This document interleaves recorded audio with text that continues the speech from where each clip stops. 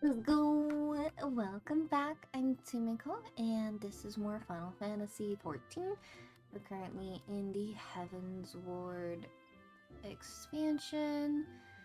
We're first gonna work on getting these class quests out of the way and up to date so that way I can start leveling them a little bit more and being a little more competent in what I'm doing.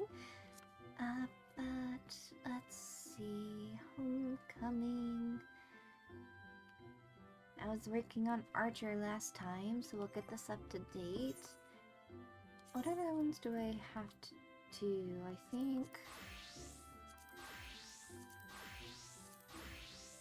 Okay, so Lancer, Archer,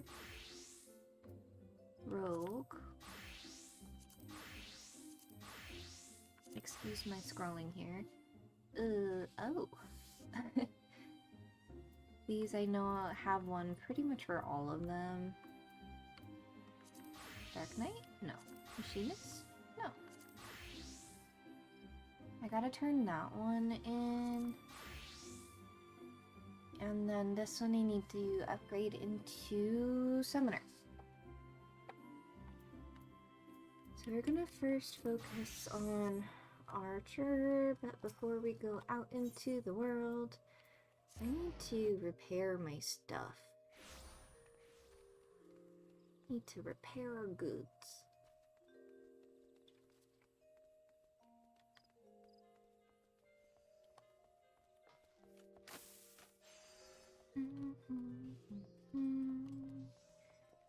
Apothecary, exotics, culinary, mender.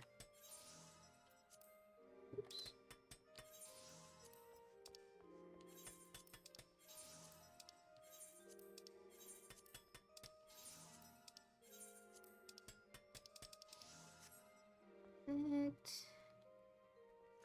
Tinker, tradecraft.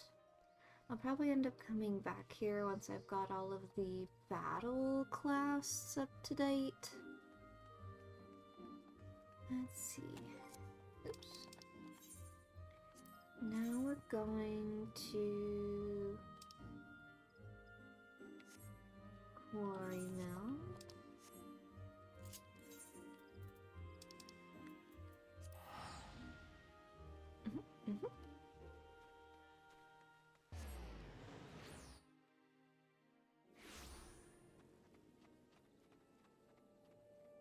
Oh, there's so many in this area. I think those are for those are for the extra stuff. The hard version dungeons, which I should probably do eventually.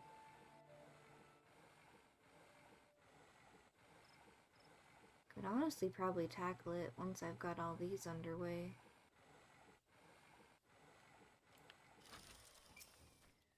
Hello?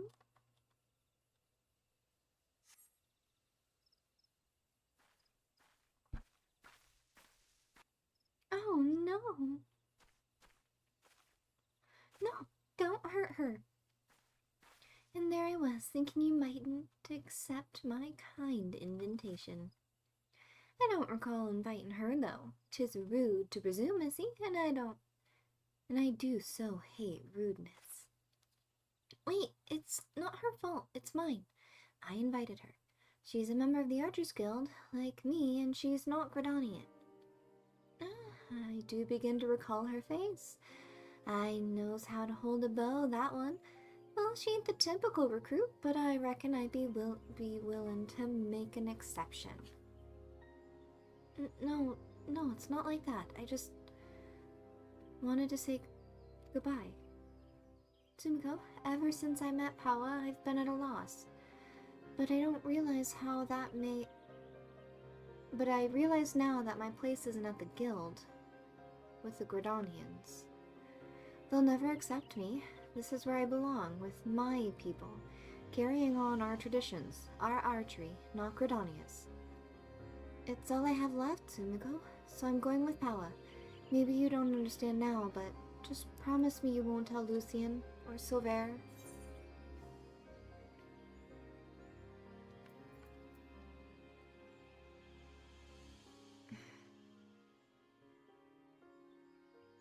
I feel like she's up to something.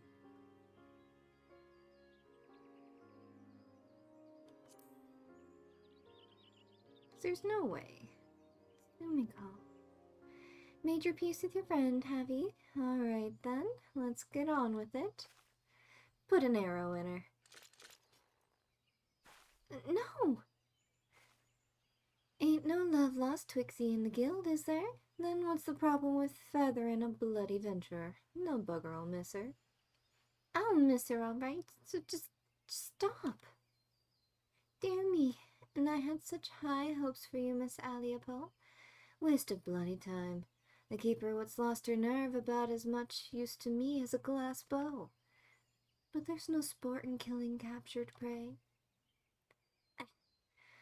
I'd better not see neither he again, 'cause if I do, I'll show you what happens to prey what's daft enough to get cost twice. Away, sisters, away!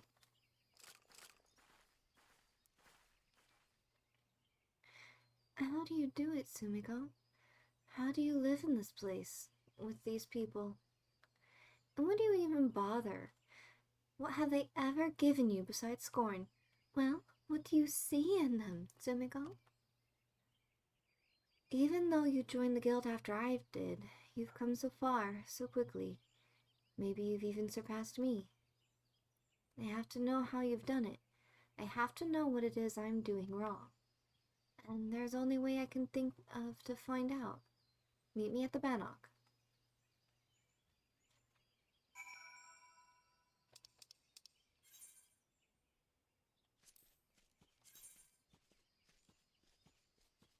And that is in Central Shroud. Okay.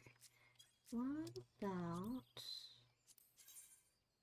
East Shroud? Okay.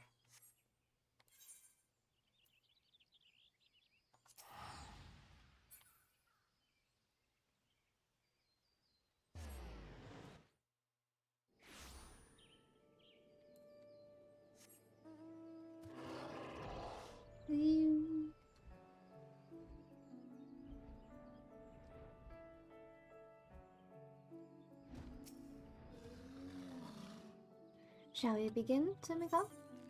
I don't know what you're doing. Then defend yourself. Show me what these people have taught you. Oh. We gon' fight.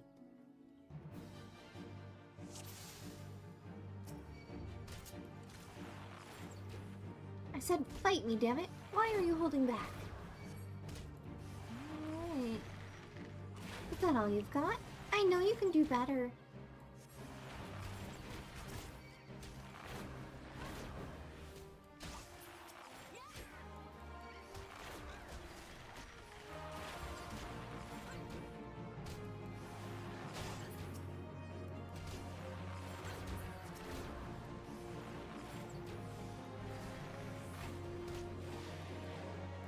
For my people, for my family, for me.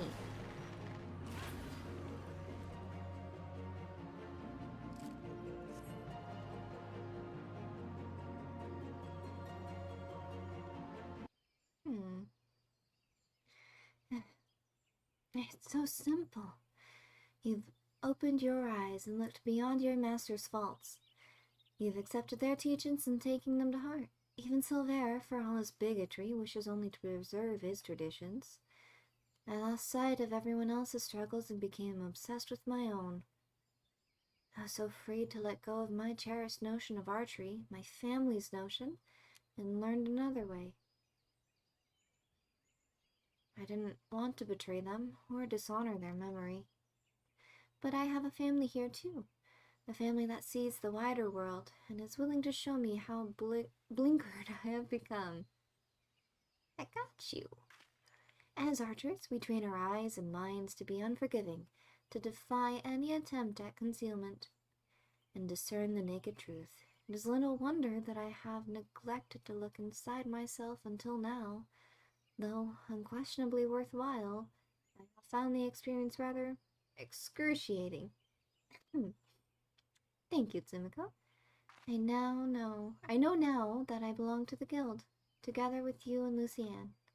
And yes, even that bloody wildwood. God's help me, I think I might actually miss him.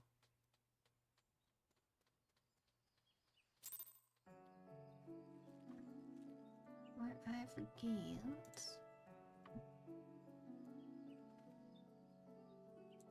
Here we go.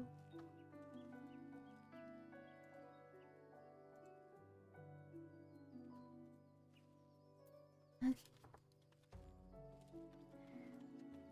While we're out and about, may as well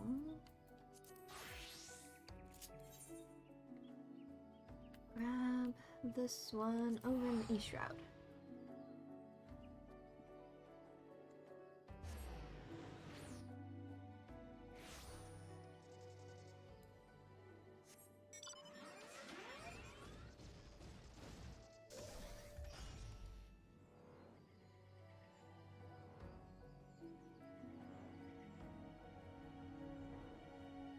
Down, up. Hello. You must be the young Lancer I was told to expect. Greetings and well met. I am Mathiomi, commander of the brave men and women of this spire. Now, let's have a good look at you. I see. You possess strength and skill in abundance. Of this, there's no doubt, but you still want for experience. Oh, I don't doubt you've seen much more. Mayhap you believe there is not left out there to unnerve you. Yet the world is wide, and only the gods can claim to know all. You may be assured that the legendary Lancers of old falter at times. No Lancer, nor any man, can foresee all possibilities, but he can steel himself for the unexpected. I would have you do just that. Take this bottle of fresh spoken blood and sprinkle it at the foot of the great tree to the north. Doing so will lure out creatures in the night, which you are to vanquish. Right on, friend. Wait.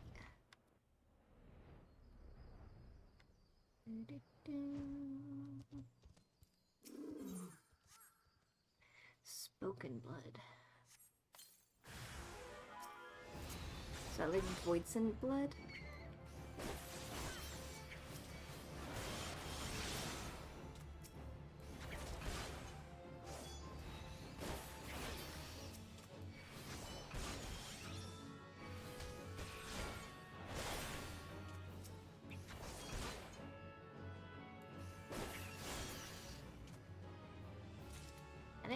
Cool. That wasn't too hard. Meow.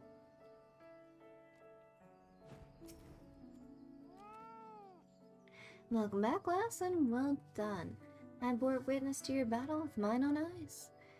The blood bat bewilders its prey with its ceaseless flittering, which makes putting a spear to the beast an exercise in frustration. Frustration that may easily have given rise to panic, yet to your credit, you fought on resolutely, and thus emerged the victor. Uane has taught you well, young one. You have a way to go, to be sure, but beneath those rough-hewn edges, I see the makings of a great lancer. With my blessing, make your way to Buscaron's Druthers in the South Shroud. It is there that your next instructor, Buscaron himself, awaits. The man had a unique approach to our art, though it's a fair while since he hung up his spear. His words are well worth hearing. Indeed, Lancers visit him as much for his counsel as they do his mead, good though it is. By meeting Buscaron and availing yourself to his knowledge, your lance work will surely improve. He's a good dude, that's for sure. Oh my god. I forgot where he's actually at. South Shroud, okay. Okay, Quarry Mill. We'll go to Quarry Mill.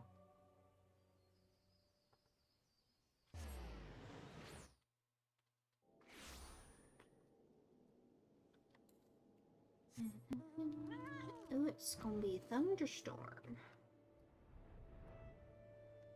Fancy.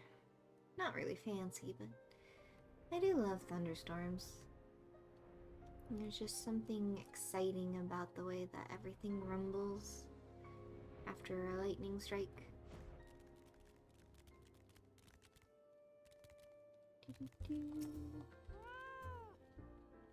Well, if it isn't Yuane's protege, I thought it was about time you arrived.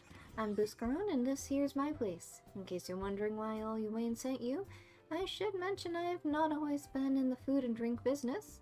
Before I opened Ruther's, I manned an outpost not far from here.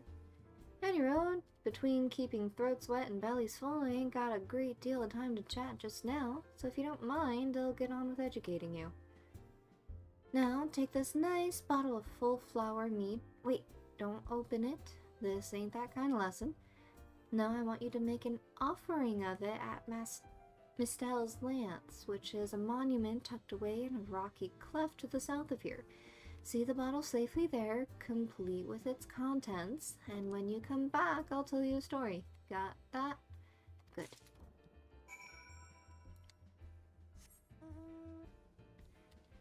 An offering of mead, huh?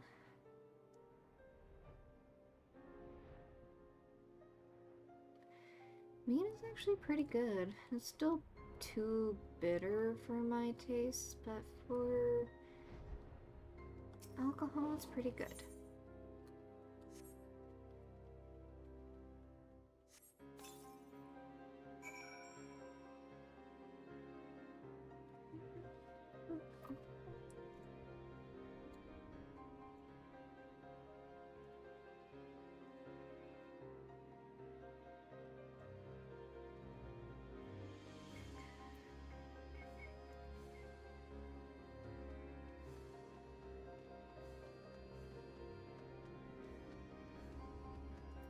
There we go. Sorry about that.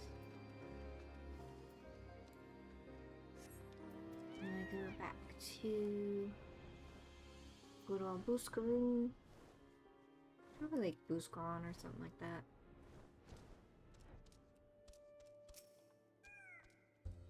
So you offered up the mead as I told you, and without drinking a drop. Very well, you shall have a tale of me as promised. Mistal is the man who founded the Lancers Guild, and the monument I sent you to was erected in his honor. Mistal was courage made flesh. Got him, and I dare say he'd have bled the stuff. Like courage? Liquid gold. It was him who first identified the two aspects of a Lancer's courage, as well as how to go about tempering them. And that weren't all he did. Seeing how the art had gone stale, what with our Lancers keeping to the confines of the Twelveswood, he sought to bring in new techniques and methods from faraway lands. But Credonia was a different place in his day. The outside world was a thing to be shunned back then, and non-forest-born were considered faithless savages. Aye, it was even worse than now. Of course, all Mistal wasn't afraid to call that way of thinking what it was. A lot of ignorance and cowardice. To cut a long story short, despite a forest full of good old Gridonian stubbornness, he finally convinced the nation to open its doors to foreign lancers, and by blending their techniques with his own, he gave the world the art which you now practice. To this day, the Lancers Guild accepts students regardless of their origin. That wouldn't have been possible if it hadn't been for Mistal. Us Lancers owe him much and more, and it's our charge to carry on his legacy. Never forget that. Eh? What's that? When's the trial? Much as I hate to disappoint, there isn't one. Your courage was never in doubt, lass. My part in your training's done. 'Tis time you visited your third and final instructor, a fellow named Beauclair. You'll find him whiling away his time at the Bob and Cork, like as not. That's the name of an inn at Fallgourd Float. In case you didn't know, up the North Shroud it is. Beauclair is an old rival of mine. Me and him used to go at it till neither man could lift his spear tip off the ground.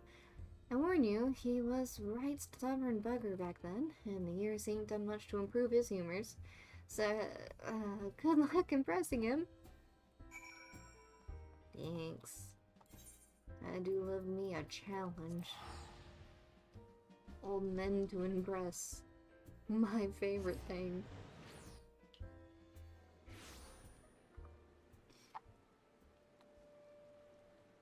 Oh my god. This way.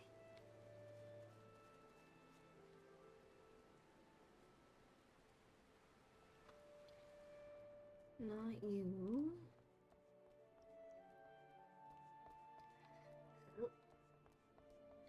You.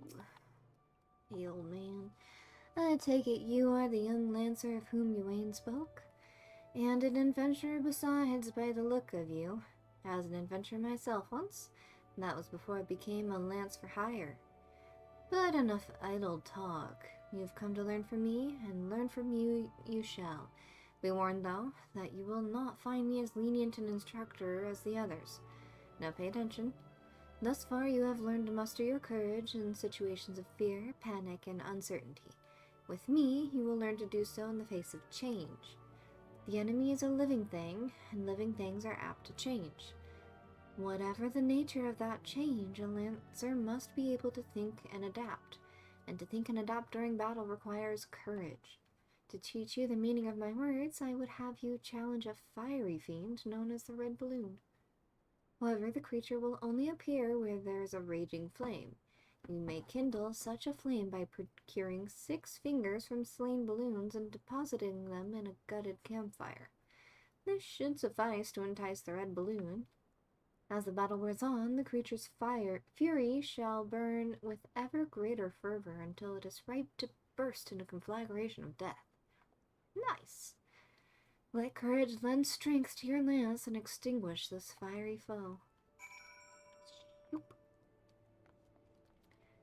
Alright, I got me some balloons to pop. I think they're this way.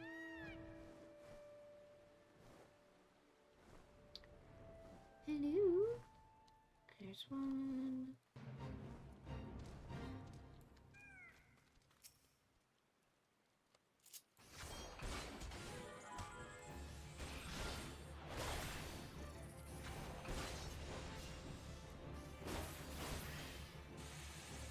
One. Why do we only get 1 finger? I desire to have more fingers.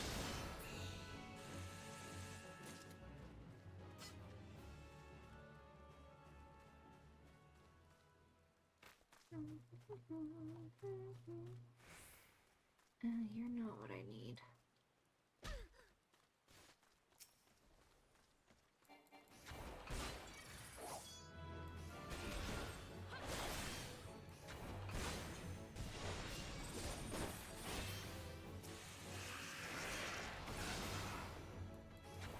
Fine.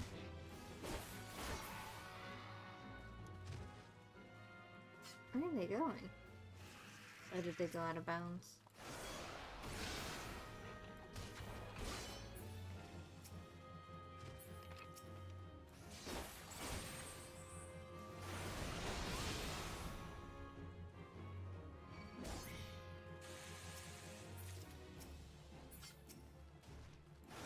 Yep.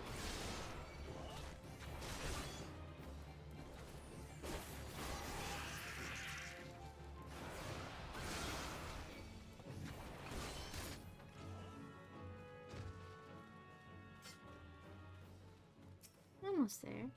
May as well finish it off. Get these things out the way.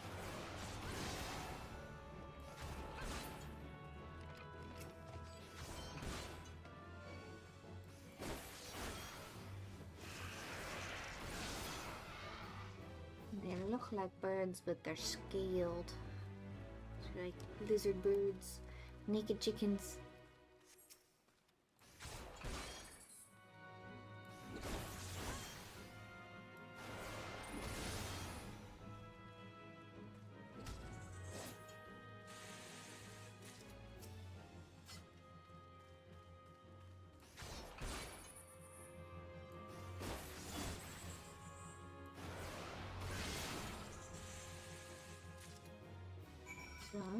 Okay.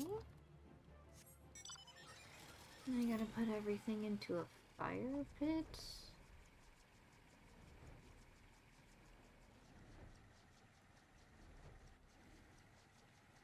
No.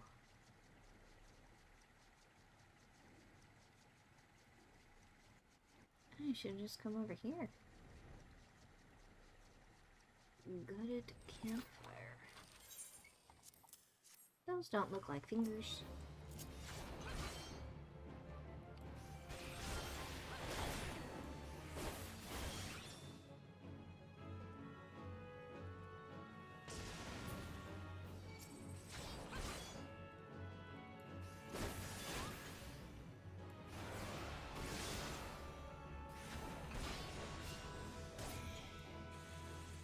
Ugh.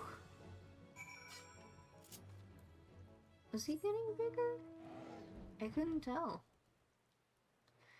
Well, he's dead now, so I suppose it doesn't matter.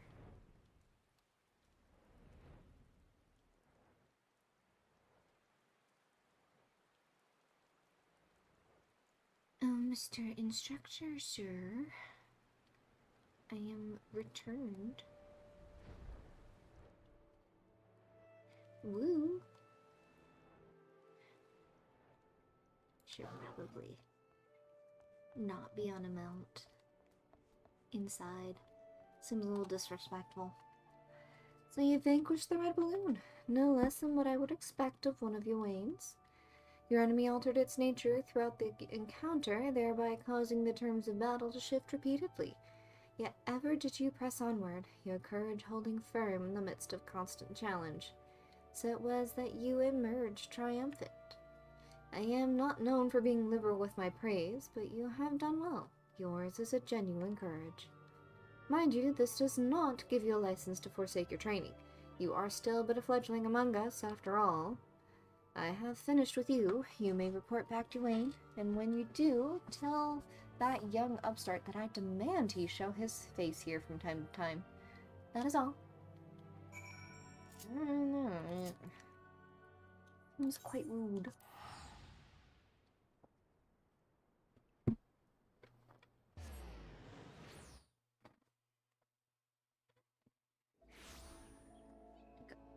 Hello. You are just right there. For all to see. Alright. So we're gonna go to the Lancers Guild. Turn this bad boy in. Every time I see that mask there, I don't even know if it's supposed to be a mask, but that's what it looks like to me. I think of Emil's round head. Just without the glaring smile. Oh, Valclair demands I show my face? I can only assume the buxom brunette at the float isn't lavishing him with the attention he craves. Very well, I shall see what I can do. As for you, Tsimiko, well done. I never doubted that you would meet with the approval of all three men, yet I am no less proud of you for having done so. You have traveled far along the Lancer's path, and soon you will no longer require my guidance. In fact, you need overcome but one further trial to complete your education here. So, do so, and I will give you my blessing to leave the Lancers Guild and embark upon a new adventure with spear in hand. As ever, apply yourself to your lance work and return when you are ready for your final challenge. I look forward to our next meeting.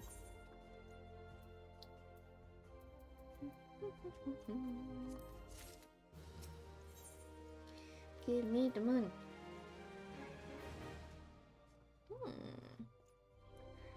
Proof of might.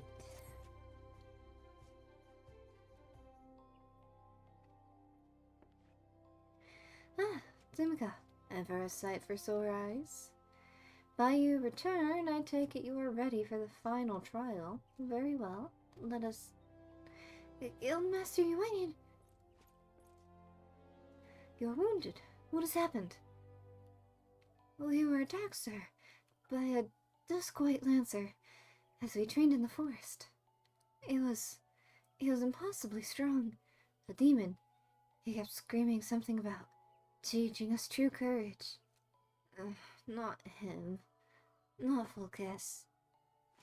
We were in the northwest corner of the south central shroud when it happened. I was able to get away, but the others...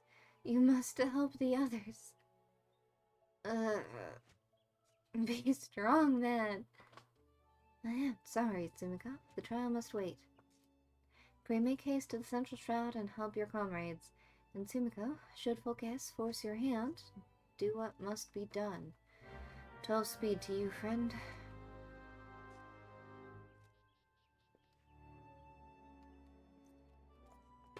This man makes no end of trouble for me and everybody else.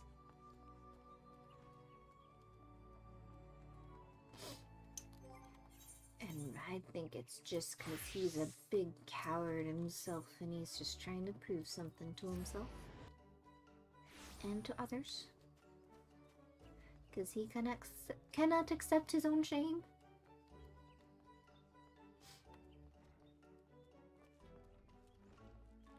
Yo. Hey. Welcome home, Tsumiko. You need not say a word. One look in Leia's eyes was enough. Thank you for returning her to us. When we focus on a single goal and pursue it with passion and fervor, it becomes easy to lose sight of what else lies before us.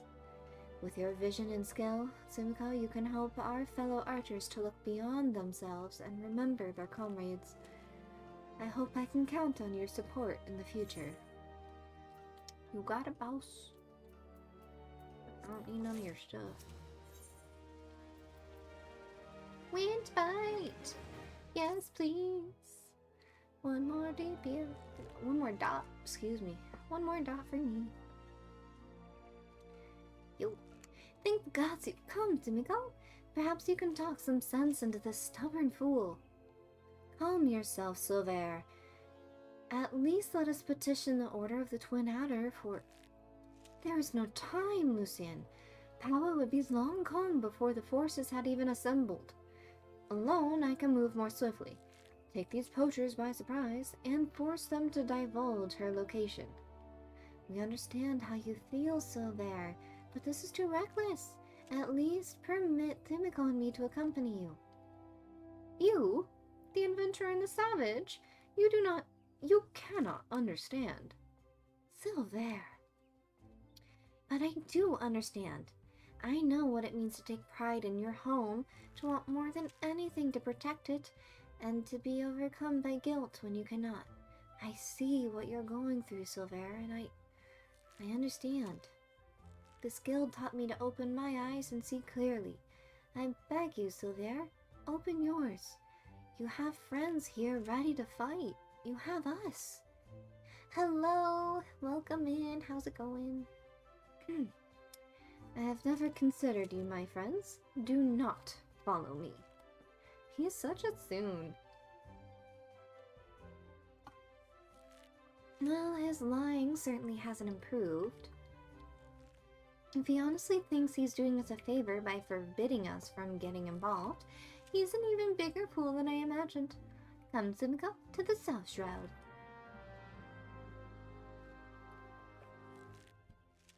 Alright.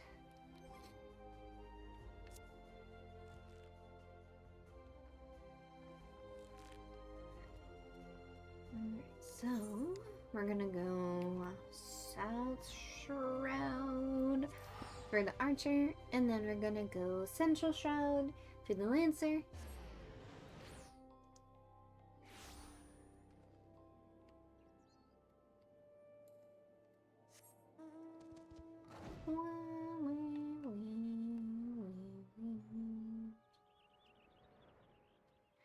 Through the trees.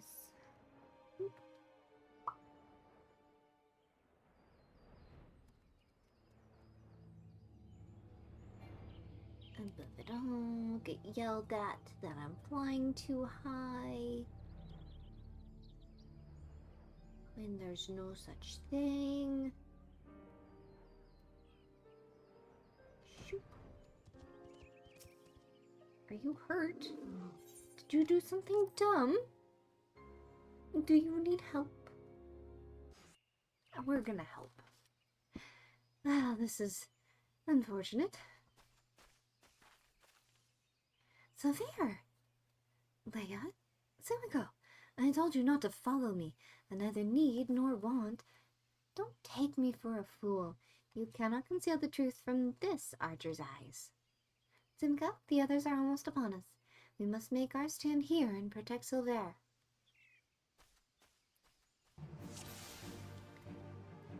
Hunting falcon.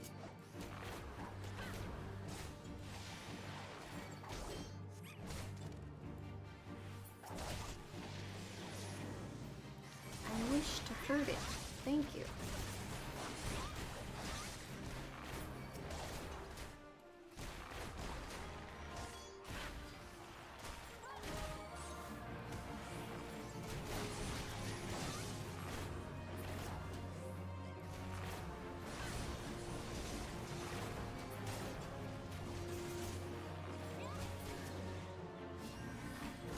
I don't think so.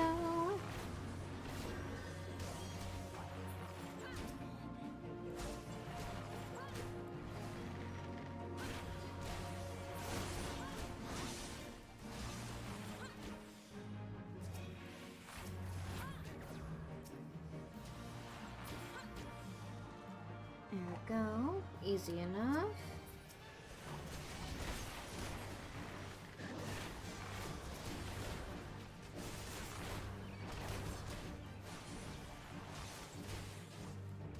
Oop. Let's not stand in that.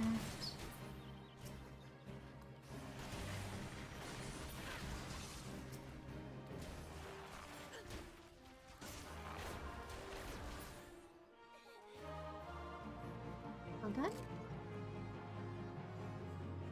Yay, all done! We did it! We put everything full of arrows. I told you I do not need or want your assistance. Quite why you have deluded yourselves into thinking. You're the one who's deluded, thinking you could deceive us when even a blind man could see you cover your mouth every time you tell a lie. Observe with intent, overlooking not the slightest detail. Discern your subject's unique characteristics and recognize their patterns in behavior. I learned these things from Lucienne, and from you. And I'll be damned if I'm going to watch you get yourself killed. There's still so much I don't know about Gridania and Wildwood archery, so much that I need you to teach me. I suppose fixing your form is the least I can do. Why, you... Palace Gang is already on the move. We have but one chance to catch them. Poachers throughout the Twelveswood use bone whistles like this one to communicate. With it, I believe we can lure Paula out of hiding, assuming she has not moved on. So that's why you came to Taker's Rot, for this gang's whistle. Simiko, if you are determined to help me, I have a task for you. Paula was last seen near Isamhar, to the east of the camp. Through a hollow tree trunk there is a clearing where two streams meet and Eps are wont to congregate. We will lay our trap there, and you will be the bait. Do not fear, Simiko. I swear upon my honor as a Gridanian archer that no harm will come to you. I mean, it's part of the job. It's to be expected.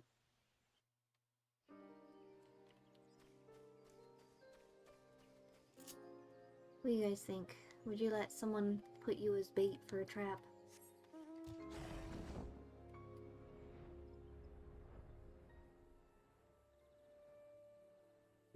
I think if I trusted in the person's skills enough, I probably would.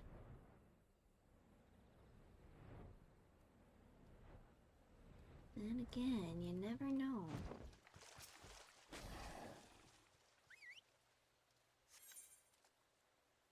The one that got away.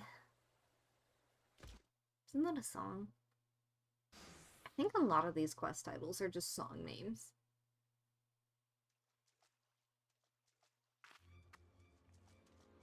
Oh no! So many. I've been surrounded. Bollocks! I knew I should have trusted my gut.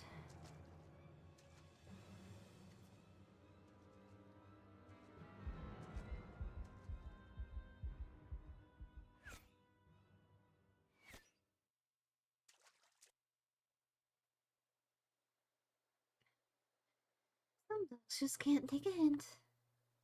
I do hope you will forgive my forwardness, madam. No, no, sir. 'Tis most flattering.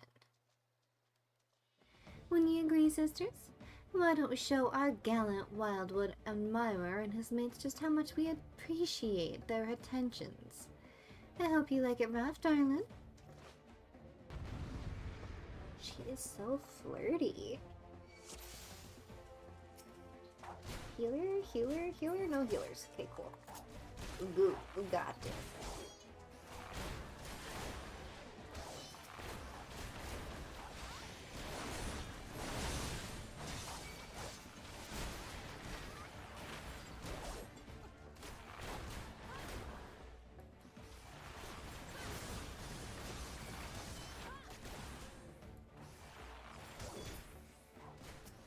Ghost.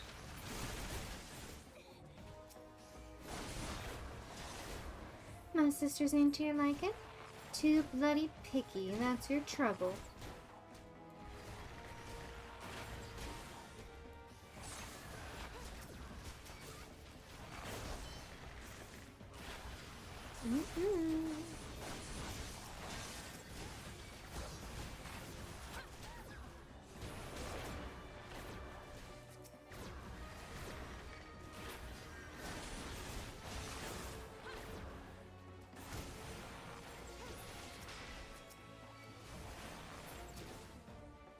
You call her a hag? That's not nice.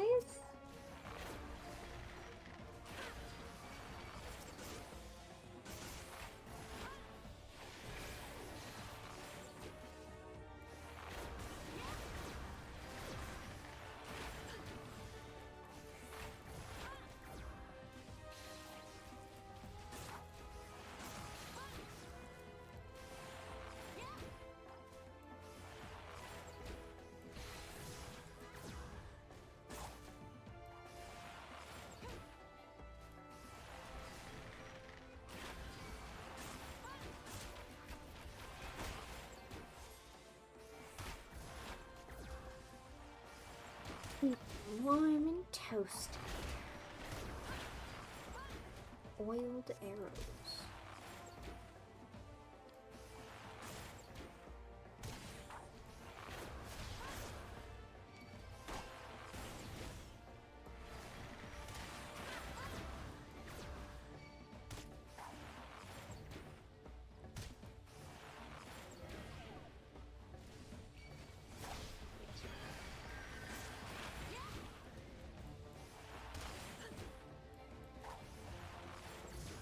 Why is it just me?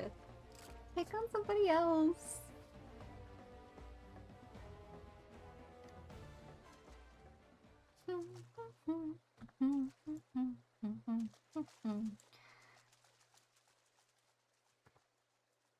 You can run, but you can't hide.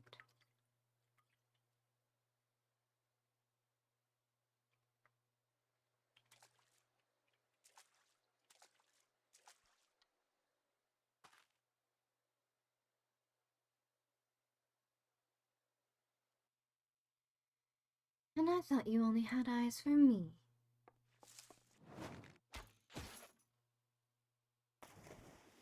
Sploosh.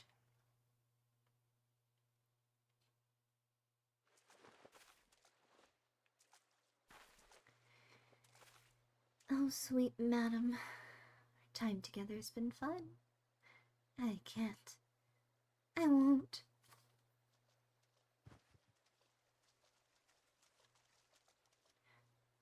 I didn't just kill this lady, did we? We're just capturing her, right? You learn nothing from my lesson. Your style is far more removed from proper woodwild technique. Still, you acquitted yourself quite well, I suppose. I will see to Powa. Should she try to escape, she will find me far less sympathetic than last time. Okay, so she is still alive. Excellent. Now we go to Central Shroud. And we put on our other hat.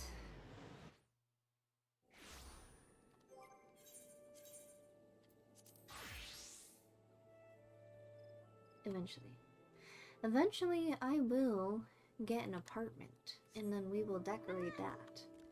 I've yet to decide what theme I want, but I might want to do it similar to how I have my apartment in my other file, my other character. There's like a nice little cozy lounge with a bar, full bar, attendance, a whole nine. Very cozy stuff. A little loft. Sleepy loft with fish tank. Scarred lance. First I read it as scared lance, and I was like, why the hell is a lance scared? Excuse me?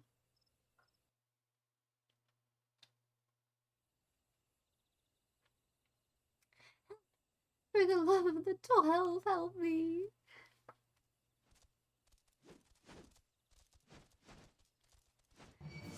Yeah, there's nothing courageous about this when you're just tying a man up, weaponless, surrounded by a number of frickin' lizards.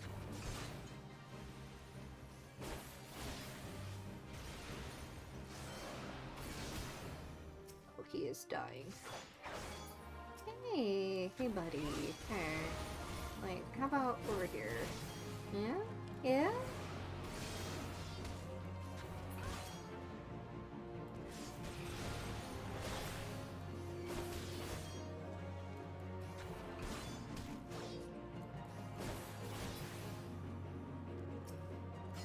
Oh, Thebian.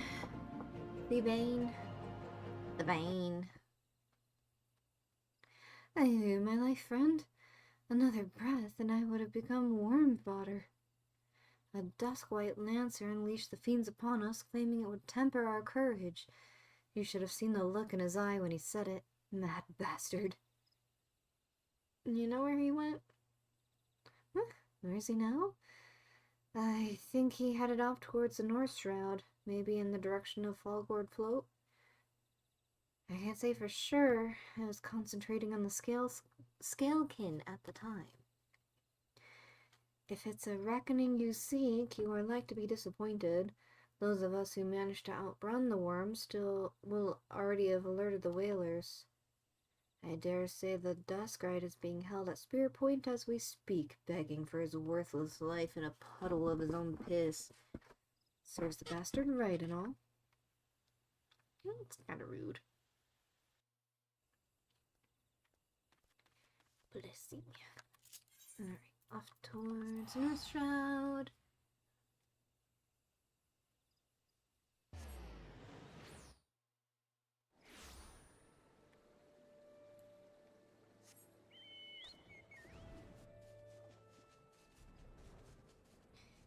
Excuse me. Coming through. So many golems. Bookcase. Watch this. Beat it up. Record time. Hey you. You will answer for your crimes.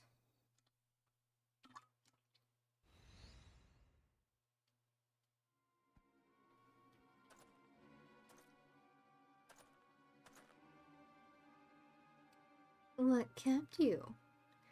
Helping your comrades, you say? Fool, you waste your pity on false friends. It is only a matter of time before they betray you. Aye, just like those wretches who saw me imprisoned and exiled. I was once an upright citizen of Gridania and a man of the Lancers Guild. Yet life was not easy. For want of coin to obtain the barest necessities, I conspired with my closest comrades to steal from the guild's coffers. The theft soon came to light, and though there were no suspects, it was clear that the deed has been perpetrated by someone within the ranks. An air of suspicion hung heavy over the guild from that day forth until the last. Unable to bear the guilt, I convinced my accomplices to join me in confessing. Only for them to bite their craven tongues after I had stepped forward and admitted my part of the crime. and so it was that I alone took the blame. Of course it was the Duskwite, everyone said. Was there ever any doubt? It all made perfect sense. Despite my heartfelt plea, my so-called friends denied any involvement. Instead, they called me vulgar names that I do not care to repeat. Can you imagine the shock and anguish I felt at their betrayal? Would that I had the strength to force the truth out of those traitors. Would that I had the courage to escape my dungeon cell, even if it meant taking some hapless guard's life. Driven by vengeance and no small amount of self-loathing, I resolved to forge my courage anew. I strode into the lairs of ravenous fiends while drenched in blood. I put their helpless offspring to the spear, that I might face the unbridled fury of their kin.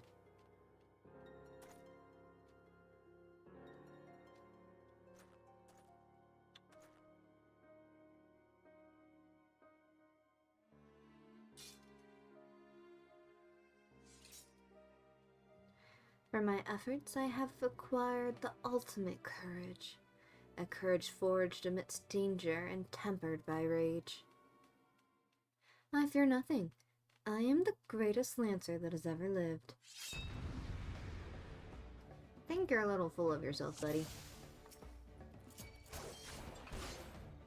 You did kind of abandon me to a pack of dogs.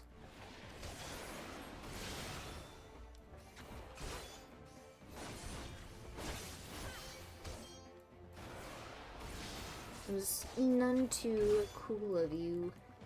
You are the sole lancer worthy of my name. Worthy of the name. By defeating you, I will prove my courage. I don't know about that, Chief.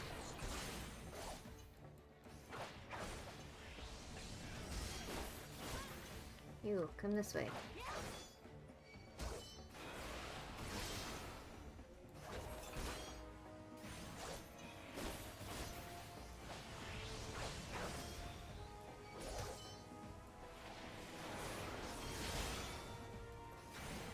You think me without honor? To hell's with your honor.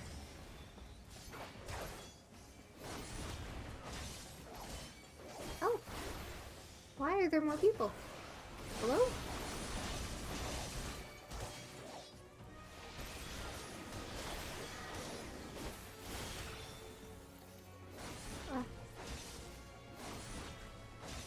I have no idea who those people were. Ghosts, maybe? Impossible. Impossible. I'm gonna jump off the edge. My courage is absolute. You're gonna fall to your death, my guy. Hey, wait. No. Come no closer.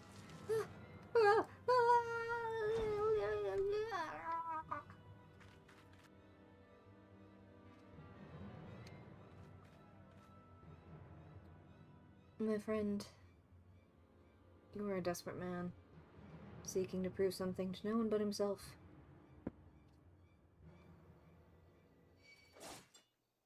Excuse me? What do you think you are?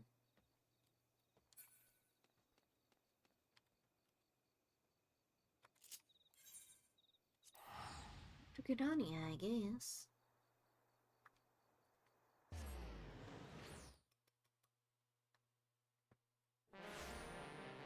Oh.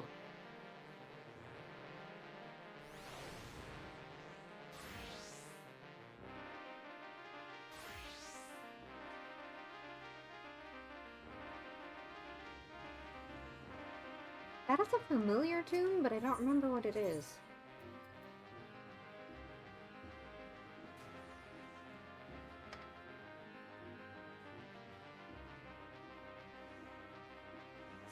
Focusing. Okay.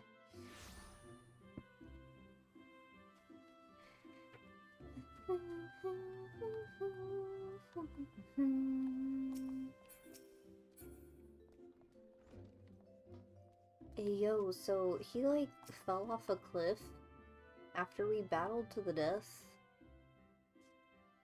So Volkes is no more. His was a tragic tale, one that might have been so different. Had fate not dealt him such a cruel hand, he could well have commanded a place of honor within these walls. But it avails us not to dwell upon what might have been. It is enough that you are still with us, Sumiko. Lest you wonder about your final trial, there will be none. I have seen all I needed to see. You have proven yourself beyond a shadow of a doubt that yours is a genuine courage. In recognition of this, I shall pass to you the secrets of Lance Charge, one of the most potent abilities in our arsenal. You are a Lancer in your own right now. There's not more I can teach you. From here onwards, it is up to you to seek out challenges as will make you grow. Like attracts like, and the strong are drawn to strength. Just as I once knew for a certainty that I was destined to face the Lord of the Bramble Patch, so too will you find, or be found by, an adversary of equal worth. None can say what fate will bring, but armed with your courage, there is naught you need fear. Keep close to your heart the lessons you have learned here, and go forth to blaze a new trail with spear in hand. Thanks, boss. I'm a survivor, I'm a survivor, keep on surviving.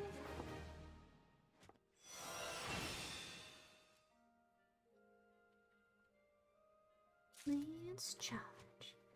Alright, my guy, where do I go from here? Yuan seeks your aid in assisting an old friend. Ooh.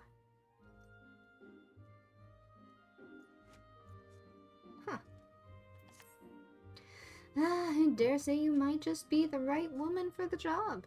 The guild has an urgent need of a capable lancer for a mission beyond our nation's borders. Hear me out, if you will. I've received word from an Ishgardian friend to the effect that he requires our aid. I would have you go and provide that aid. As you may already know, due to her ongoing conflict with the dragons, Ishgard has kept her gates closed to outsiders for some time. With the occasional dragoon on patrol duty is about all folks see these days. In spite of her self-imposed isolation, however, the Holy See has never failed to honor her obligations to her allies. It is only fitting that we answer the call and lend what assistance we can. To this end, we offered to dispatch a contingent of wood whalers with all haste, but were politely informed that they would not be welcome, much to our initial confusion. It was later explained that we are dealing with matters of some sensitivity, best handled by individuals who are capable and trustworthy, yet unbound by allegiance, and who fits that description save adventurers. Secrecy being paramount, I can provide no details as to the nature of the task. All you need to know will be revealed at the rendezvous point. Should you accept the mission, take yourself over to the observatorium. A knight by the name of Sir Alberic will receive you upon arrival. Huzzah! We're not going just yet. We have to finish up this one.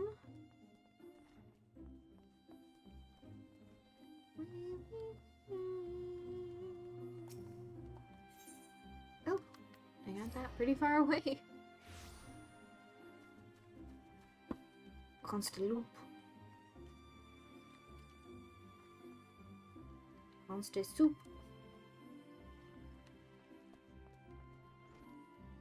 Huzzah! Hey. Hey lady. I am relieved to see you again, Sumiko. Had the three of you not been united in your purpose, Pao Mushuk would still be free, and one or more of you would surely be dead. Thanks.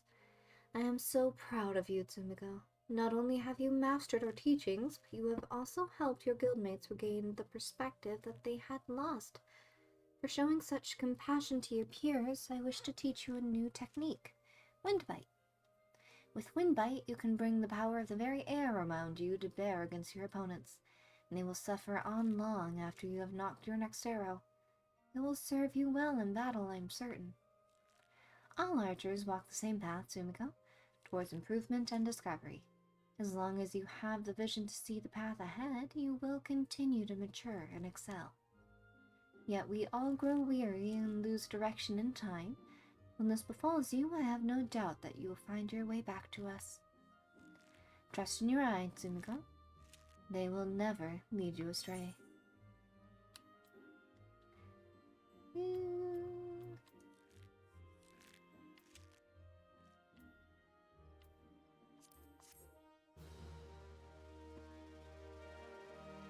like this tribal look that this outfit gives.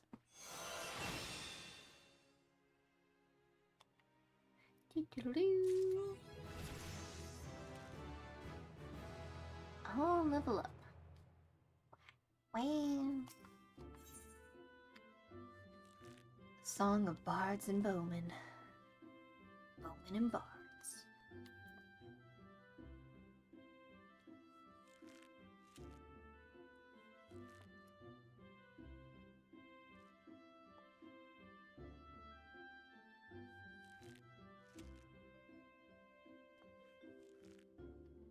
Increasing damage by 1%.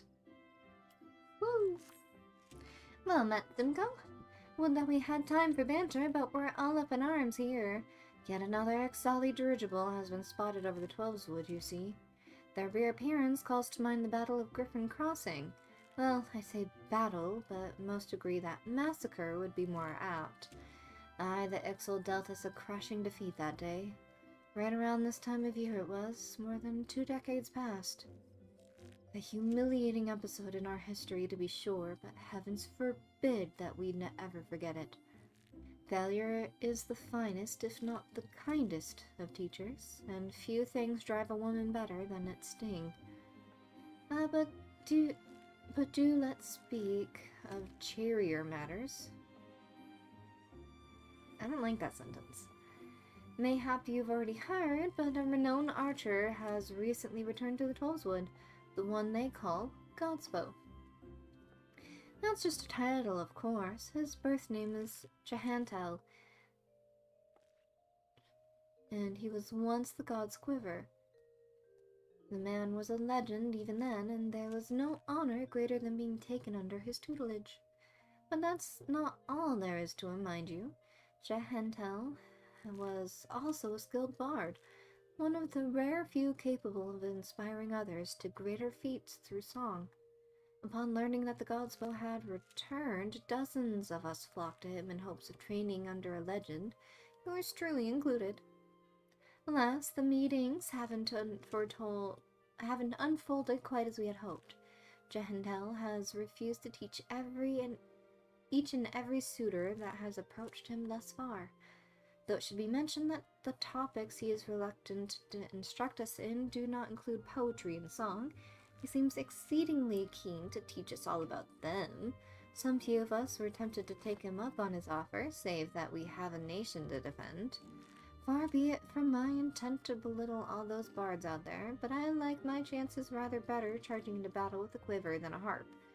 And here we were hoping that transcendent mastery of the bow might be ours.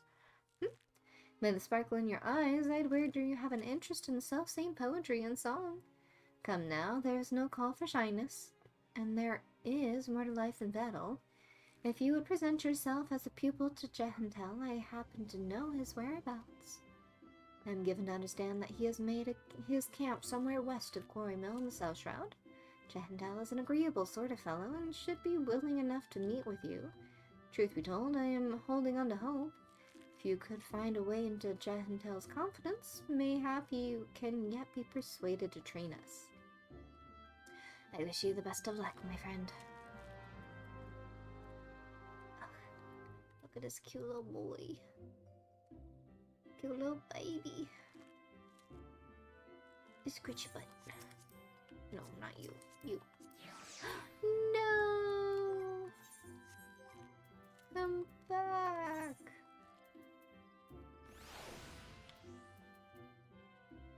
This clockwork doll is a reproduction of a model first crafted in the year of the Calamity to celebrate the 10th anniversary of Nanamo Ulnamo's ascendance to the Uldan throne.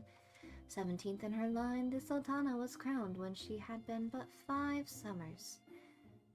She was Sultana at 5 years old. That seems a little... eesh. You know, just a little eesh.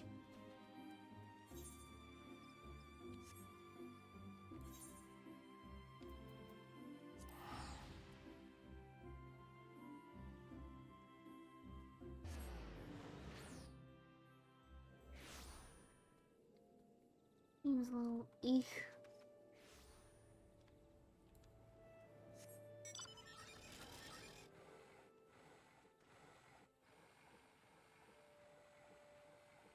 On the road again.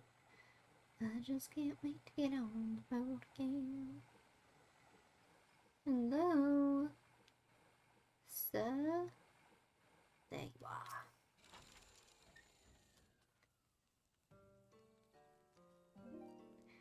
Ah, another gust. You are kind to pay me a visit, young one. Naught gives us elderly folk more pleasure than the company of the young.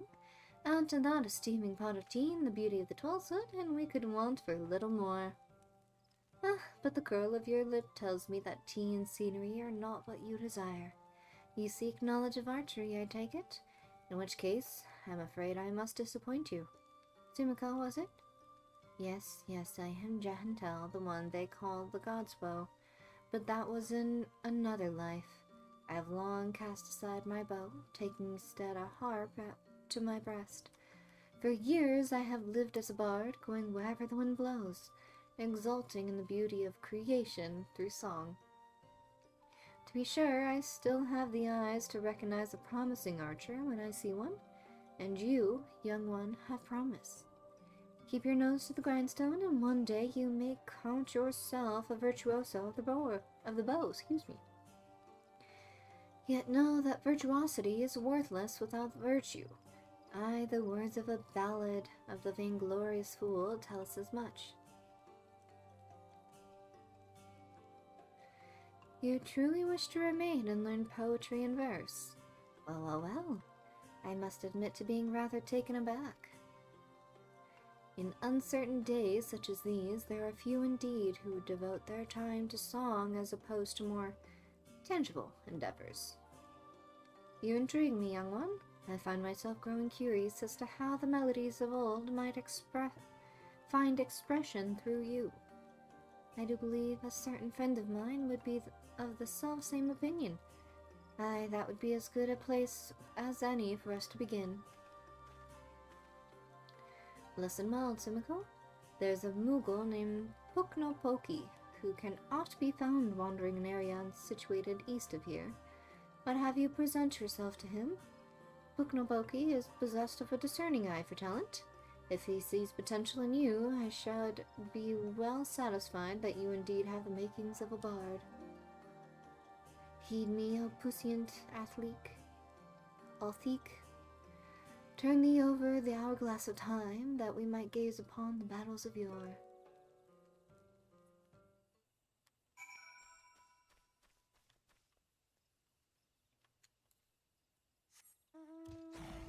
As much as I wish I could sing, I really can't. So as enamored as I am with everything a bard stands for, I would never be able to be a bard. No cap, no lie.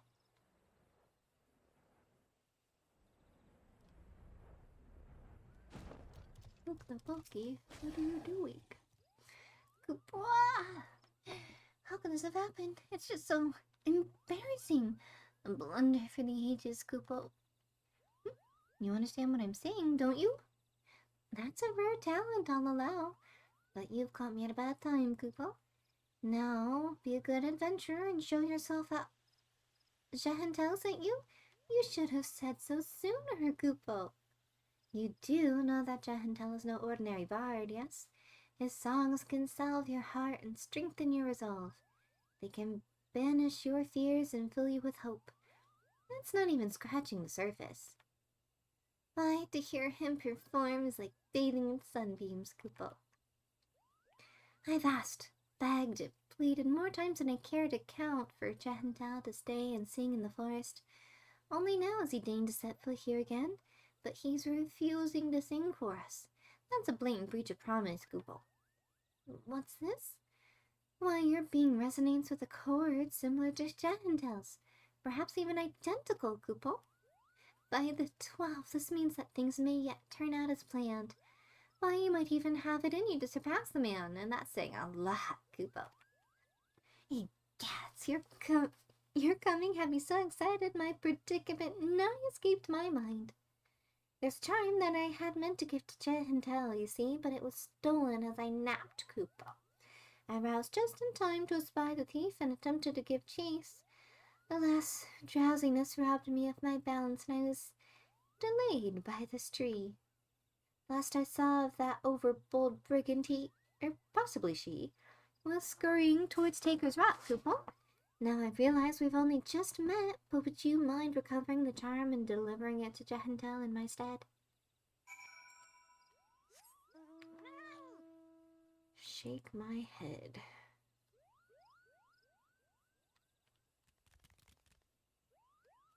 Where am I searching? Oh, just north.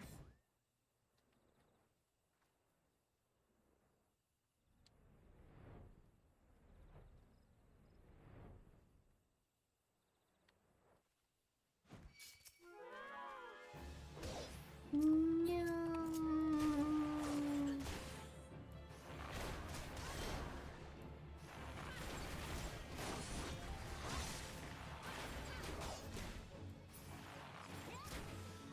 Don't you forget it.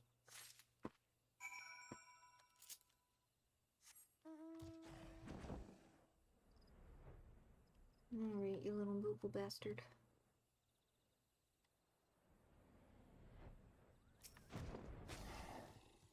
Have you recovered the charm? You did it, Kupo! Please, you must now deliver it to Jehentel. Tell him that Buknoboki thinks him a cunning rogue and is excited nonetheless. So excited, in fact, that he cannot help but sing. Kupo, la la la la la. That reminds me of the troll song.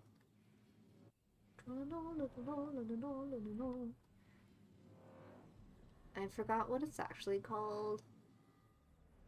And I will never willingly look it up because it will easily get stuck in my head.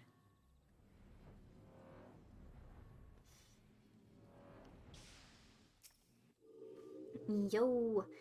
Welcome back, Zimigo. You have a charm and a message for me from Buknoboki, you say?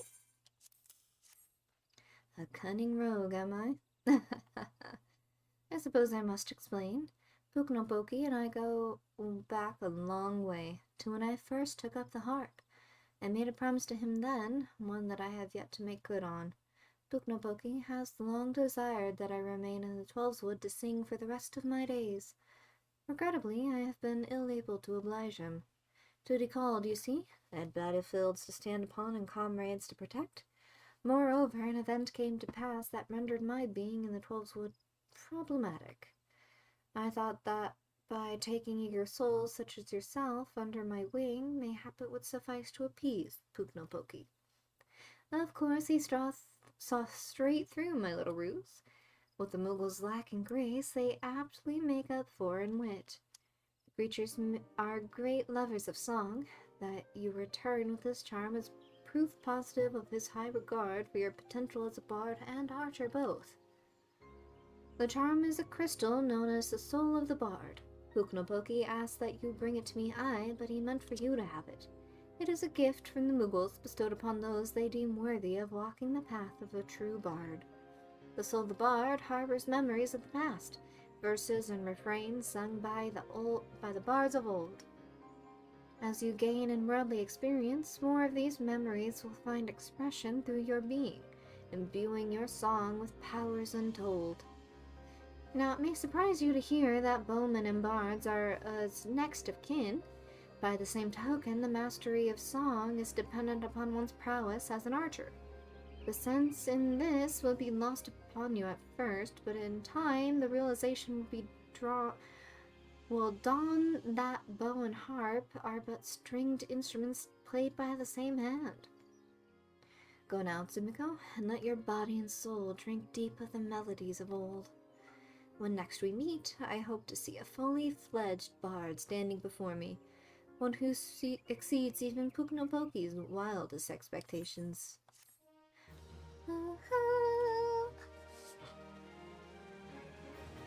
Might I, as a bard, play a horn instead? A little trumpet? A little trombone action? No. I'd be a bard that plays a saxophone. The next bard quest will be available from Jahantel upon reaching level 35. The quest to learn the action perform is now available from Simpkin at Mi Keto's amphitheater in Old Quidania. Thanks.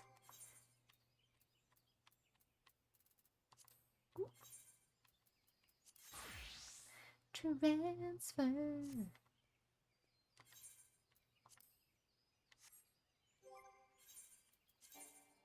No. Song gauge. Singing Mage's Ballad will display the actions corresponding song gauge, indicating the effect's time remaining. The repertoire effect is triggered while Mage's Ballad is being sung. The recast timer for Bloodletter and Reign of Death are reduced. Okay, so Mage's Ballad is a 1% damage buff and a shorter timer on Bloodletter, which is this. Ooh, that'd be nice.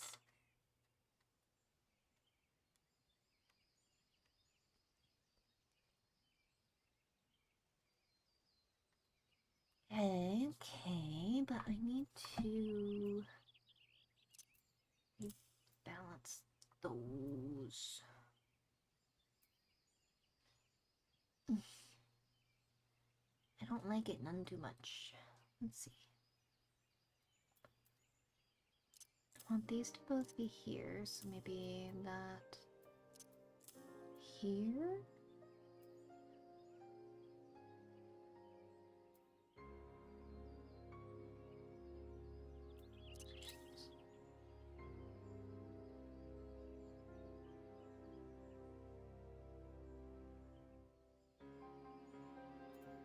No, I need these over here so that I can use these while running.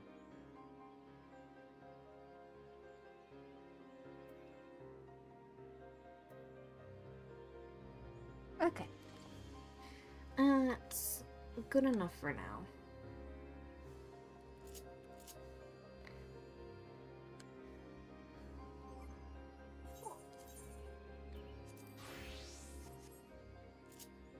Now we're gonna go to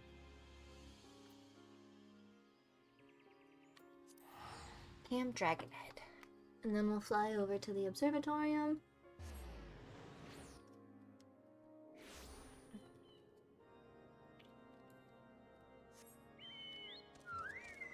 Oh, look at him. This little strawberry cake.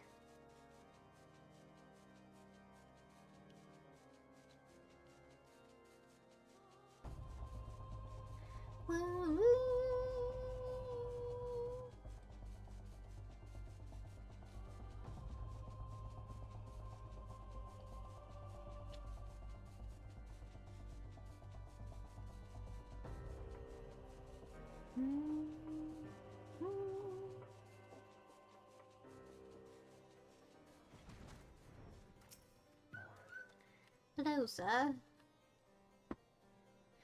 Ah, you must be the adventurer of whom you once sent word. Greetings and well met. I am Sir Albrook Bale, Knight of Ishgard. The Holy See is much obliged to you for your aid.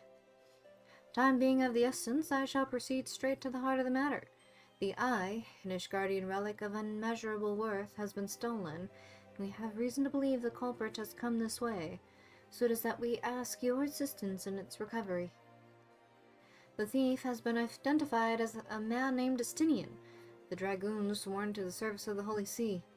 Aye, you heard true. The crime was perpetrated by one of our own, an individual in a position of trust and no little honor. You may be assured that a fate worse than death awaits him upon capture. Isn't he supposed to have that, though? I forgot the lore about the eye. My duties to the sea afford me little opportunity to travel far beyond the walls of Ishgard. I must confess to a grave ignorance of recent Gridanian affairs. I was told by a sentry by the name of Logadranel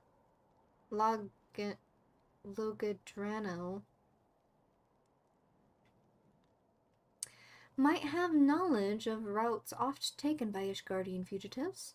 I would have preferred to keep my identity a secret, and thus would have you gather what information you can from the man. We must act quickly, for you see, Justinian is... But I have already said too much. What matters is that we find our thief in the eye with all haste. When last sighted, Justinian was clad in black armor. Now go, and speak not a word of what I have told you to anyone. Yes, sir.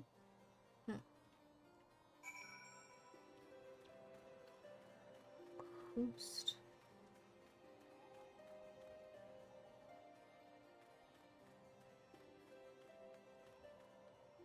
Logadenrel.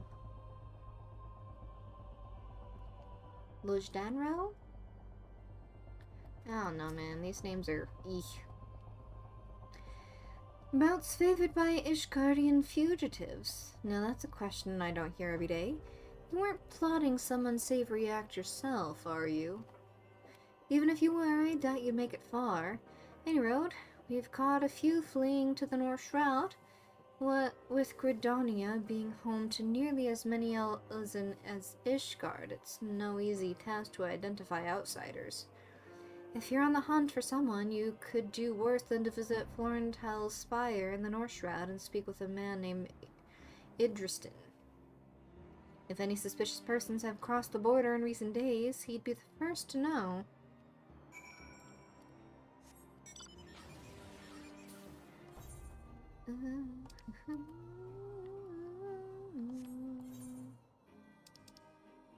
North Shroud.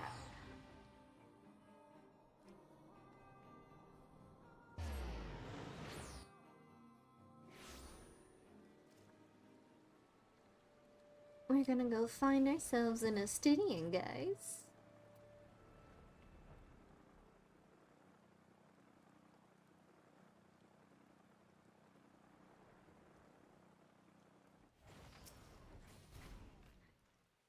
Hail, adventure. Yes, I am the one tasked with monitoring those who would enter our lands by way of Corthus.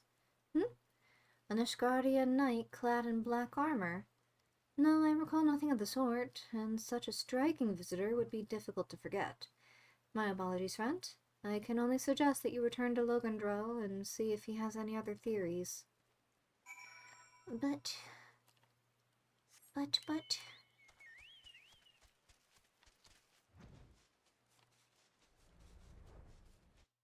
we need to find our hot boy. Our angsty man. Would he be considered angsty? I think so.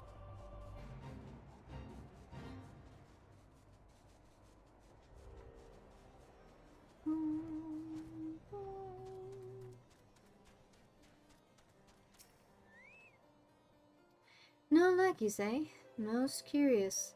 Why, it is nigh impossible that a fugitive could make it this far without being espied from Florentel's spire, which leaves the possibility that your man is still in Ishgard.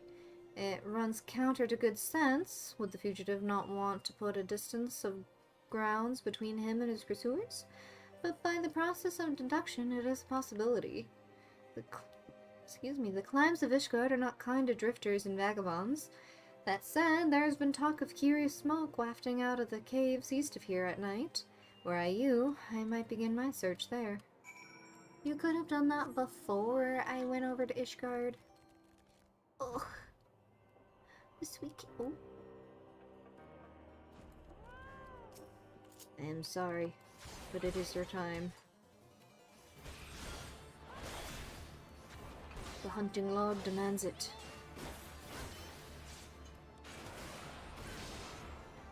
I missed! How did I miss? You are a good couple of levels above me, I'll give you that.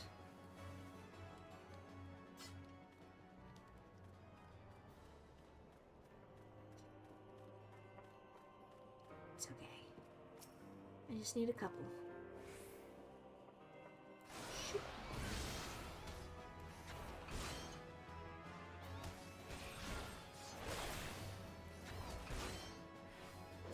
It sounds so cute.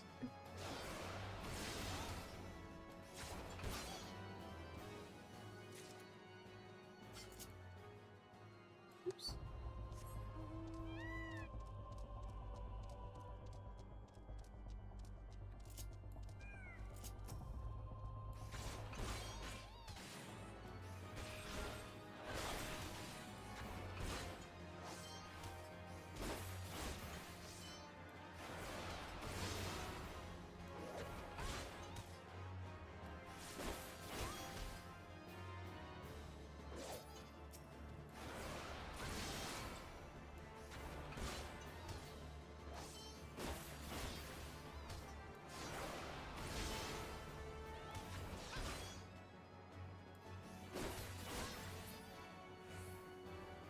Phew.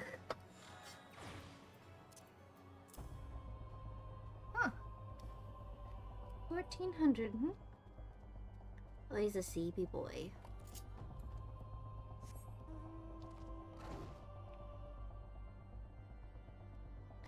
I need to go further this way.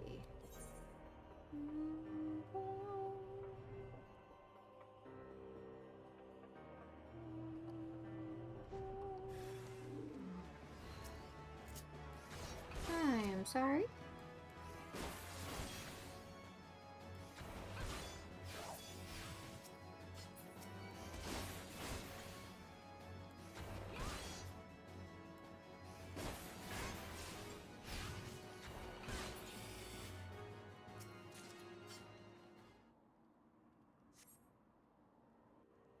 Hello?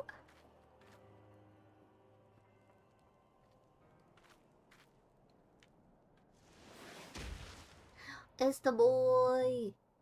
That Ishgard would resort to sending coin-starved adventurers after me. I know not whether to laugh or feel insulted.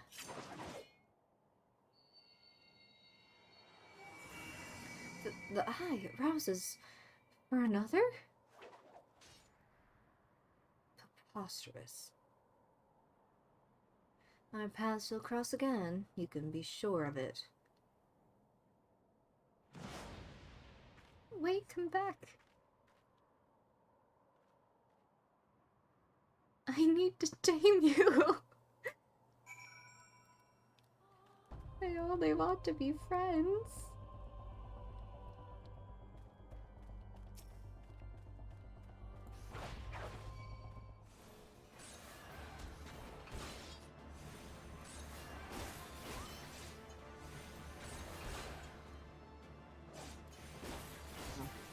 That's where that went. Excuse?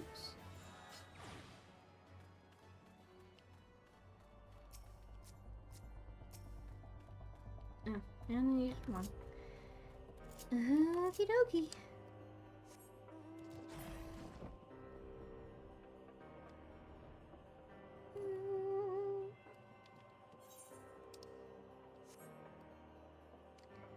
I found your man.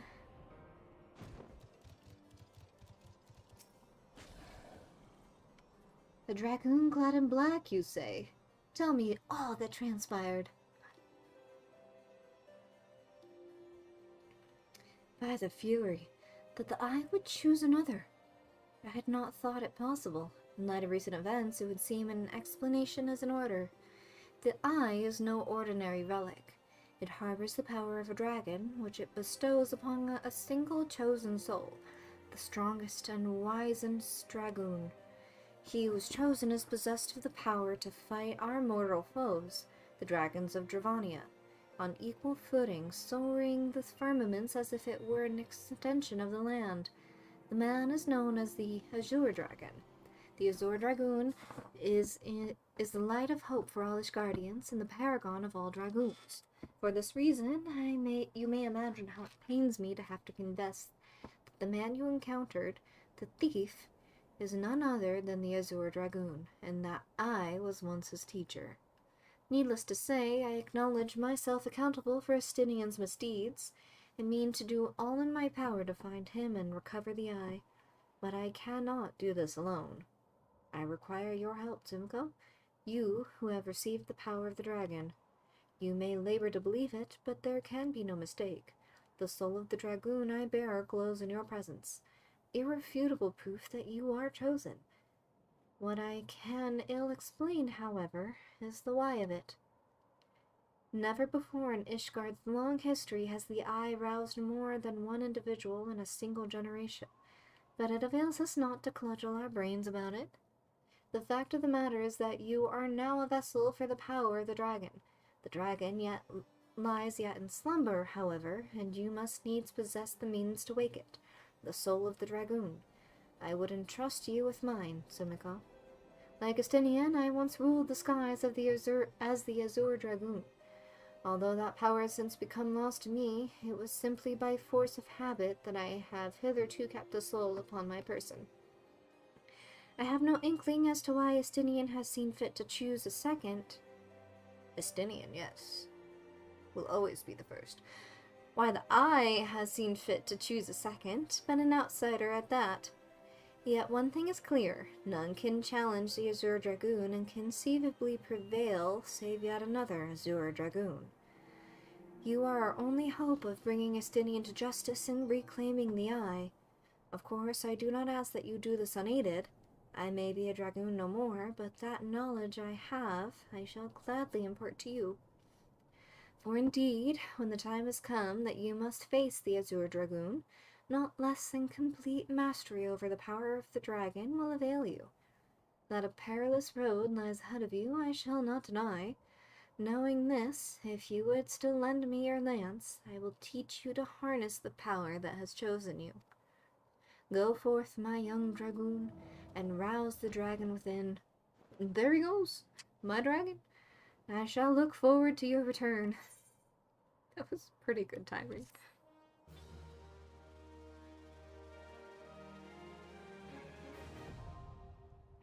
Dragoon unlocked.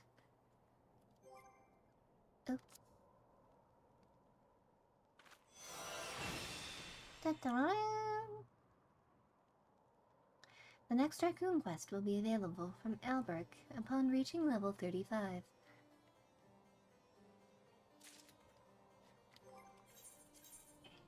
No.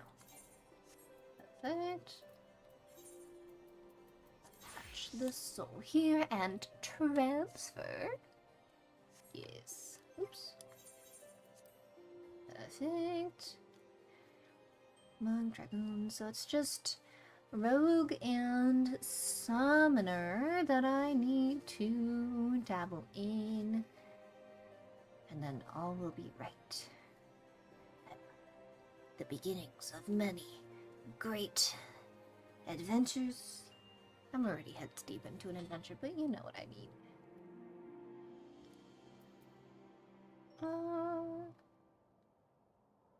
Let's do Arcanist. No, since I'm already here in Ishgard, we're going to finish up this quest for Astrologan.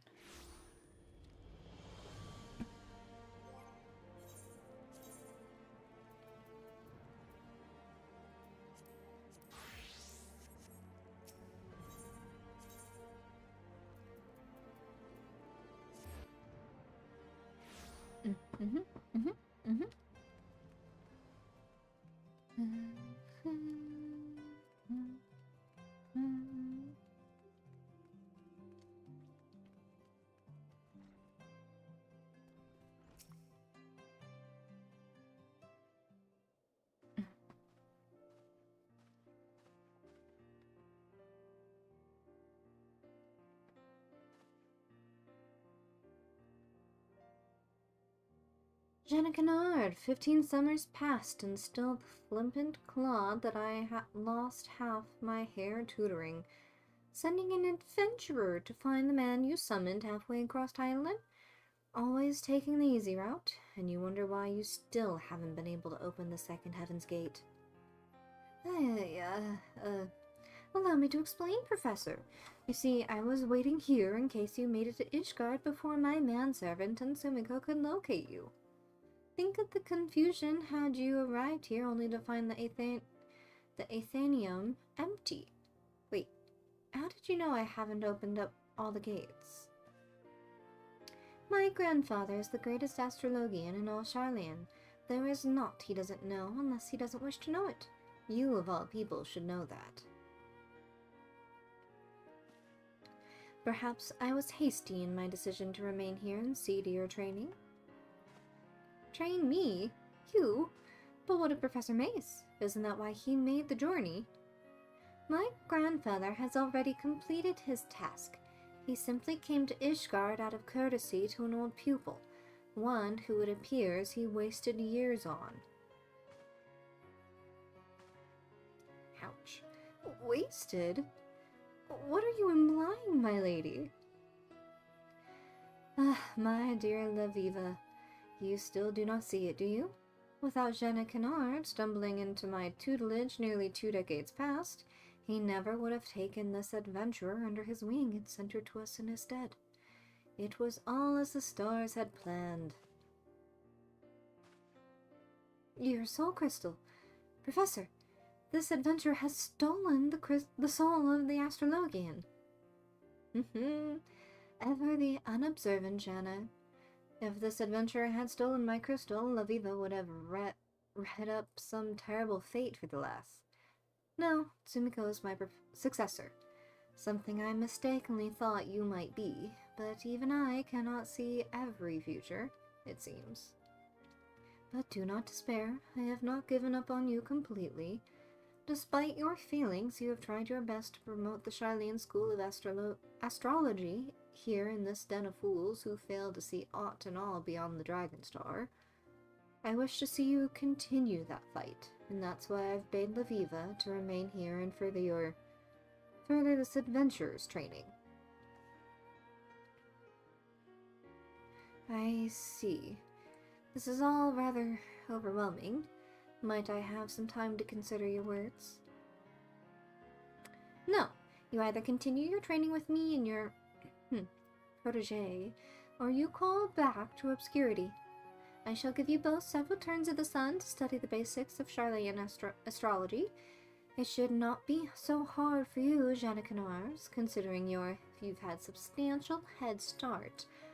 Once you have committed the basics to memory, then return here. In the meantime, I will be traveling Eorzea, searching for locations where Sumiko and you will unlock the remaining Heaven's Gates. But you were only recently set upon by bandits. Perhaps traveling alone so soon is unwise? Don't you think I know that? That is why you will be lending me the services of your able manservant, Kimperain. I will? I will. Yes, of course, Lady Laviva. Anything for the granddaughter of Charlian's finest professor in astrology. Kimperain, you heard the lady?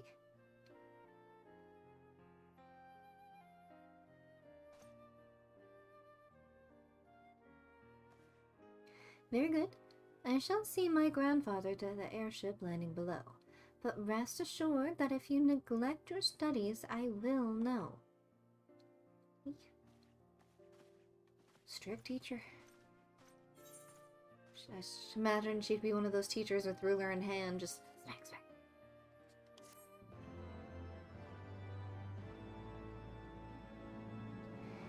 The next astrologian quest will be available from Jeanne Kennard upon reaching level 35.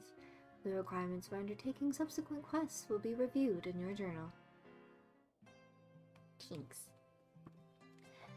I am not level 35, alas. Okay, so that is out of the way. Now we need Spud. I think that's in Ulda? Not Ulda, but Thanalan. Yes, yes. I know precisely where we're going. Rose rings.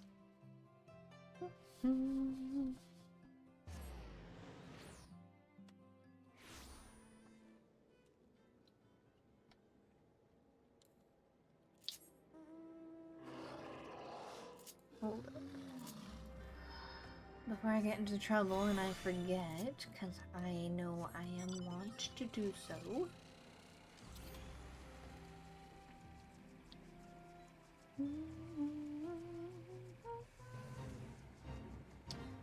I don't want to.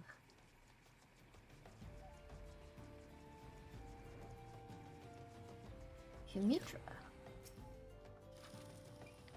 Greetings to you once more, Tsumiko. I had a feeling this unique opportunity would be nigh impossible for you to ignore. Let us proceed directly to the ritual, shall we? According to the records we recovered, the summoners of old would perform these rites in a land in which the naturally dominant element matched the aspect of the avatar they wished to call forth. Only in such a place might one sufficiently shift one's etheric balance in the desired direction. The element of fire is especially strong here in the Sagoli Desert. I can think of no land more fitting in which to summon the incarnation of the Lord of the Inferno. Before we begin, I must insist that you accept this gem. It may appear of little worth, but within its faceted depths dwell the memories of long-deceased summoners. Now, you must focus. Visualize the ether flowing through you, a vibrant current of energy transforming into living fire. Hold this image in your mind, and the raging heat of your life force shall spawn an eggy wreathed in flames. Be aware, however, that this nascent entity will appear before you unbound and hostile. It is your charge to overpower the avatar and establish yourself as its master. The path of the summoner is not, if not fraught with peril. I got you. We gon' beat it up. Beaten eggy. As the great Dylan would say. But we bake no cakes today. We burn all to ash.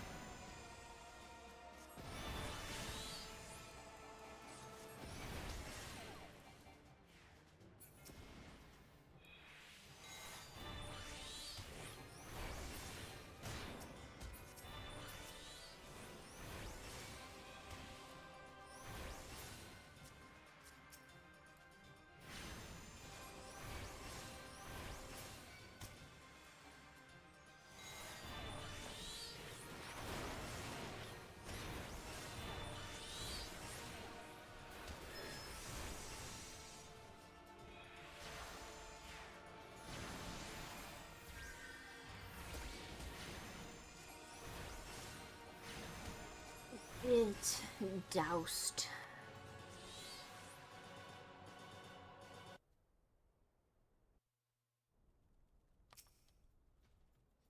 Most impressive, Tsumiko. The fine-born Eggy has submitted to your will. You have mastered the auspices of flame, and that is no small feat. Pray let us return to Upkalu Falls that we might further discuss your achievement. Back to Gridania we go.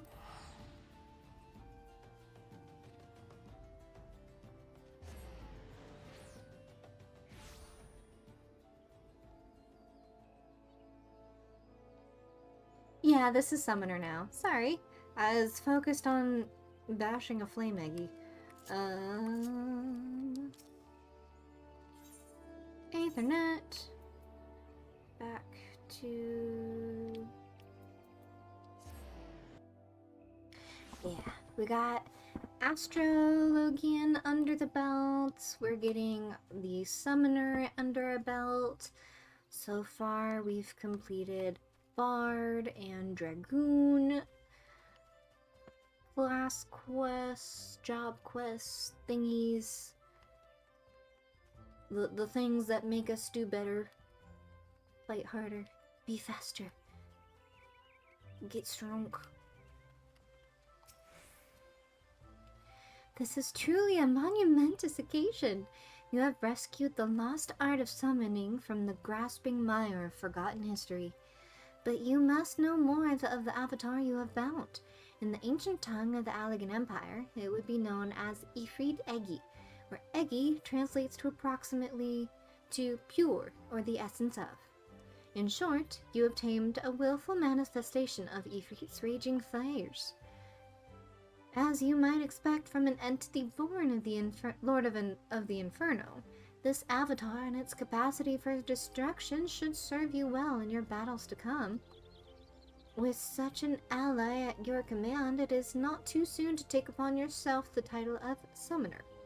You have proven yourself more than worthy of the soul of crystal you now possess. Yet be that as it may, the road before you is long and arduous. If you would triumph in the age of conflict, you must needs master more than just the Egi of fire. I suggest you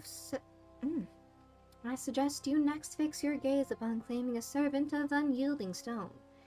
You once seized victory against the Primal Titan, did you not? Though I admit I am eager to progress directly to the auspices of Earth, we must be careful not to overtax your reserves of strength. Rest well, and spend some time to grow accustomed to your newfound abilities. Once you feel prepared to continue with our historic research, you will find me here awaiting your arrival with barely constrained impatience.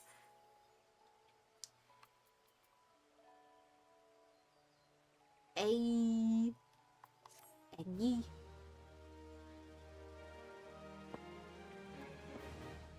Some eggs actually sound really good right now. Like good old hard-boiled eggs, slightly salted. Maybe a little bit of paprika. Just a tiny bit. The next summoner quest will be available from Himitra upon reaching level 35. Thanks!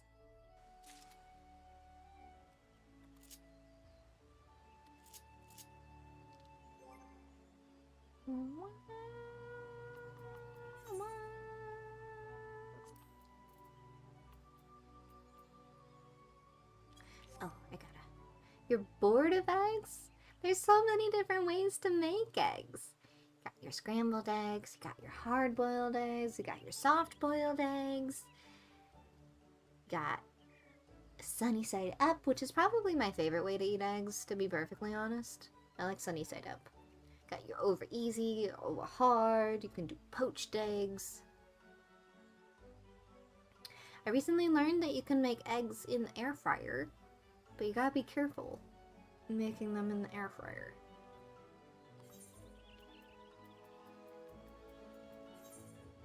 So, Crystal, transfer please.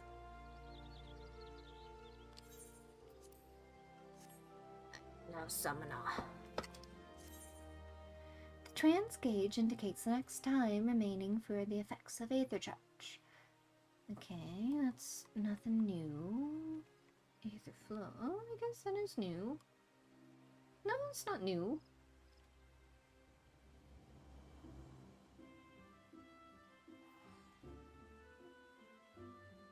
Oh, it's just updated for FFXIV. It's a process to make Eggs Benedict, but it is definitely worth it if you want to put in the time to make it. It's really good.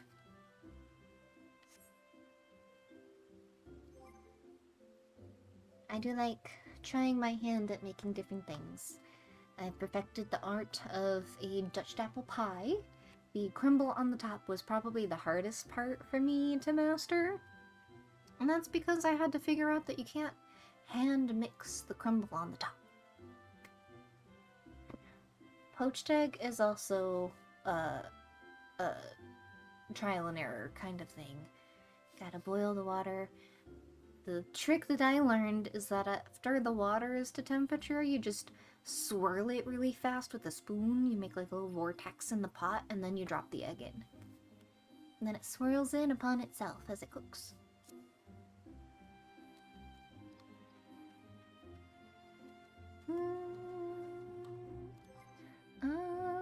What are we doing now? We are doing Rogue. And I think I have quite a few for Rogue, if I remember right. You're not gonna give me the quest. Okay.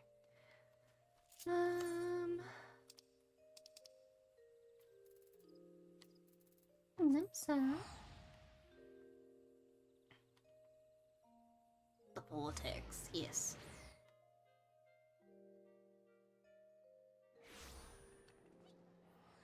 I just have a 50-50 chance of cleanly cracking an egg, so I haven't been able to get a poached one going. I only really stream one day a week. I've been wanting to do more, but I just haven't had the mental bandwidth to stream more than once a week, so instead I've been doing little recordings in my free time for like an hour or two. Not even an hour or two, just like an hour after work. I plan to start posting regular shorter videos of other games that aren't final. Yeah, I'm here. I try to be here every Sunday. I wasn't here last Sunday because I had a trip that I had to go on that prevented me from streaming, but I streamed the day after. Let's see. Nope, I don't want that Features Guild. That's what we want. But I do want to try streaming more. It's just my real life job. Well, I guess this is a job too. This is a fun job though. Well, it's more of a hobby. Job hobby?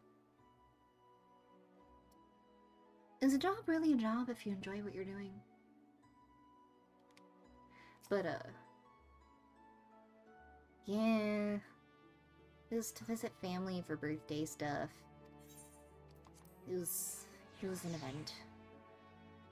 As much as I enjoy seeing family, I like keeping it at just that, just like trips, you know. I'm very glad of the fact that I am not within city bounds of other relatives. I like that independence, you know? 15? No wonder I've been having a hard time leveling this class. Hobby unless you're making money. But if you're doing what you love, it's not really a job. Ah, Tsumiko, just the more I was hoping to see. We've some nasty trouble brewing. Client's on his way, so sit tight and pay attention. I'm called an underfoot and a stray, and on this as well. It'll be a right little rogue family reunion. A bless. What is currently temperature?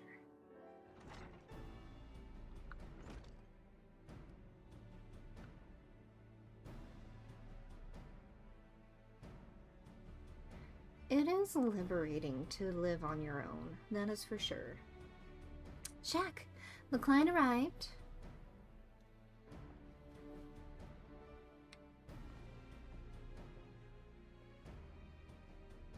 Our guest here has come from Maelstrom Command, with confidential orders direct from the Admiral herself.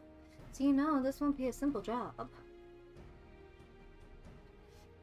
I'm afraid your guildmaster speaks true. Just several days ago, when an emaciated man stumbled into one of our camps seeking aid. Upon questioning the poor fellow, we discovered that he narrowly escaped a life of slavery. He claimed that pirates had raided his village, abducted him and many others to sell on the black market auction block. We dispatched a patrol to confirm the tale and found the village almost completely destroyed. 'Twas a meager settlement without so much as a guardhouse, thus did its unkind fate escape our notice until now. You'd think these pirates never even heard of the code. Pillaging honest culls and dipping their wicks in the slave trade. They're headed the right way for a good stabbing. Enjoy living in a place where I'm not alone, but being alone can be great sometimes. Yeah, well, I mean, I live with my husband, so it's like not alone, but it's private. It's comfortable. It's everything I would want, with the small caveat that everything is expensive where we live. Yeah. Though it ain't set down in so many words, the code's notoriously unforgiving against those who raise weapons against the weak. After all, the first pirates in these parts recalls what was fleeing oppression in the northern seas. Ignore your history, and you risk becoming what it is you hated most. Yeah, it's expensive out here. So, you've made a mark for us, then? That we do. From the descriptions given to us by the escaped villager, we've determined that these lawbreakers were members of the Jolly Merchants, pirate crew in possession of the official privateering license. It would appear, however, that privateering has been naught but a screen behind which to hide their illicit activities. One can only imagine how many other limps and civilians have fallen prey to these wicked slavers. And we've let it happen right under our very noses. Naturally, the Admiral desires a swift resolution to this ignominy, but merely tracking down those poor souls who have already been sold is proving heavily taxing on our allocated resources. We could throw more soldiers at the problem, but that runs the risk of drawing the small folks' attention and inciting undue panic.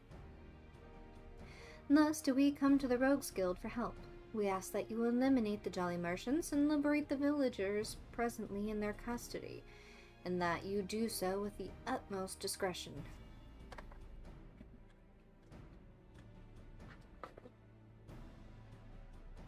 Consider it done. When those nasty coves will feel our short blades pricking into their backs, they'll enjoy but a brief moment of regret before the code is rightly enforced. Hello, welcome in. Glad to see you come in. How's it going? Alright, let's get to work. I'll be going after the Jolly Merchants myself. Underfoot, the cab? You two will lend your skills to the Maelstrom's investigation and see what you can whittle about the coals what have already been sold. Zumiko, you're coming with me. I think you're ready for the next step of your education.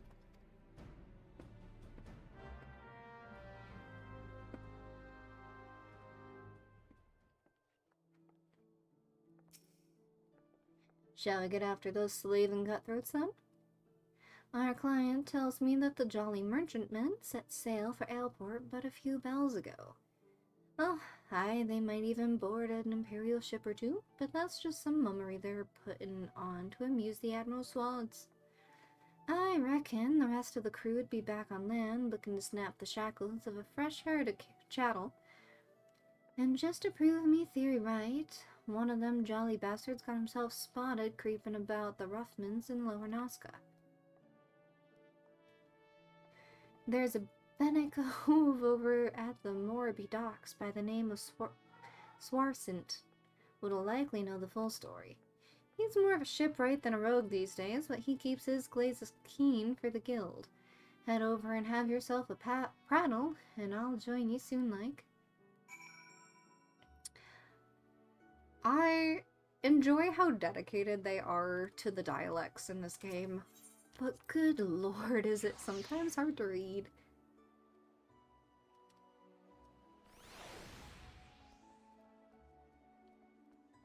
But it just goes to show how much effort that they put into making things feel authentic. Aleport. Swift Birch? Moraby Docks. Orion Jade specifically, yes. But he's like prim and proper. It's very Shakespearean.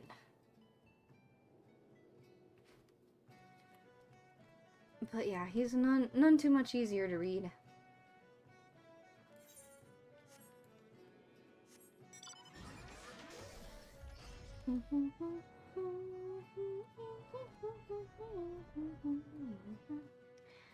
Swarson, my man.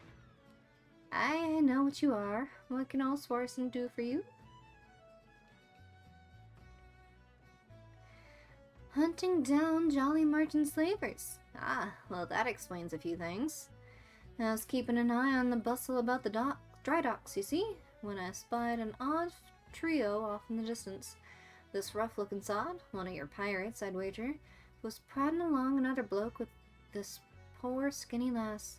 I've never seen whipped curs less miserable than the two being herded. Last I saw, they were headed south. If what you're saying about this slavery business is true, then that jolly merchant's not going to walk his charges all the way to market. No, he likely has a boat waiting for him. And if I were a slaver headed south, my vessel would be hidden somewhere along the salt strand. That doesn't leave you much time.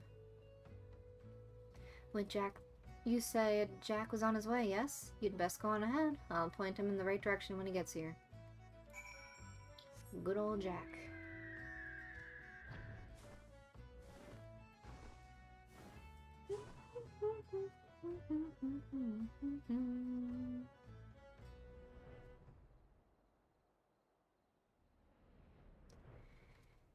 Get us some poor slaves. Sometimes it's like I just read what he's saying, but it doesn't register.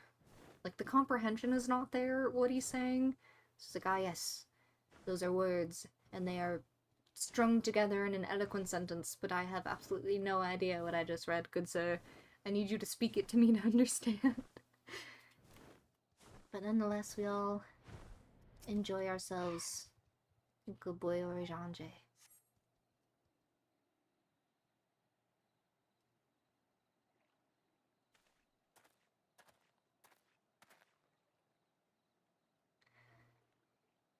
Good boy Origanje. Swarson came through for us, eh? Now, what have we got here?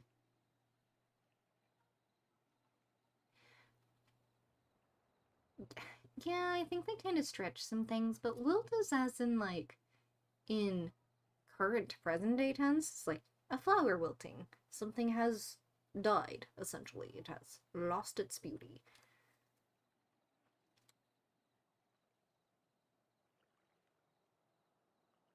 But in, like, past tense, as a will, I don't think that's a real word. I think they're just kind of making things that fit the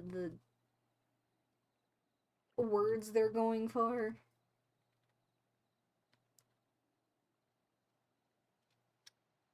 Oh no, Yoda's got his own speech therapy he needs to go through.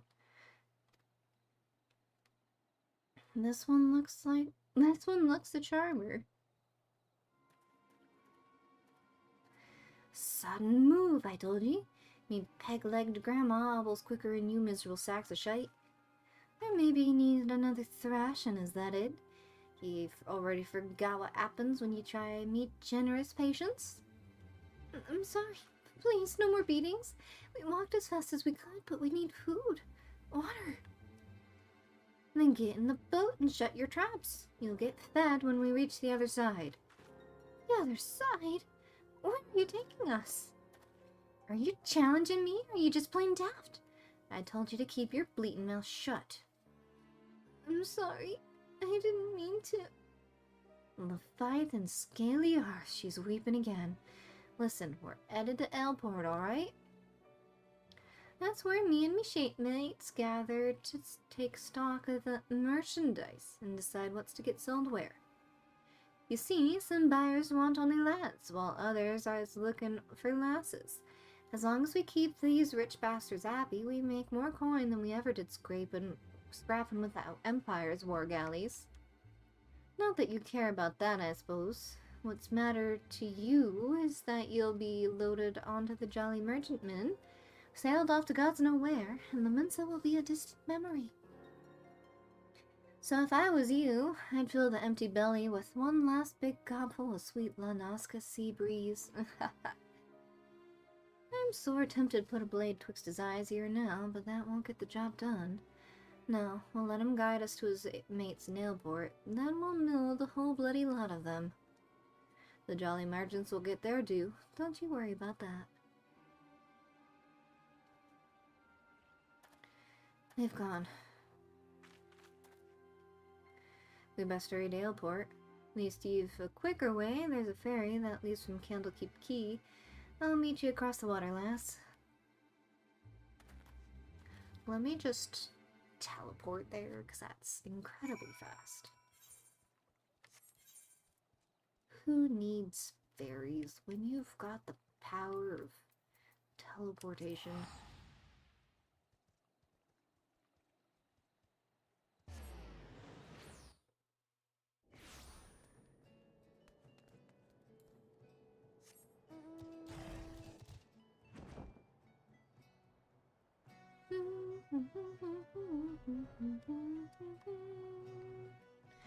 But old Jack. Kumiko, that jolly merchant cove still with his captives? Seems they've taken a room under an alias. Hiding their operation in plain sight. Bold as brass, aye, but it's an old slaver's trick.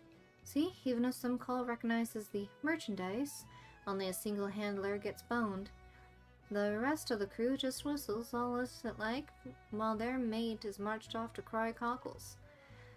And you can bet they've threatened bloody murder for any prisoner who raises a hue and cry. Patience now, lass. We'll just wait until we're sure that all these blackguards have arrived. Meanwhile, you'd better sharpen your stabbers. We have a busy night ahead of us.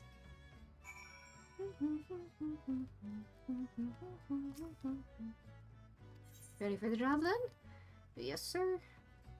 Let's get into stabbing.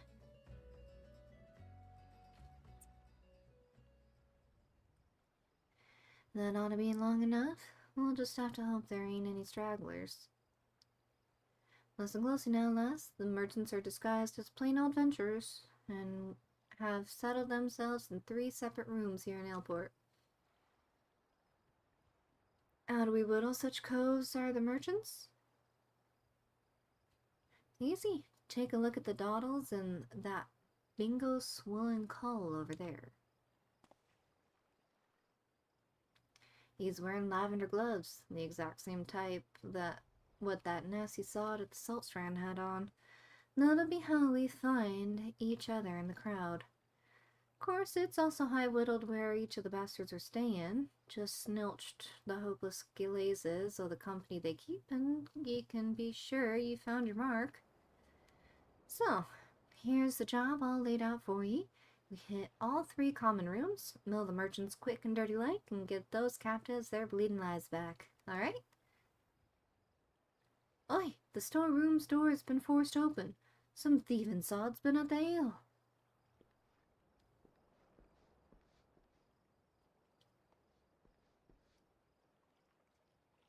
Well, they can't have gotten far. Better get the lads and do a sweep of the port. Was that merchant cove gulp and pilfered ale? You'd think they'd be doing their best not to draw attention to themselves, all things considered. Bloody oafs. And now we've got a swarm of yellow jackets buzzing about looking for blood. If they spot us wandering around in the Darklands, I've got a feeling they'll act first and ask questions later. It'd be best then if the patrols never even knew we was here. We'll slip as sneaky as we can into each of the common rooms and use them telltale lavender gloves to identify our marks. There's innocent calls in there as well, mind, so let's not try and stab any as we don't deserve it, huh? I'm thinking we should head out now. Head out one at a time, better to avoid them yellow jackets, so I'll let you take the lead. After you, Tsumiko. Make me do all the dirty work, huh? Where'd this one go? He came this way. I gotta sneak.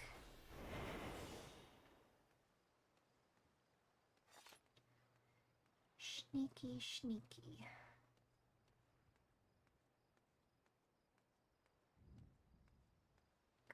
Here.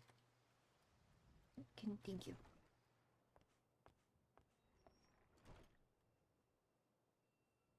Adventure, adventure, adventure.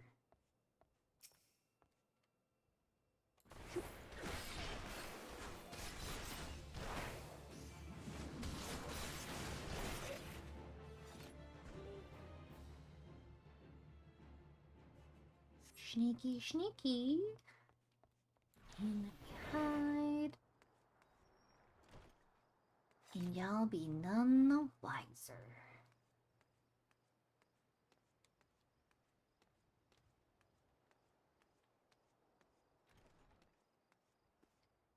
Arrow knocking adventurer.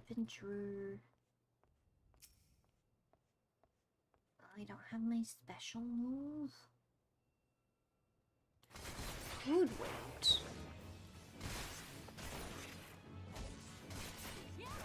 But I won't. Oh! I scared them. I'm so sorry. Okay, back to business as normal, I guess. Boy, let's not get caught. That was close.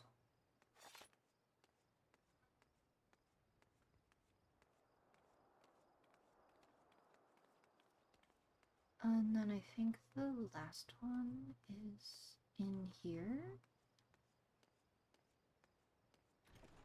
Yeah, okay. No one here. You'd think the adventurers would be asking questions.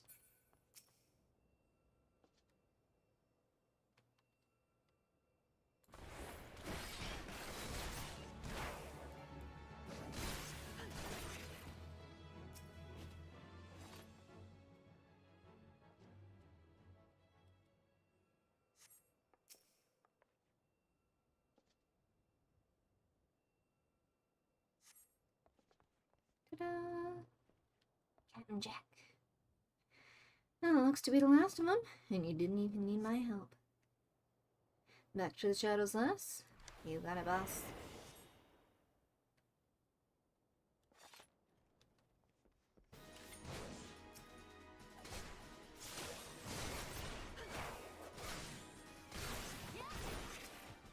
Oh. They're cheering us on.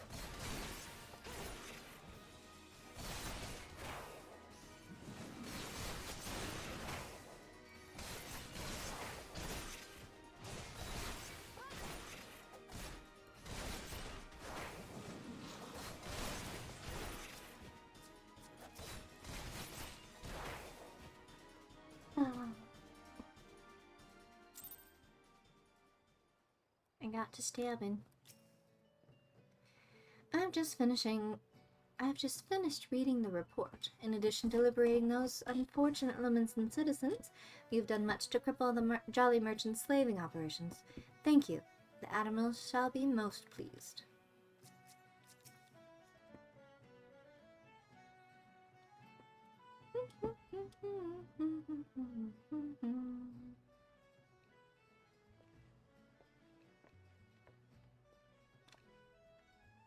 Not a bad night's work, eh, Sumiko?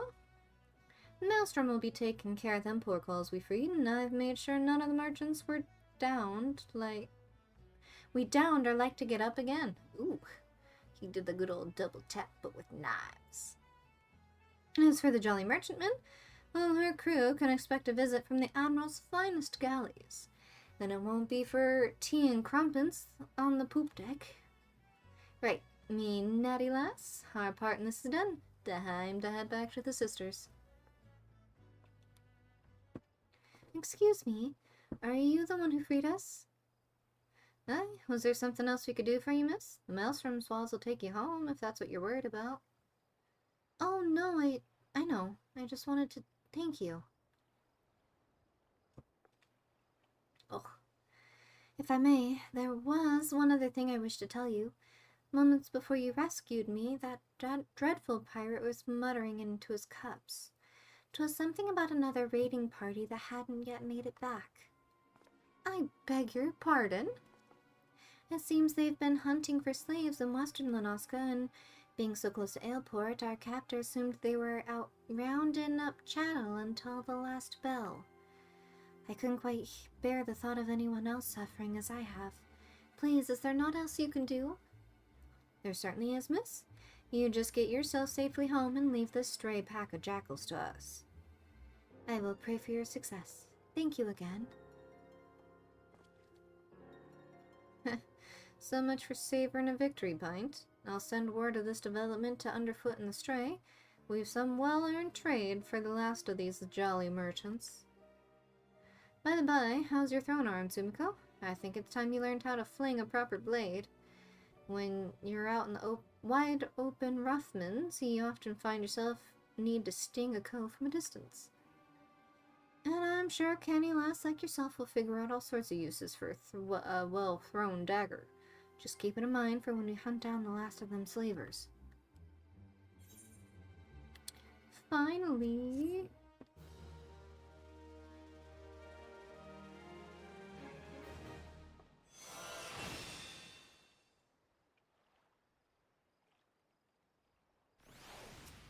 Alright, Jack. What is this? Mug.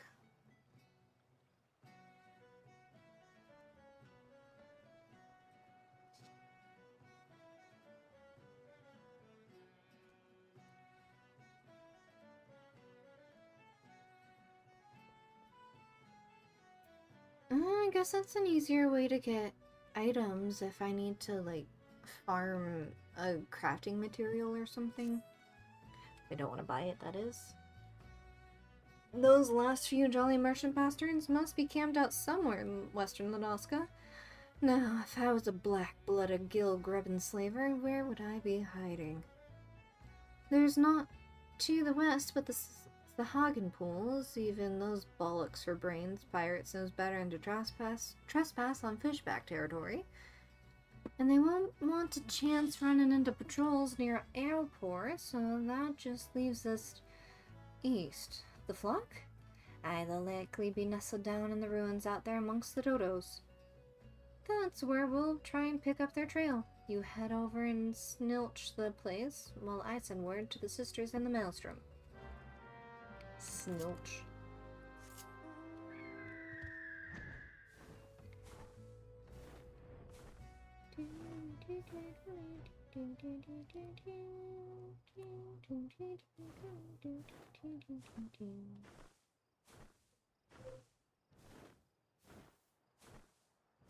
Beggarly boy.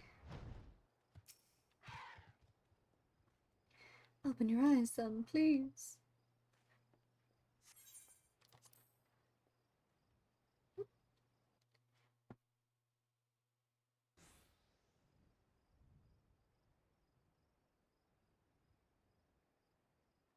Thank you for freeing us.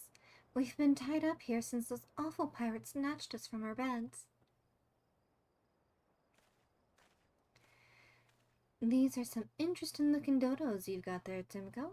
No sign of the merchants, though, eh?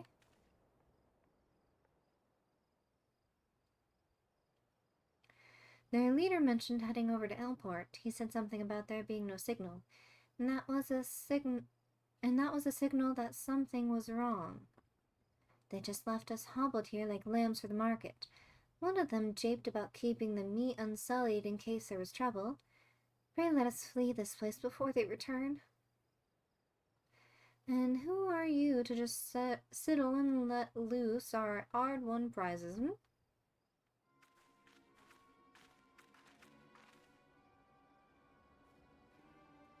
'Twas the damnedest thing. We'd half a crew lodging in Airport, and not a one of them survived the night. Done in by a couple of sneaky curs what favor the short blades, they say. I'm supposing that was you two. Seems you've a bone to pick with our choice trade. I can't say I've much use for slavers, except as a place to bury me knives. Oh, and I wouldn't bother yourselves with waiting on your ship to come back neither. The jolly merchants are done for.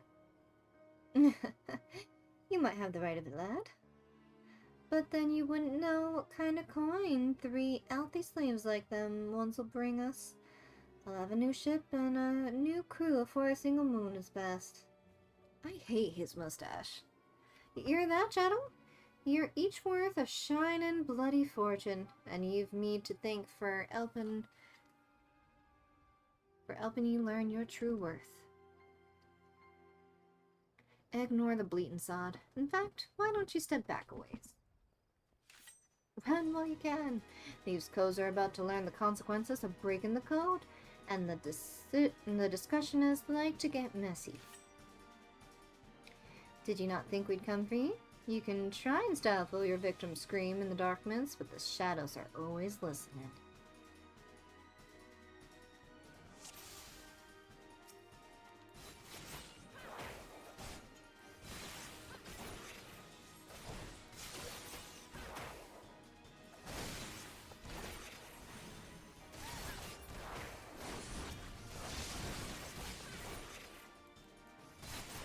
Game foul? You're setting up giant chickens? Excuse me.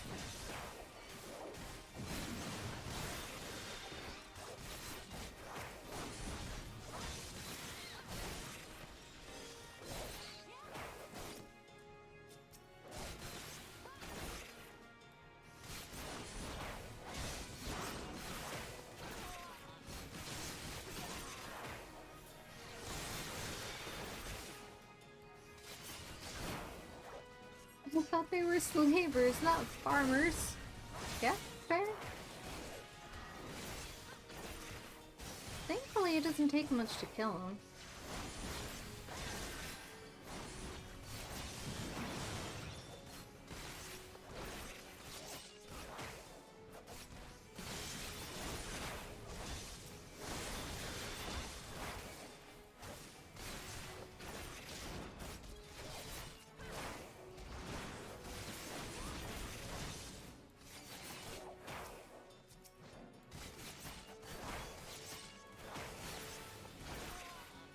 Woo-woo!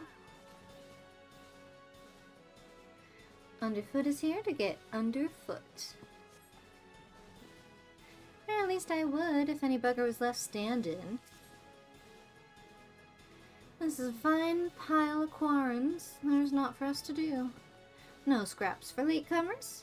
The last me had a hunger.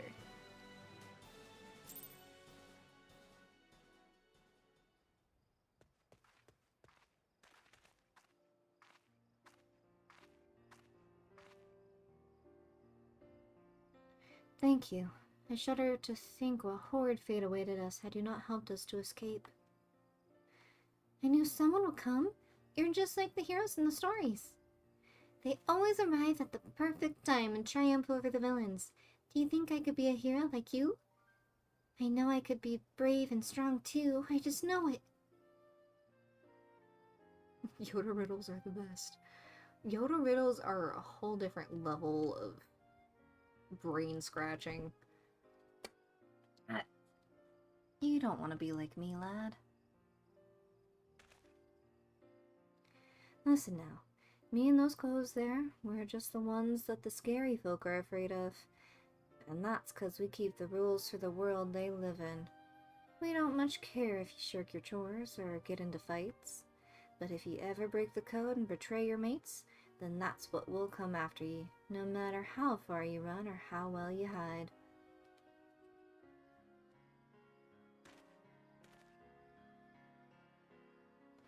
Live your life like the hero you want to be, though, and you'll never need to worry about that.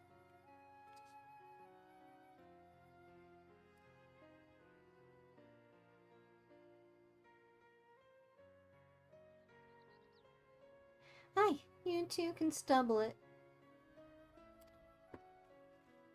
Stubble.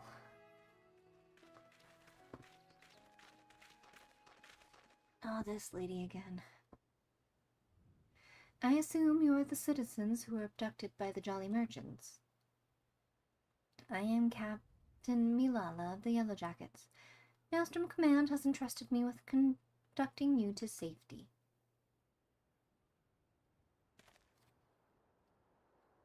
That's all right, lad. These folks will take care of you. Go on, you best not get left behind.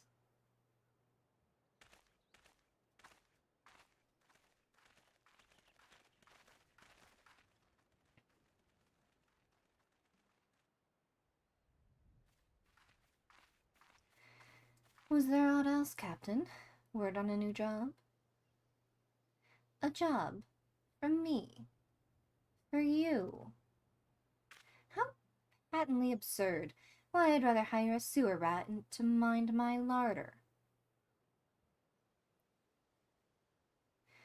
Was it during one of your jobs that you turned Aleport into a slaughterhouse?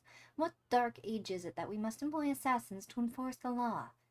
It is this continued dalliance with underworld miscreants such as you that prevents Limsa Lominsa from ever expunging the stain of piratical infection. Look at these weapons you bear. A civilized person uses such implements to carve meat or peel fruit and leaves them at the table where they belong. Do you perhaps clench them twixt your teeth as you swing over rails like the pirates you hunt? Our fair city has no place for those who refuse to abandon the brutish ways of the past. Ouch. The only champions of justice this nation requires are valiant and forthright soldiers of the Yellow Jackets.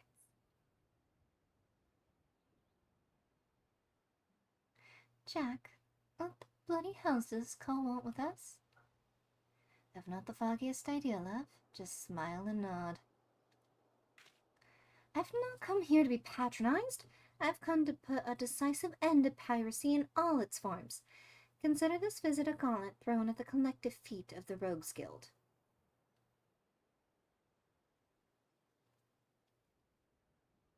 Heed well my words. Just before dawn this very morn, a maelstrom vessel stocked with provisions was boarded and looted by pirates.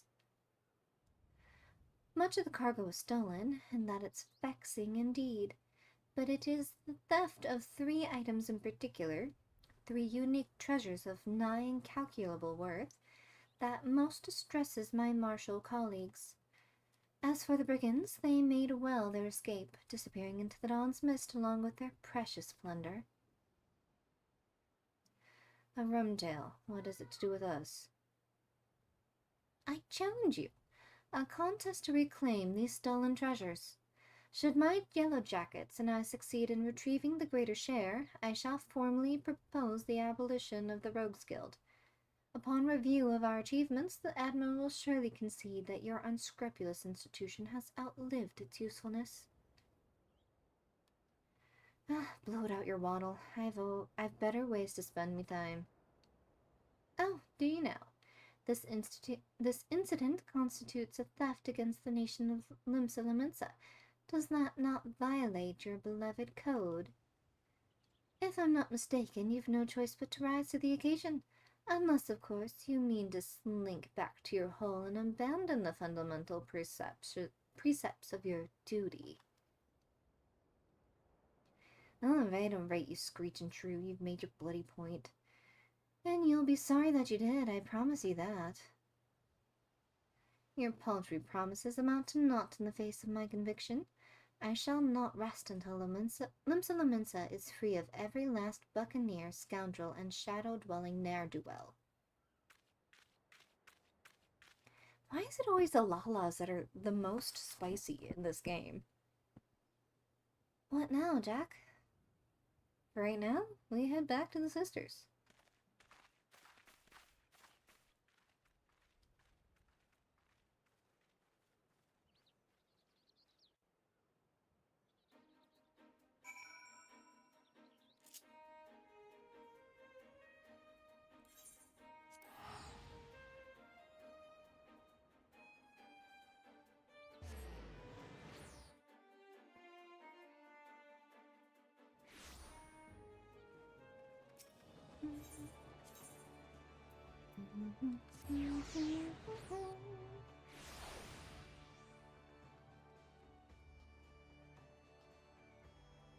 Run.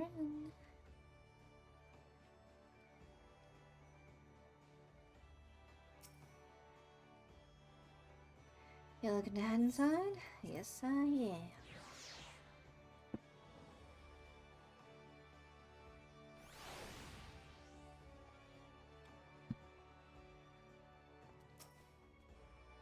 For a wee lass, that me Lala's got some bollocks, and it seems he's done well with what whiffs of pirate stock.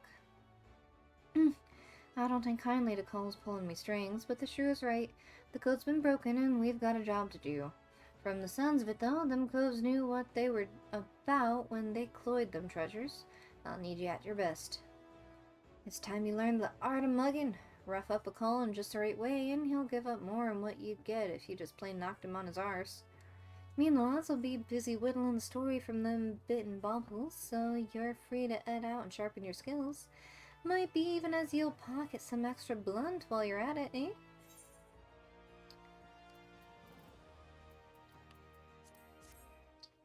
Give me them coins. I want them coins.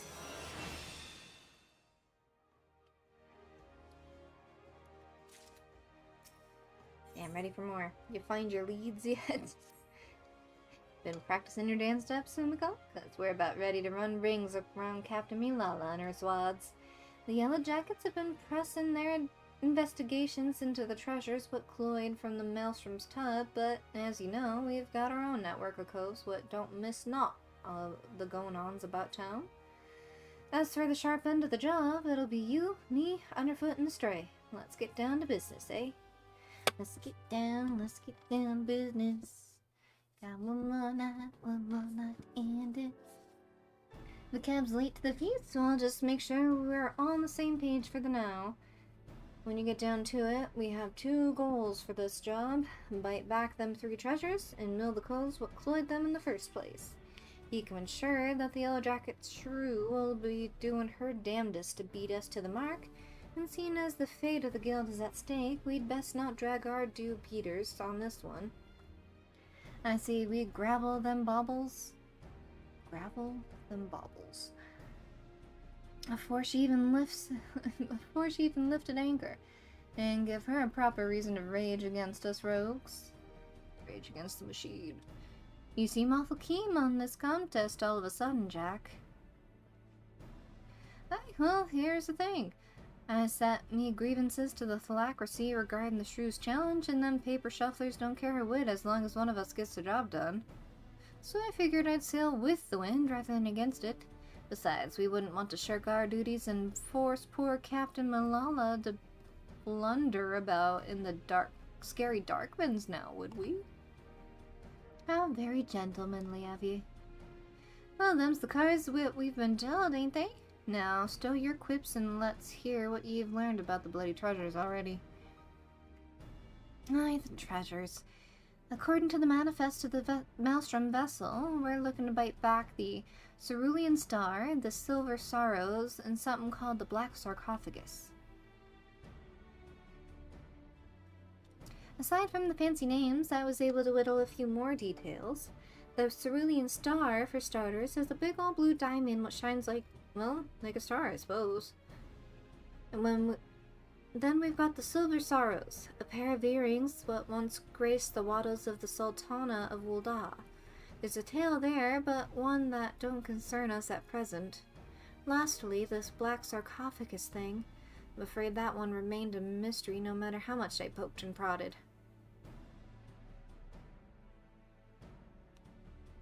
Ah, hello! Welcome to the neighborhood.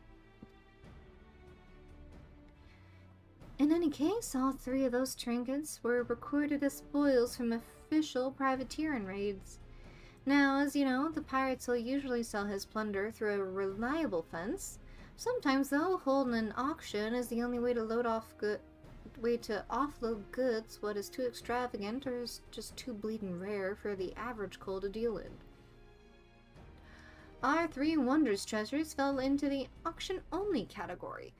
When the bidding began in Elport, the Phylacracy weighed in with its ample purse, made some unmatchable offers, then organized a tub for the merchandise to be shipped back to Limsa. And that's when our mark swooped in and picked their transport clean. I had a few words with the Maelstrom sailors as survived the attack, and they pointed the finger at the grinning curs. Problem is, not one cull's seen hide nor hair of the Kurds, not to mention their bloody ships since the raid. Sorry I'm late, Jack, but you'll want to hear this. Some of the cargo what was cloyed from the transport was just found during a routine inspection at Lethagran checkpoint. Lethagran? Have the Kurds made landfall then? On what of the treasures? Any mention of them? Not that I've heard, but the jackets ain't done shaking out all the boxes yet. Then we better get our eyes out there quick like. Simiko, underfoot, you're fresh for a run, ain't ye?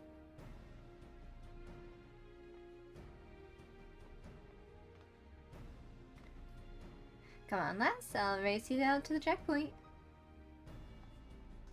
I'll let you get a head start, it's okay.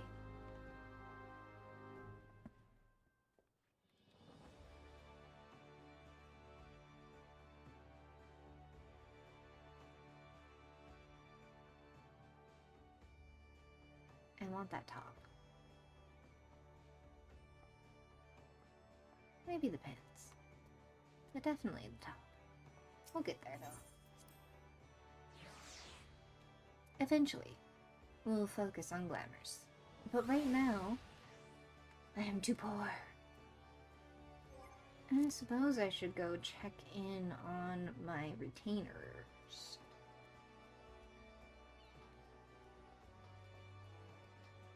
I at one point or another need to make the other ones because I have extras that I can make. Hold. Employee. Never really made use of the venture feature though.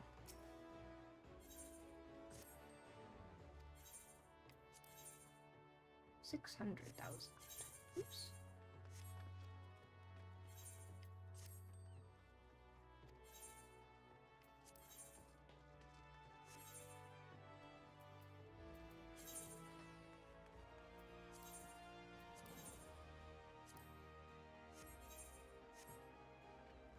Old Joel Hopkins.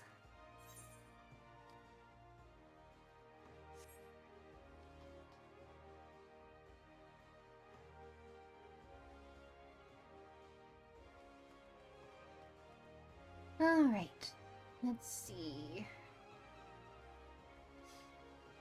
We're going, I think it's... Oh, I just gotta go outside. Hehe.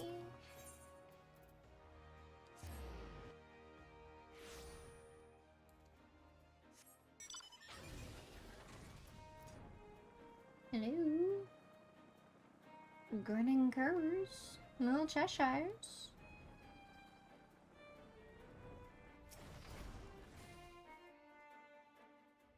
I want a race. You owe me a pint, Simco.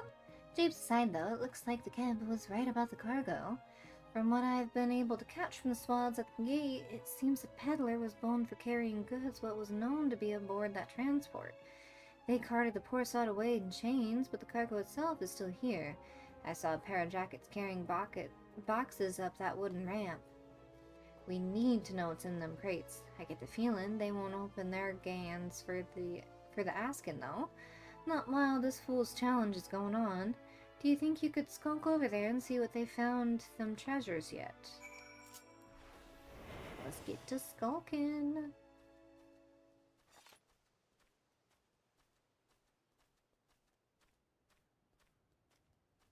Do I gotta go up? I gotta go up.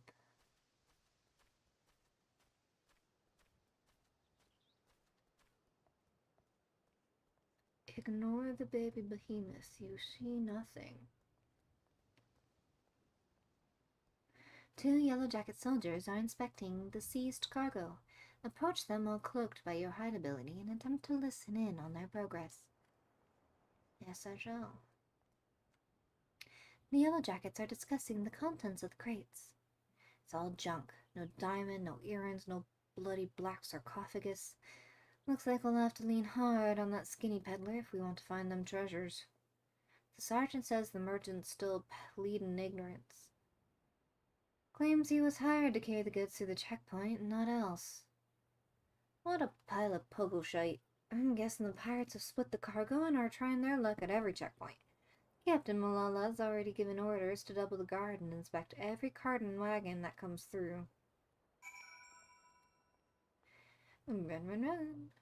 Speed walk. Or just normal walk.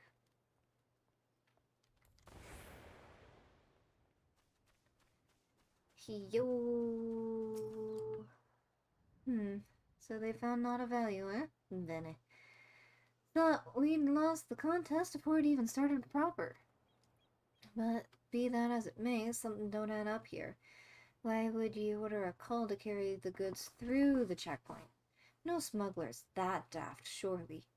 And even if by some miracle of the gods you squirmed your way through Lothagran without raising a fuss, why would you risk taking merchandise back to the city what you cloyed it from? No, there's a bigger picture here, and we need to take a step back to see it. Assuming the Curs hired this peddler to do their dirty work, there'll be someone in the shadows that's brokered the deal. And I just happen to know a cove what makes his business to oversee this kinds of shady arrangements. Thing is, this black marketeer bloke changes his haunts depending on how the breeze blows. Quite literally, in fact. I seem to recall the Navigator's Veil being shifted by a westerly this morning, and that put him... the Tiller's Rest. Nice and close. Why don't we go ask him a few questions before we head back to the guild?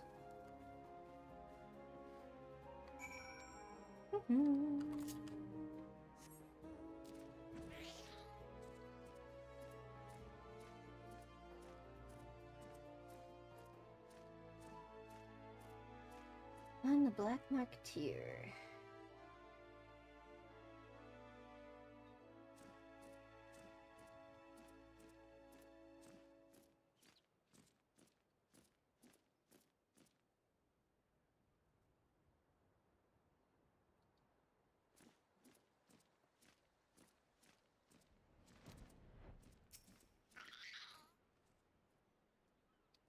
I pride myself on a memory for faces, but yours is unknown to me. Are you an earnest customer, or an inquisitive annoyance? I must be sure of your intentions. Oh, that's not cool. Not cool at all.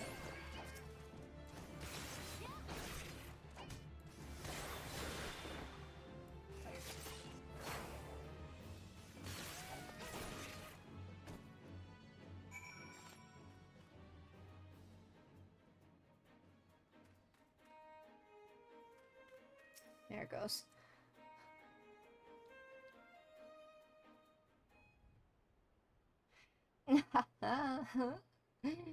The dance is old, but the name is new. Put away your daggers, rogue. I have peddled my wares to your client since the upright thieves stalked the night. Speak, what would you have of this humble merchant? Still tormenting the colts, eh, Grandad? We've come for information on a smuggling job. There was this peddler what was caught in Lothagran checkpoint moving merchandise for the grinning curs. Pleaded innocence even when he had the screws put to him. Would you know aught about that deal, would you? Every last sordid detail. Not a single grain of stolen sand passes through the shadows without my knowledge. But such prickly wisdom lodges tightly in one's throat. What have you brought to ease the pain of its passage? Spare me the theatrics, Grandad. Here's your usual purse.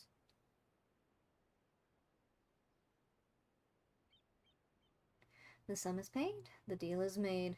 May my answers sate your fickle hunger.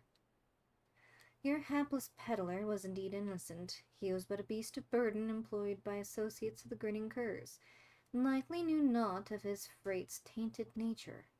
A pawn, if you will, a convenient decoy. There are those amongst my acquaintances who specialize in providing such services. Aye, that's what I thought. The curs wanted that call to get caught. And now the jackets have had a taste, they'll waste their time yaffling every shite pie what comes through their checkpoints. Meanwhile, the real treasures are hidden away in them Darkmans, along with the grinning curs. Not the Darkmans, Master Rogue.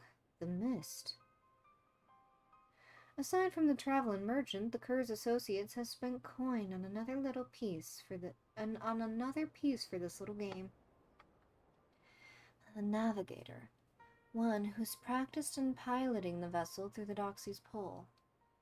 The Doxies? The gods only know how many ships have sailed into that fog soup and never came out again. And that's where you say the Curs have gone to ground? Now there's a trick what took some bollocks. Once their haunted tub was sitting dimware in the mist, though, it would have been easy to have these associates of theirs ferry the junk goods to Lanoska. And then the canny coves just needed to wait for the peddler to get boned and draw the gazes of the yellow jackets inland. They need to strike now. As soon as they learn the coast is clear, they'll flee for open waters. A fair appraisal of events. Now that you know the location of your marks, however, it will not be so difficult to track them down. The Doxy's Pole was once an impenetrable shroud, but ever since the calamity, the mists are far less constant. Now your search to the heaviest banks, and you will soon uncover those who wish to remain unseen. But now a warning. A mist conceal other dangers besides the dogs you seek. A careless step may land you upon the chopping block. The chopping block? You can't mean...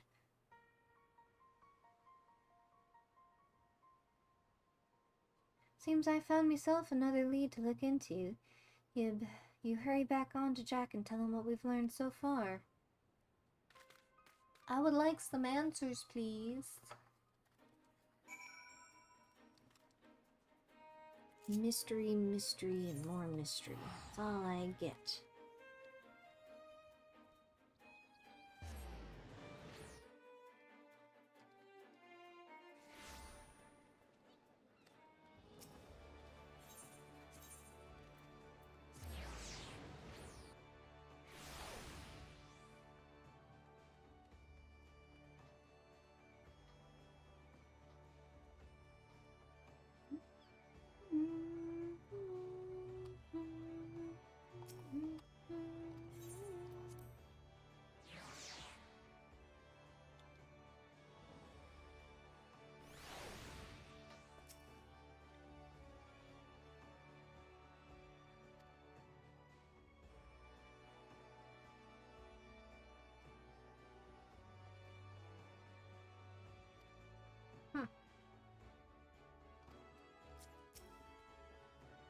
About time left. He was gone so long I almost sent the stray after you.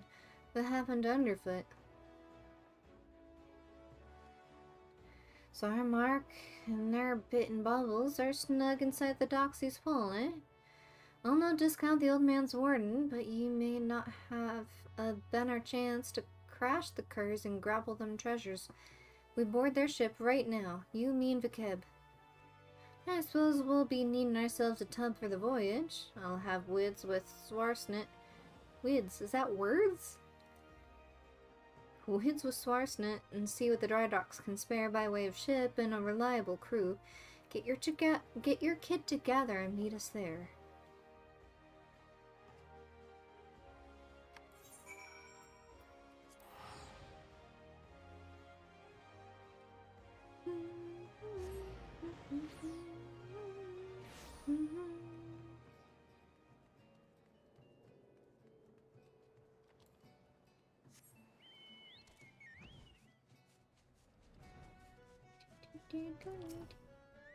Yo.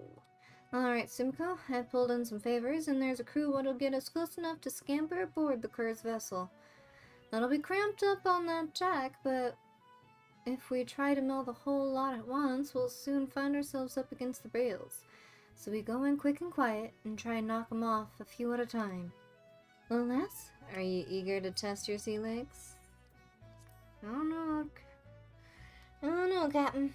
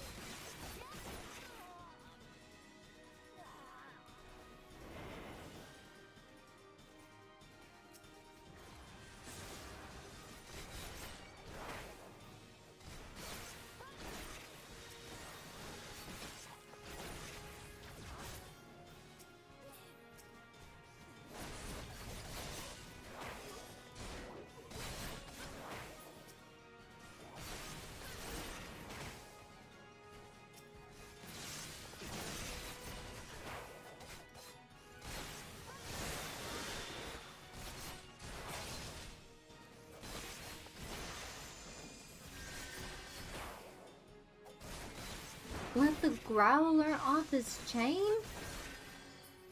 Is that a fucking... I don't think so.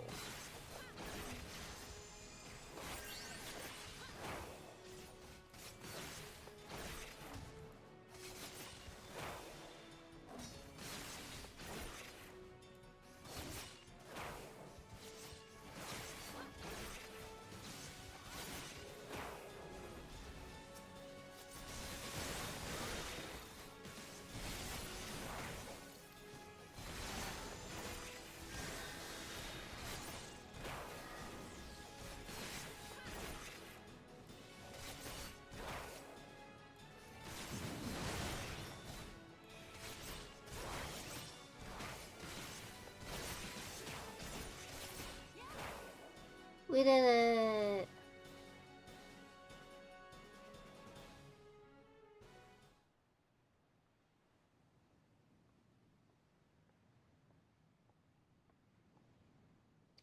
Look, I found one of them treasures.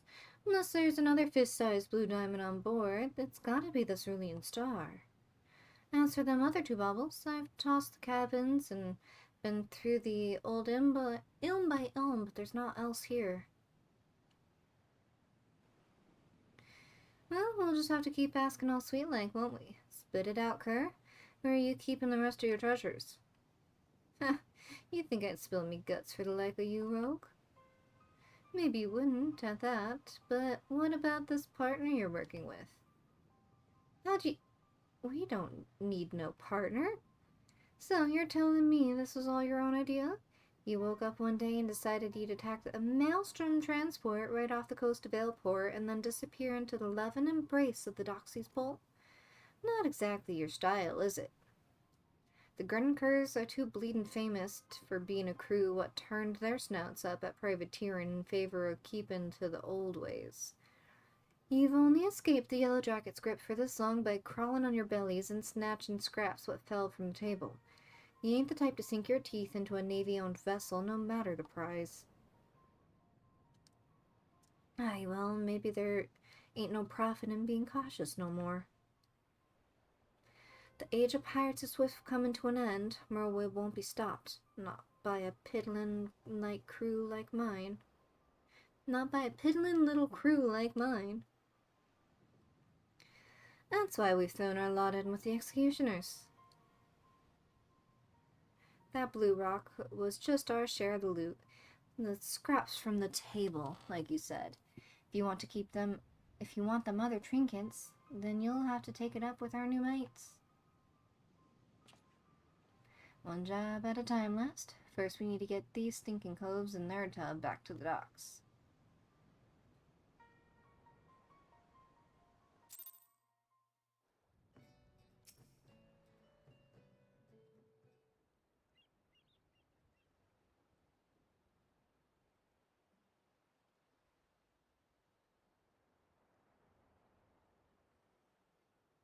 Putting aside the issue of who gave the orders, there's no doubt that this was the coves as raided the Maelstrom ship. Now for punishment, what fits the crime? I was informed that a certain well-known pirate ship was spotted weighing anchor at the Morby docks. I assume that this was your work. Aye, you missed all the exciting, Captain. But never you mind, the cerulean star is back in Bob and our sneaky little fimbles. And these must be the grinning curs. Degenerate fiends! How dare you ply your filthy trade in the Minson waters? How many innocent sailors were massacred that you might sate your vile avarice? Every one of your kind ought to be lined up and shot. A musket ball is the only answer for this rampant display of lawlessness. Wait. Do you mean to just execute them here on the bloody docks? At least take the buggers into custody first. Handing them over for your lawful punishment will satisfy the demands of the code just as well. We've already got the answers to our questions, so feel free to take them away. Do not presume to give me orders, rogue. You only managed to capture these villains and their ill-gotten treasures by employing unsavory and unconscionable means. Why, you've not more than pirates yourselves. These bastards ain't worth a true pirate's spit. The upright thieves was formed to protect us from ourselves. Now they're just hunting dogs for the Admiral. Merwib yanks the leash and another buccaneer disappears. You rogues are traitors to your own kind. If it hadn't been for you... Aye, go on then, blame me and me coves for your own failures. You know what you were about when you defied the code. You knew that we'd be after you. We're done here. There are still 2 treasures left, Rogue, and I mean to claim them both. I'd reconsider this contest of yours, Captain. Turns out this fish we're trying to hook is a shark, and it might just swallow you whole.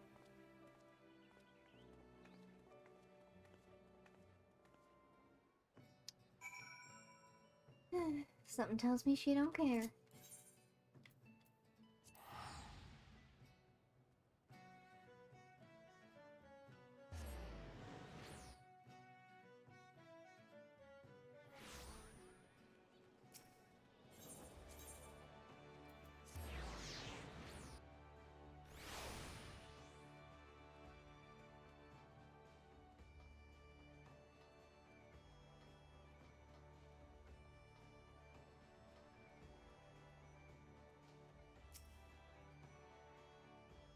You looking to head inside?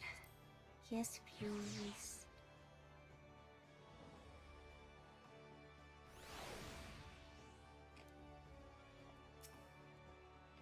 Been in work on that ship, Sumiko. First blood is ours. How'd you take to fight in the sea? There are a few as can drop an opponent as quick as a rope, but mind you don't exhaust yourself just flailing your blades at the tougher coves. And that goes double for when you've mates on your flanks. If you notice yourself starting to flag, there's not wrong with pulling back from time to time and staggering your attacks with each other to keep the pressure on. I've said it afore, lass, but I'll need you sharp enough to carve steel for what's to come. I'm afraid this will be more of a challenge than even what that little shrew is bargaining for.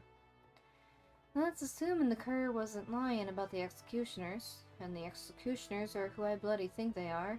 Twixt you and me, though, I'm hoping the name is just some laughable coincidence. I don't think it is, Captain.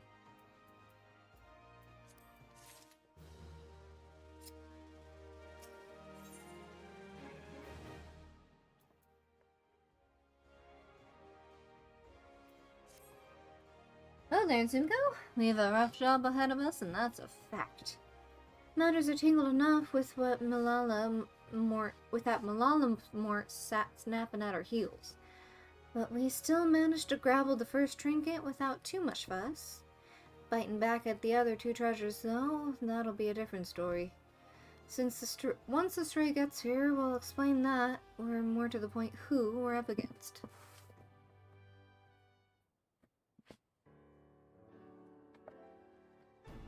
Shit. The chair is no longer comfy.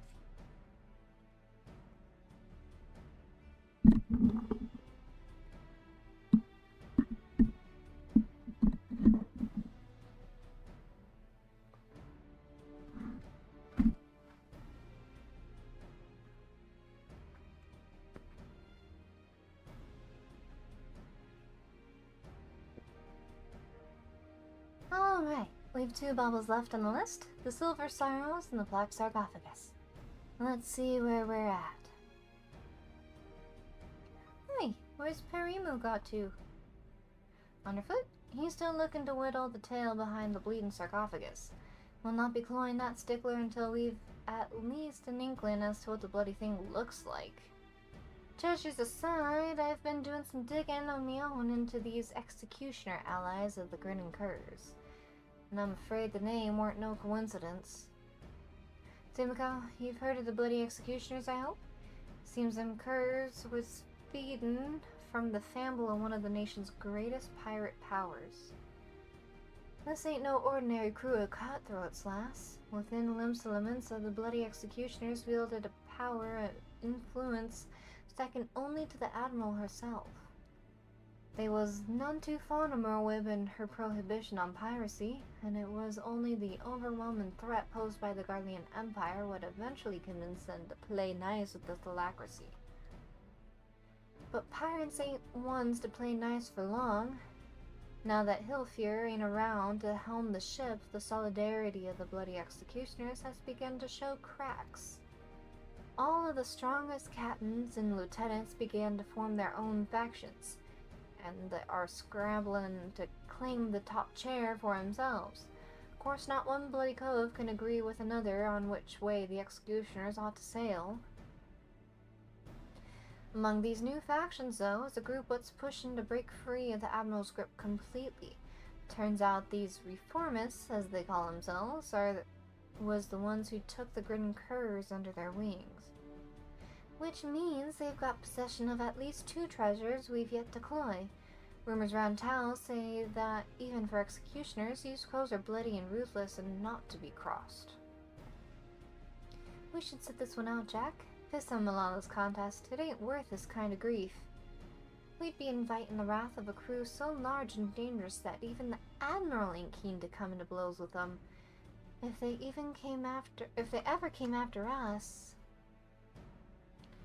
Large or small, it doesn't matter. They broke the code when they hit that maelstrom tub. Aye, the Gridden Curs are paying for that crime, but we'd be poor sodden excuses for rogues if we let the real culprits carry on unpunished.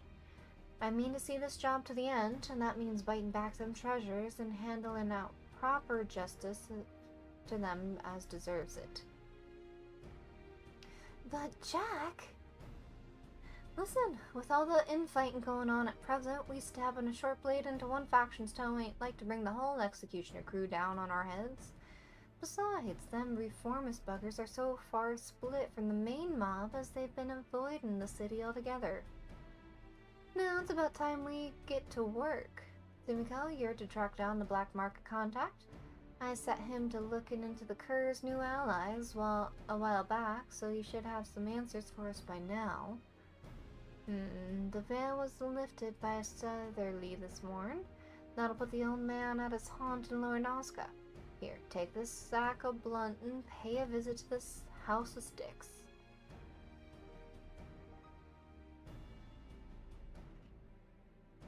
That's Kobold territory, if you didn't know.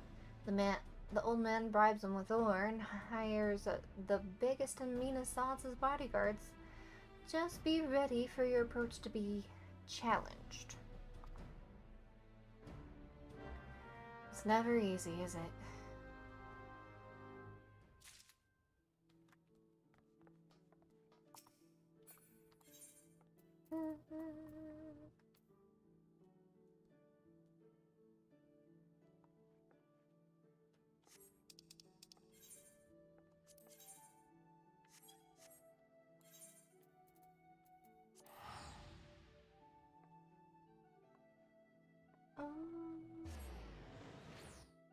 No, I'm thinking of somewhere different.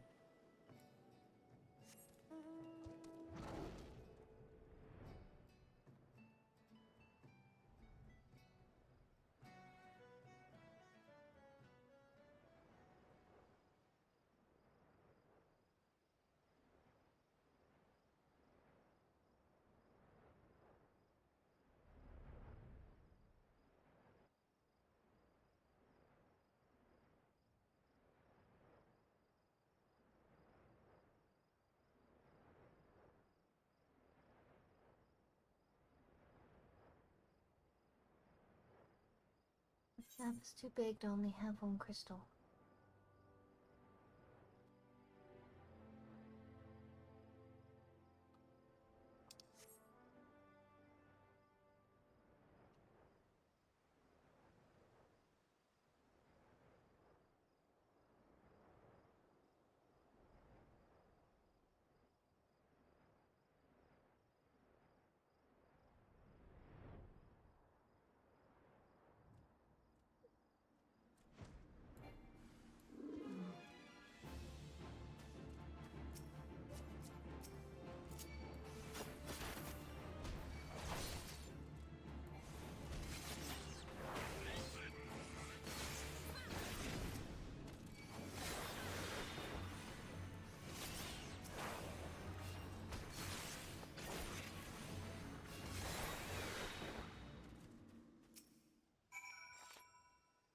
Welcome to the House of Sticks, young rogue.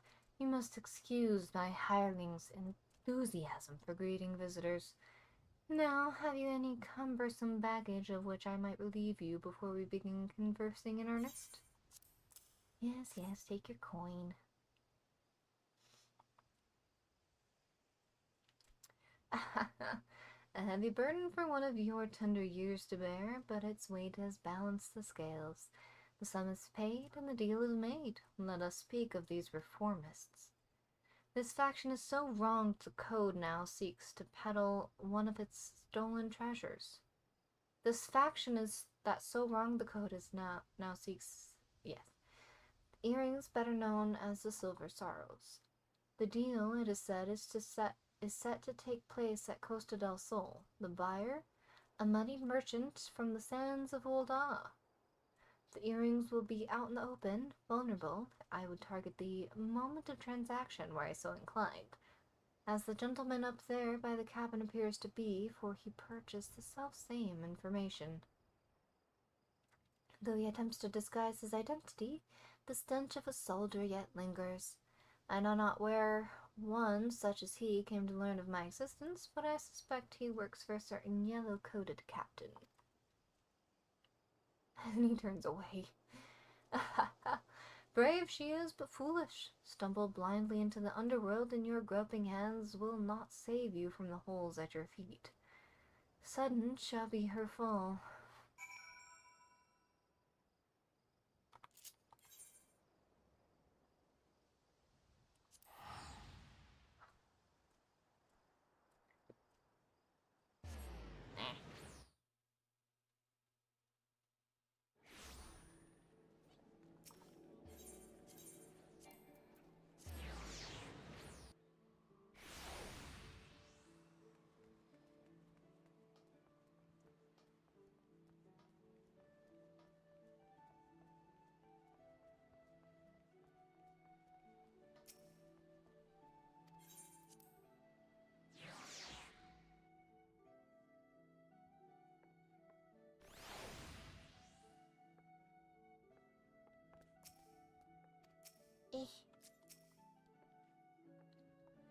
Welcome back, Sumiko.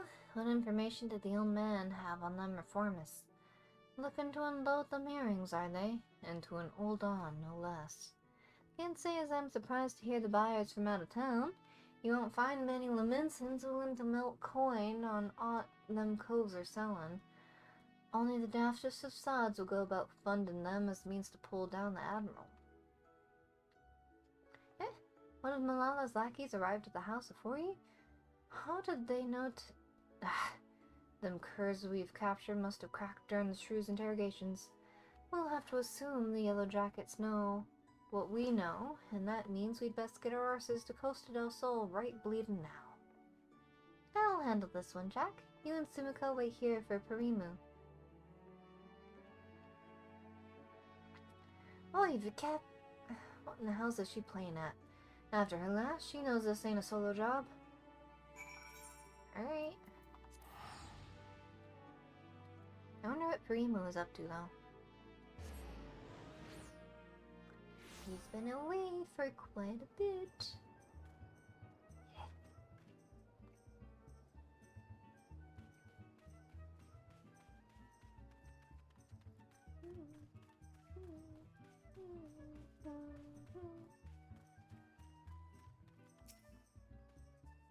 I told you to wait at the guild. I don't need... Well, it might be as I could use an extra mort in the shadows after all. Jack has his mind set on punishing the executioners, but me? I just want to skulk in, cloy them silver bits, and skulk out. I reckon that if I could manage that with none the wiser, then they wouldn't know who to come after. Finish the job without drawing me daggers, you know? That ain't exactly true to the code, but the shield of underworld honor won't stop them bloody killers from cutting me mates' throats and setting the sisters a glimmer. The guild's the only place we'll offer to take in a pirate stray like me, and I'll not see it burn to the ground.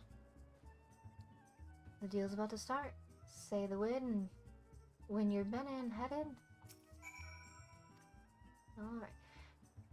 Gigi Ruju's taking his guards and dancing dells and prancing off down the beach someplace, giving over the use of the entire resort to his friend. Seemed she didn't want an audience for her bargain with the reformists. Which, as it happens, works out well for us. We'll wait until they're busy haggling over price, and then snatch the sorrows and hop off the twig before they realize lots amiss. Sounds like a plan? Yes, ma'am.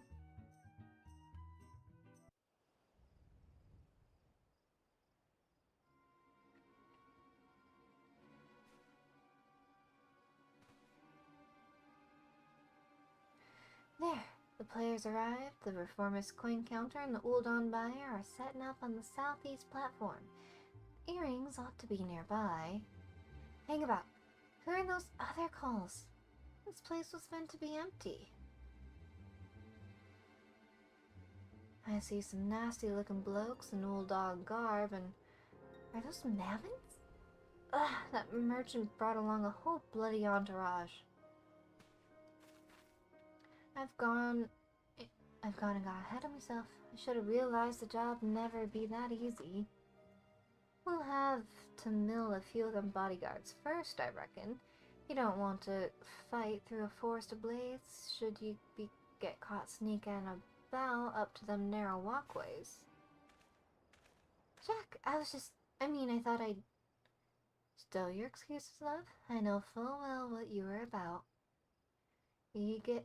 You start getting soft on us, though, it'll be like losing one of me arms. I can't take on the bloody executioners all by myself. It's only 'cause I got rogues like you and Underfoot and Sumikyu here that the guild can take on the jobs it does.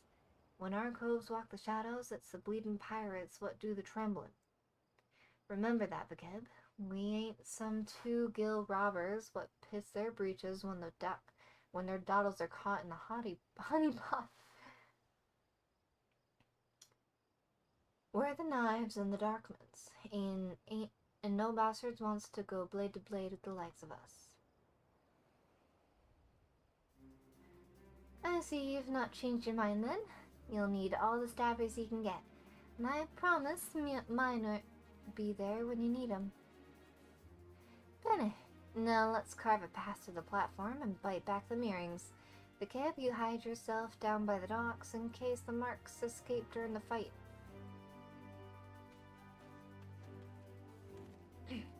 Timiko, you and me will split up and mill the guards as we go.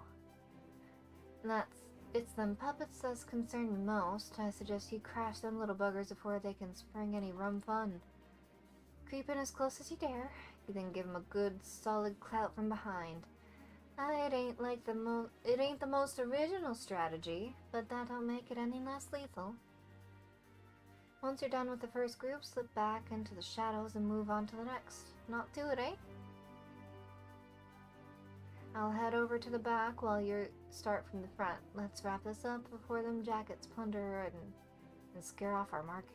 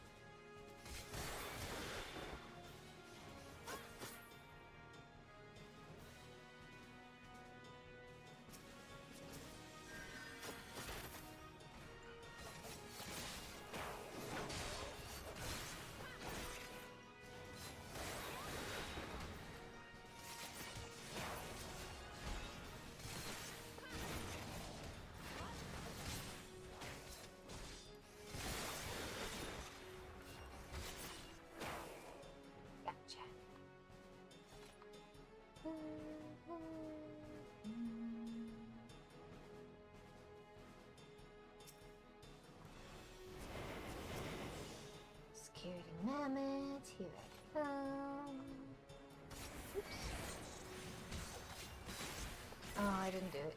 Oh well.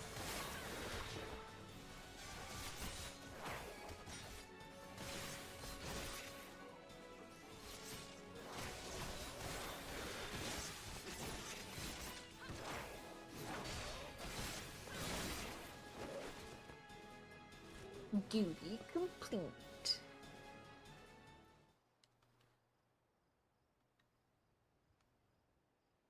Rogues?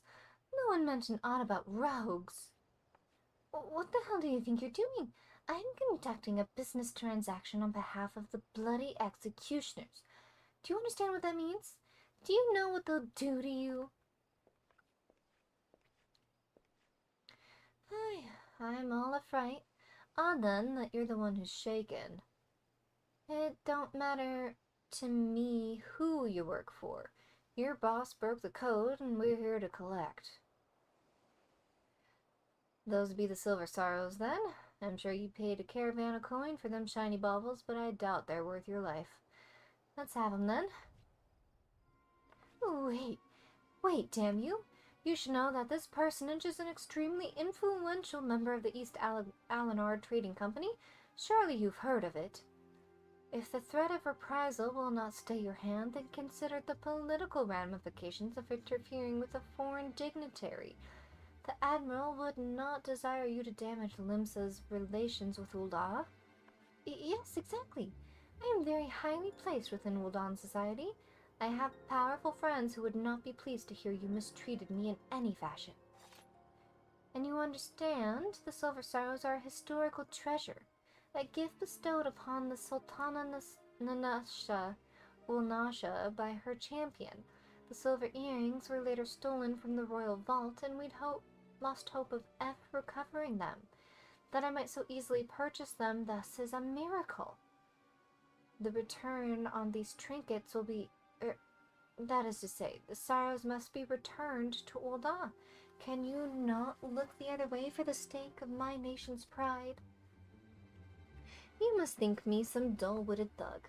If this deal was being made on behalf of your country, then why are you sneaking about and consorting with pirates? An excellent point. One might doubt your quality of character were you to continue these feeble fabrications. Oh no. You need only entrust these earrings to me, should you truly wish to see them returned to Ul'dah, that is. After all, 'twas to fulfill that very purpose that the Phylacracy bid on the sorrows in the first place. Bit late there, aren't you, Captain? I think you'll agree this realm belongs to us. On the contrary, my dear scoundrel, I made the winning move the moment I knew we were dealing with a merchant of Ul'dah. I come bearing an official order of seizure authorized by the Admiral herself. You will not be harmed, but I must insist that you cooperate with the reclamation of unlawfully obtained goods. Though Costa del Sol is private property, it nevertheless lies within state-governed territory. Come along quietly, and we need not inconvenience Master Jijiruju any further. These suspects will be taken into Yellow Jacket custody, and do not concern yourself with the Silver Sorrows. They'll be taken quite safe with me. Alright, you won this round, lass.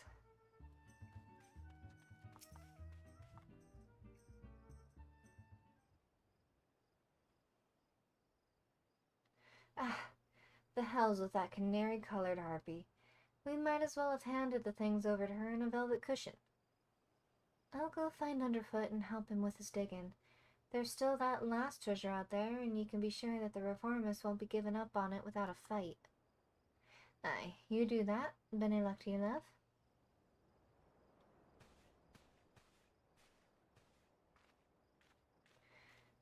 There you are. You left before events had truly been decided, and I thought you deserved to know the score. The Ul'dan merchant has acquiesced to our request and surrendered the Silver Sorrows into our keeping. We've also apprehended the reformist's accountant, and I will be holding him for further questioning. Oh, Bonin and associate of the bloody executioners. You yellow jackets don't flinch from your duty, I'll give you that. And what's this about you? I heard about you buying information, Captain. I thought you'd sooner die than associate with elements of the underworld. I will do what I must to stay ahead in this challenge, and that Marketeer's knowledge was vital to the case. 'Tis true I might find his practices distasteful, but he is no pirate. It is the fading era of piracy, which I mean to consign to the history books.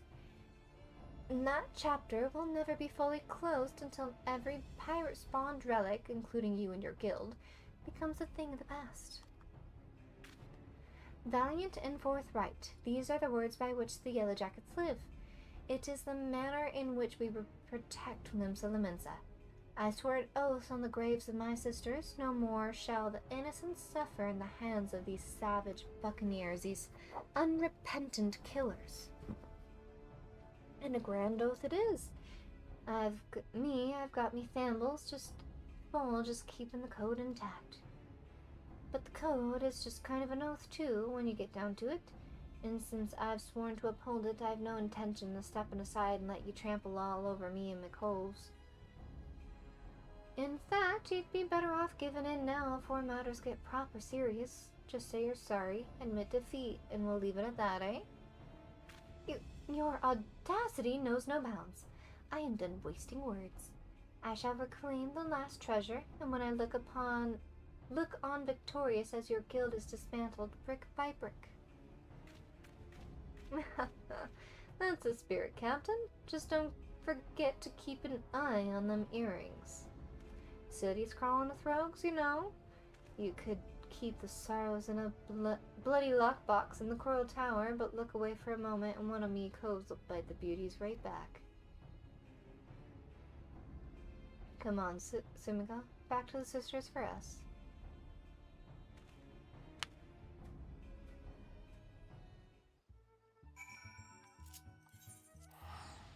Back it is, sorry.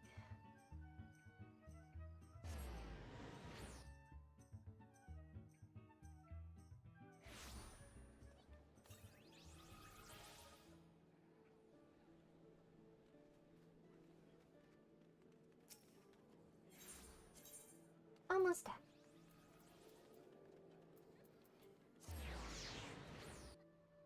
I didn't think I was so behind on the rogue quests, but here we are.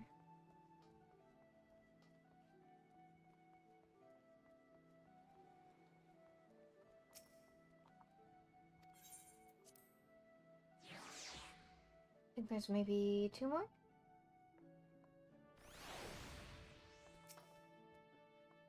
Well, after all that hard work, the shrew made off with the spoils. And as far as her damn contest goes, I suppose that makes us even. That'll be the last treasure, this black sarcophagus that decides the victor. Whatever the reformists are doing to keep it Bob, you can bet your grandmom's teeth that there'll be blade work needed before the job is done. Get yourself ready for a proper scrap, Sumiko. I'm always ready, Captain.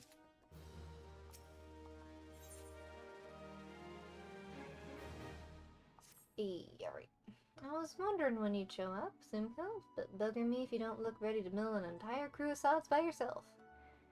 And betting that you are, because we finally uncovered some hard facts about that last treasure.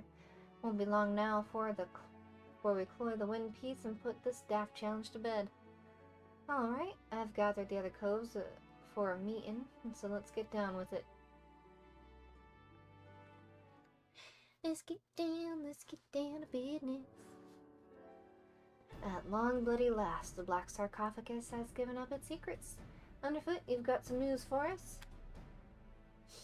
Hi, Jack. I think half of our troubles are whittling the truth of it lay in calling this nasty thing a treasure. The black sarcophagus ain't no dimmer bauble. It's the mark...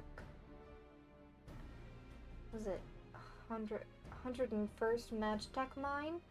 A bleeding prototype explosive what was bitten from an Imperial transport vessel. And even though it ain't that big, maybe the size of a small cargo box, they say the blast will have enough kick to incinerate a bloody behemoth. Seems the Garleans meant to start producing at their factory in Lanoska, then distribute the mines through Castor Marinum. There we go. Lucky some plucky privateer cloyed the prototype en route then, eh? An experimental weapon. That explains why the Alacrity was so bleeding eager to bid at the auction and so reluctant to share the details with us.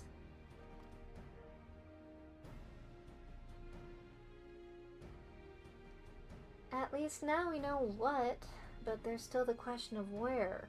The Curs delivered their bit and goods to the Reformists, that much is certain. What happened to the sarcophagus after that, though, we ain't so sure. There've been no reports of huge explosions or the like, so either the executioners still have the mine, or they peddled it to some other buyer. The Reformist faction came together out of their shared hatred for the Admiral and her ways. I'm guessing they didn't cloy that bomb just to sell. What is it, Lonnie? A letter for you, Jack. Says it's urgent.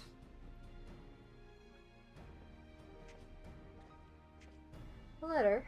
Who's it from? The old man. I found it while I was sorting through our daily deliveries.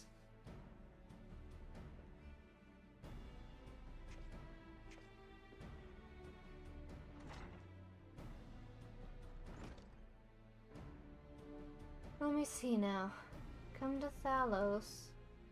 I have urgent news. I've never known the old man to summon a customer.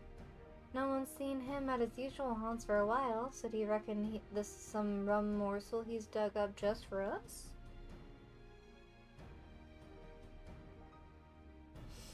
It could be. Simcoe, you and me are headed to Thalos. On foot, Vikev, you're to take another stab at pinning down the location of the sarcophagus.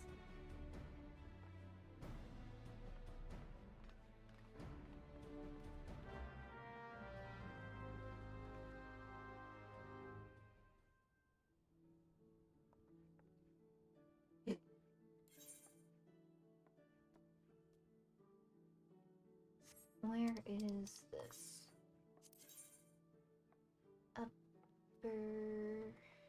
Outer.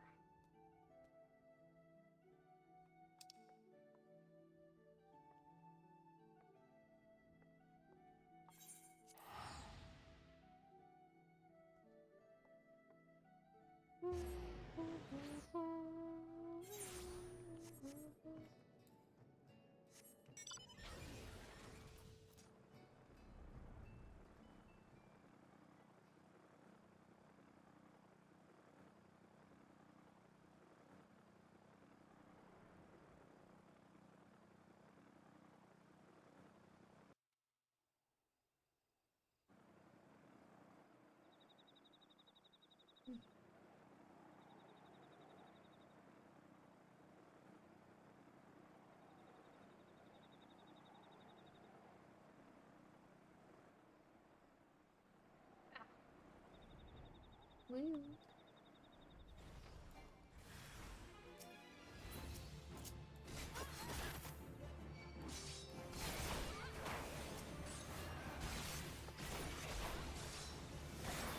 Oh.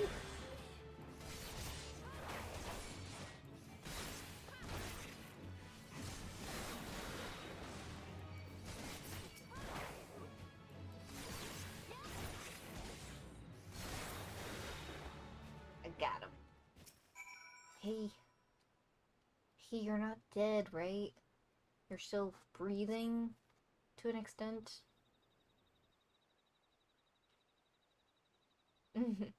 You're wasting your time, darling.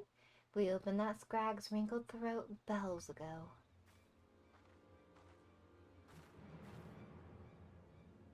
You cross the bloody executioners and you get what's coming to you. Did you like our message? Wasn't sure you'd fall for it, but our little mystery goes a long way, yeah? Aw, no, don't be like that, darling. Me and me mates didn't have much choice. When the boss says go play with the rogues, then we gotta go play with the rogues. After all, we never asked you to come to ruin our game now, did we? And don't give me no long-winded speech about your precious code. The reformist vision stretches far beyond what them tired old rules is good for. Once Captain Isabir takes command of the executioners, he'll give us back the teeth we lost when we submitted to the Admiral's leash. We'll be the terrors of the sea once more, free to rove and plunder in a new age of pirate glory. And I'll bathe in blood to see that age come to pass. I'll kick down your shite stinking code and have all your sneaky eds on a chopping block. I tells you will. The only sentence what's been passed today is yours. Well, hello there, darling. Ain't you a fine-looking lad? I've heard all the prattle before. Free to pillage and plunder, is it? Aye, it all sounds grand, but you don't think of the price. That shite sinking code is the only thing that keeps you bloody coves from milling one another. Without it, Limsa to call home, you'd be adrift in the ocean of Quarns. But if you're so keen to keep company with the dead, I'll be sodden happy to oblige. You was prettier with your gob shut. But I can see I'm out of me depth here.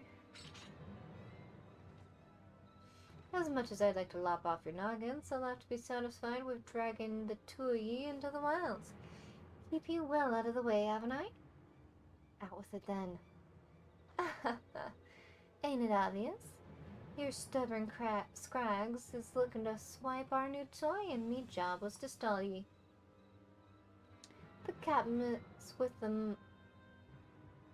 has the mine with him right now. He's set to show the rest of the executioners what he's got the stones to sit on the leader's chair. And what better way to do that than executing the bitch what snapped the chains on our crew? He's targeting the Admiral herself. You're planning to blow up the command room, ain't ye? Aye, you have me permission to panic.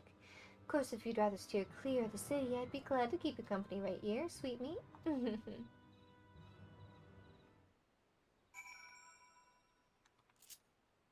Back to the city, then. We've got this Mad Mort at our mercy, and she seems to be enjoying herself. I'd better drag her back to the guild and see what other information she spills. I'll need you back at Limsa as well, but we've business at the foremast first. You should find Captain Malala at her post there. Forget about the sudden challenge and tell her everything we know. Unless me judgment's well off kilter, she'll do what needs to be done. Don't blow me a kiss. Get out of here. Go away. Now you need a bath with bleach.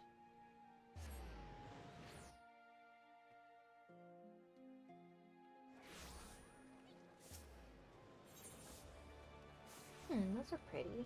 I like those wings.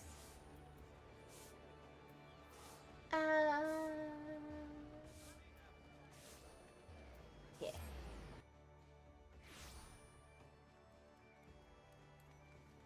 And run, run, run. I finally remembered. Every day I go to pick up the broom at work and just sweep, sweep, sweep. I'm just like, what in the hell is that from? It's from fucking oh god, I don't remember what it's called. But it's the teacher, and he has the ruler, and he hunts you through the halls. And there's just one of the things that catches you as you're being chased is just this broom that whizzes by down the length of the hall. It's just sweep, sweep, sweep.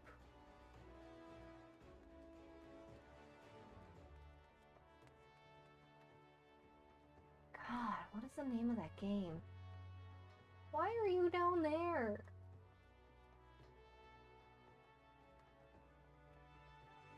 Let me yump. Why can't I yump?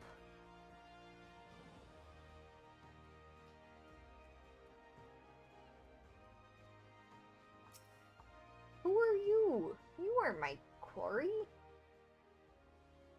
Here at Sumiko Shikami, are ye? The chief will be pleased that you came. Now's the time. Now, time's of the essence, and I'll get straight to business. During your travels, it might be as you heard of Mistbeard, the legendary pirate. Hells, I'd be surprised if you hadn't heard the bloke. Ain't a soul in says don't know of his exploits. Nary a ship on the 5 seas was safe from Mistbeard's grip, not even the Golden Fleet of Ul'dah. But one day, at the height of his notoriety, the man vanished without a trace while sailing the Rotano. Since then, rumors have spread that Mistbeard left behind a treasure trove of plunder. Folk believe it's somewhere out there, just waiting to be plucked like the ripe fruit. Your task pertains to that treasure. I'll take over from here, Dunstan. Chief. Greetings, my friend.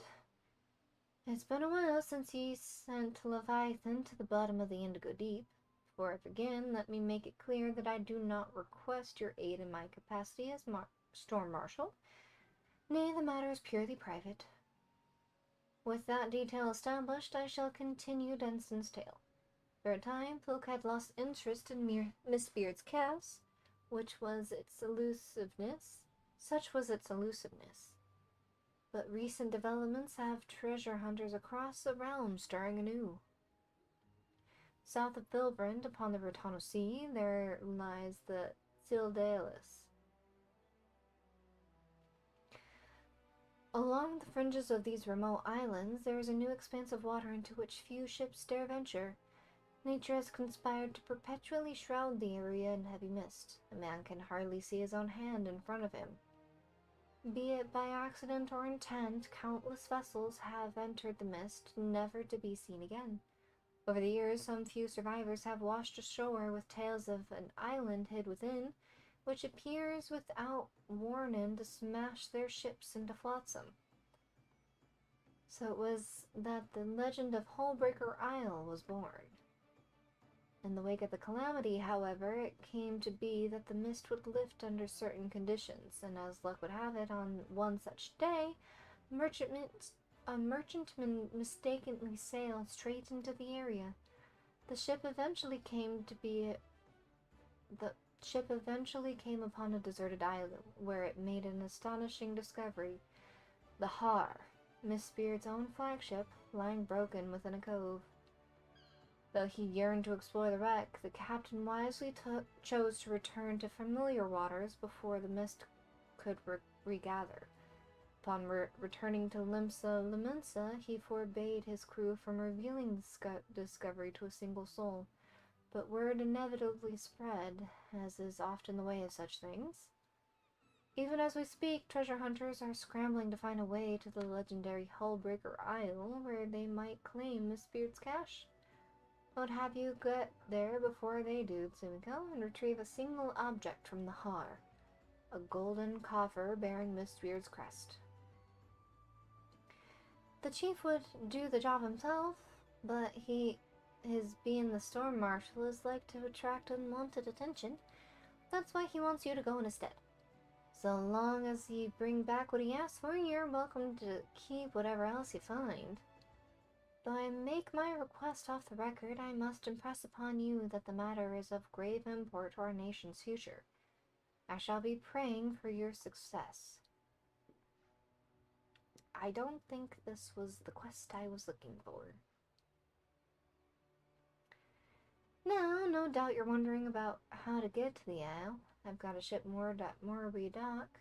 Meet me when your preparations are in order and I'll ferry you over.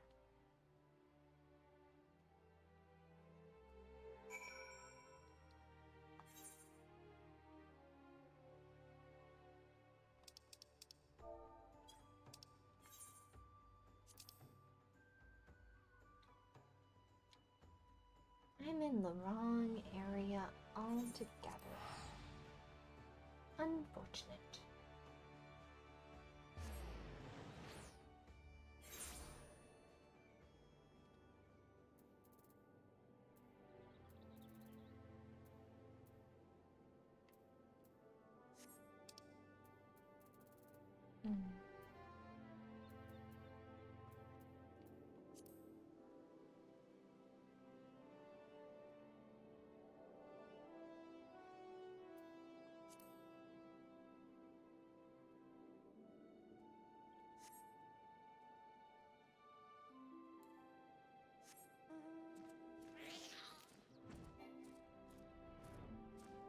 It barely flew up.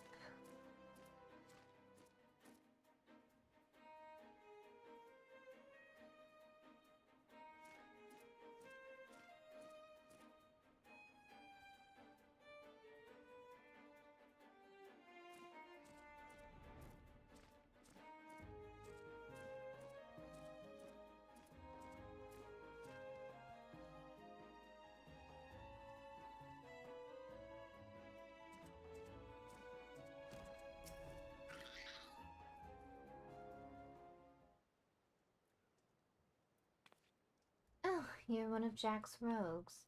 You've come to steal the sorrows, have you? Well, you shan't have them. As you can see, they're safely clasped upon my very own... You're not here for the earrings? The Admiral, you say? You're sure these fiends are in possession of the sarcophagus? I must deploy the sentries at once. Do not think this voids our challenge, rogue, and you can relay as much to your impudent guildmaster. I suppose you can thank him for the warning as well.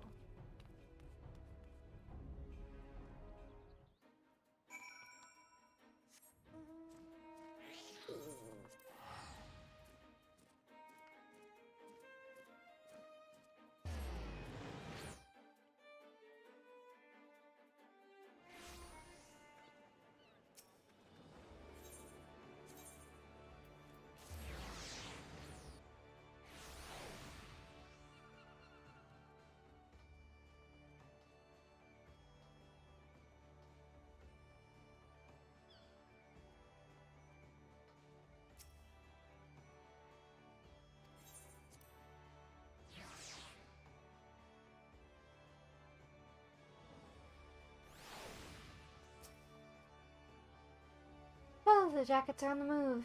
Bene, just listen to that addled pirate cackle since I got her back to the sisters, but she's given us not what we didn't know already. And we know more than enough. I say we rally the rogues and go after that mine before it blows up in our muns. Muns?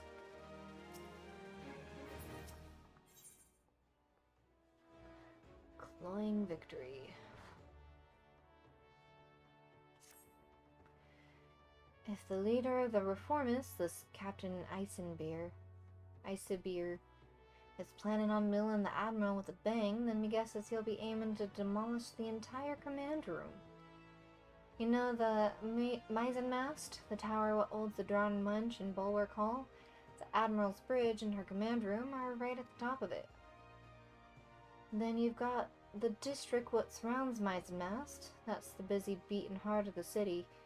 Even with the threat of an attack, you can't just seal it up in a blink of an eye and call the whole thing Bob. Try and explain the danger to the calls what live and work here, and then you'd have a frightened stampeding mob on your rambles. The last only option is to have eyes snilching every approach to the tower. I'll put the wit out as many coves as I can, spread them throughout the streets. Your job will be to cover the aft castle. Just wait and see, Tsumiko. We'll get this Eisenbeer and his little bomb, too. I'll get you, my pretty. And your little dog, too. That's what it reminds me of.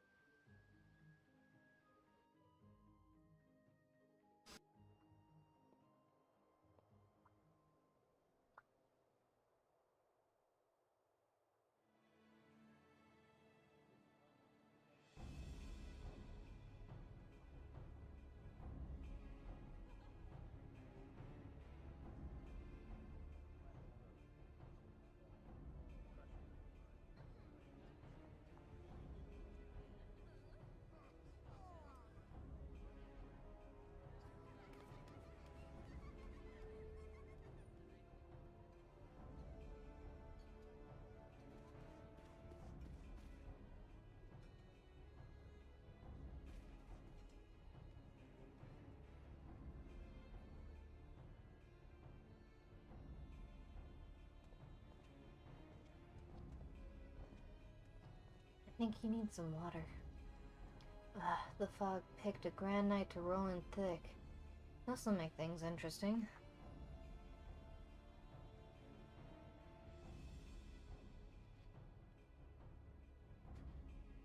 Our presence on the streets is far too thin. Where are the reinforcements I ordered? My apologies, Captain. There just aren't any more soldiers to spare. The bulk of our forces has already been assigned to guard not only the Admiral, but a number of other high-ranking personnel as well. Unacceptable! What could Commodore Rayner be thinking? There are dangerous criminals stalking the cities as we speak. Call in squads from outposts if you must, but I want to see our security tightened and the populace properly protected. But, Captain, we can't be certain the pirates' plan hasn't changed. If we consider the possibility that they've switched to a target outside the walls, it would be folly to weaken those defenses. You've made your point, Sergeant. Return to your post.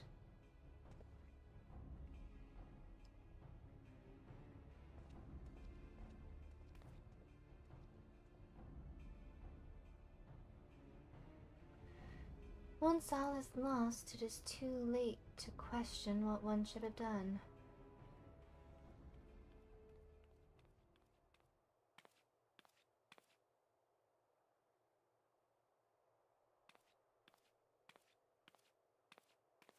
You seem troubled, sir. Perhaps I can be of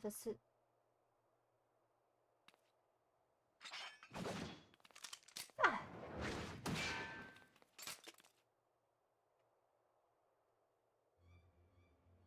I've been dying to meet you, lass.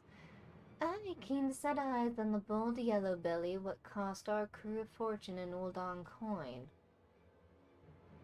You're an executioner, one of Asabir's men.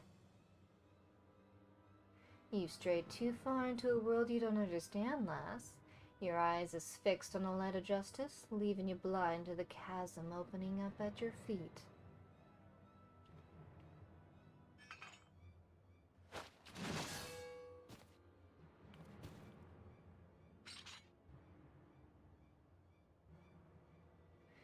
At least they'll say you died with your boots on.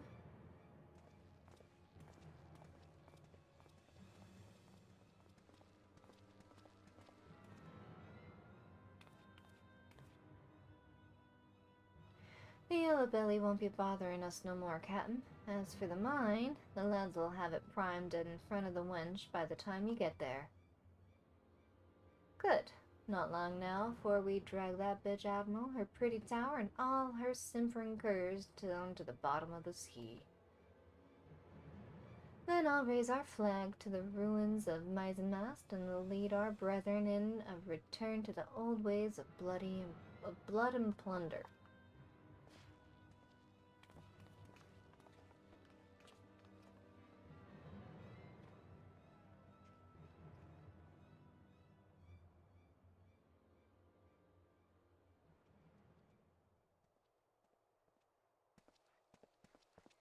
I should have not had that last bottle.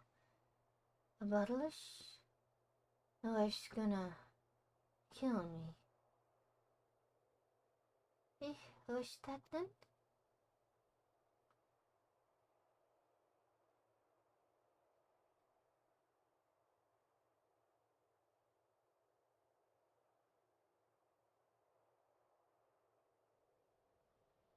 Not after the commander.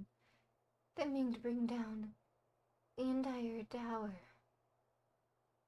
The Meisenmast falls, the bridges will follow, half the city will.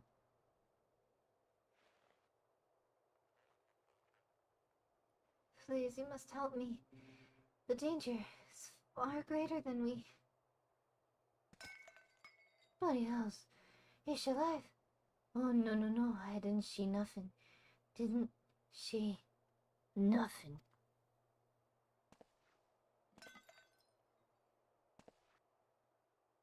Please, you must send word.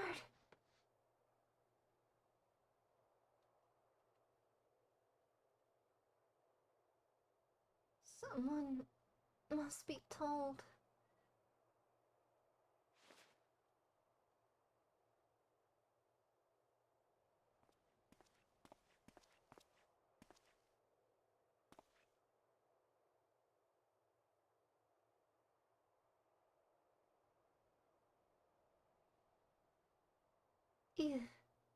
How did you...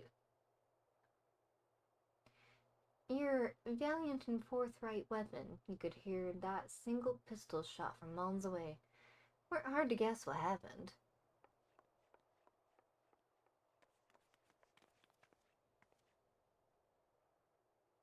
I poked the yellow jackets on my way over. A hero will be along shortly. Then that means only one last thing to do. We have never been allies, but I beg of you.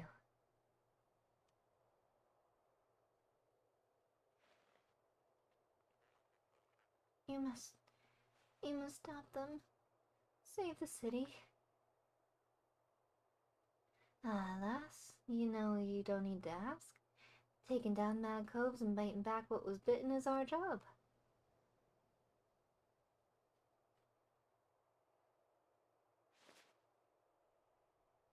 Fainted again.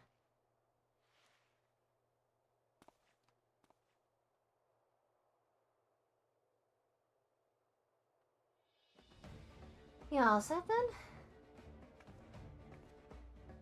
Ready, Jack? Always.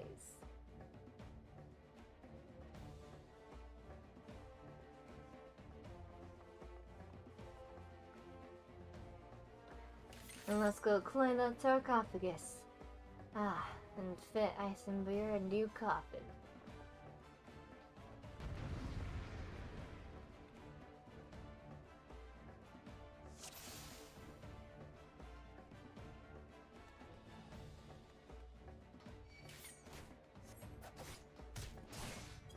Oh, they are everywhere.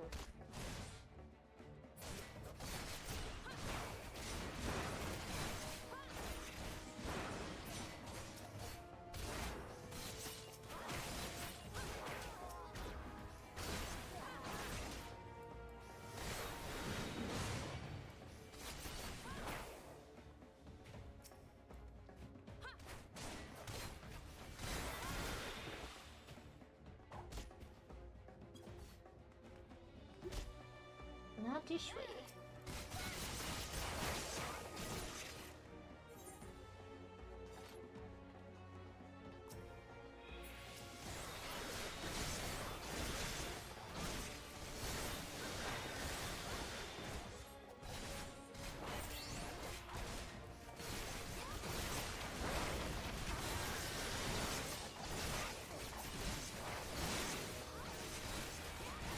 He ain't no gunner, he's using an arrow.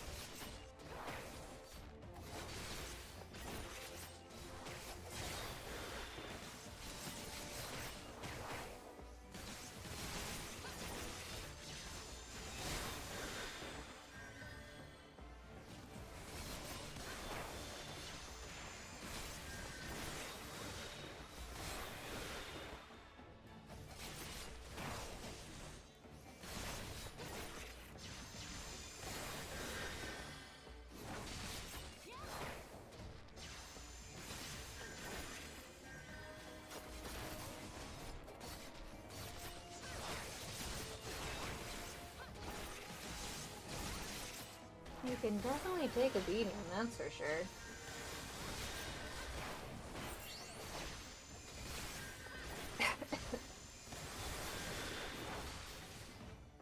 Oh.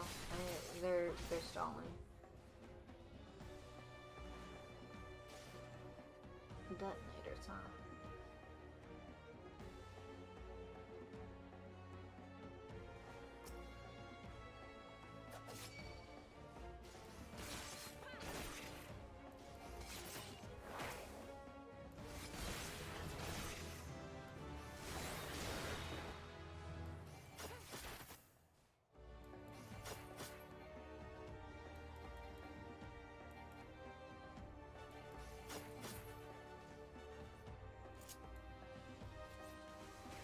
Another one this way.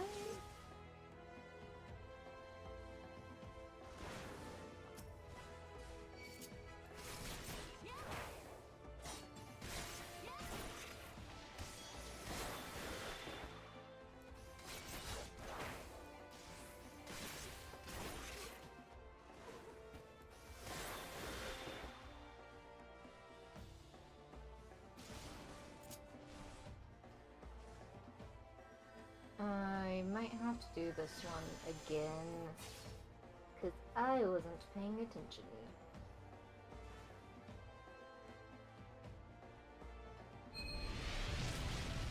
Yep. Alright. The last one's down here. So we'll try this again.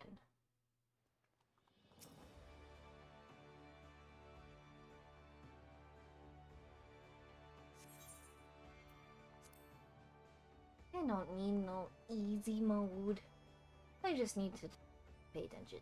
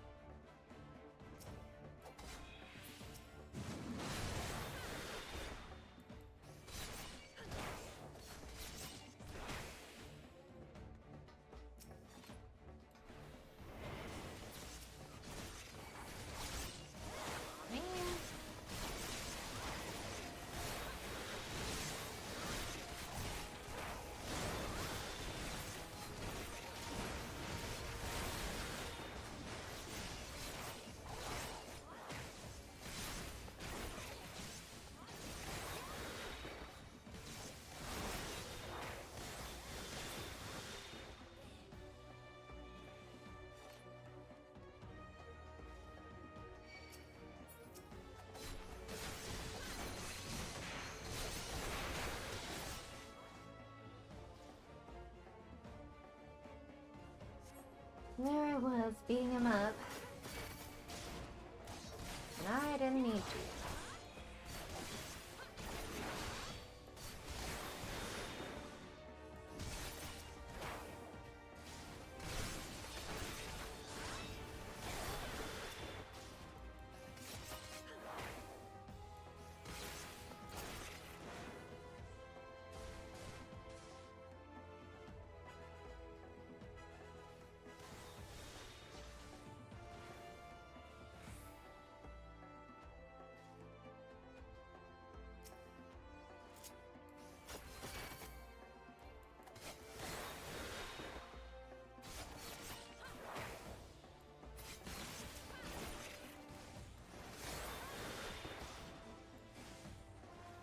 Easy enough.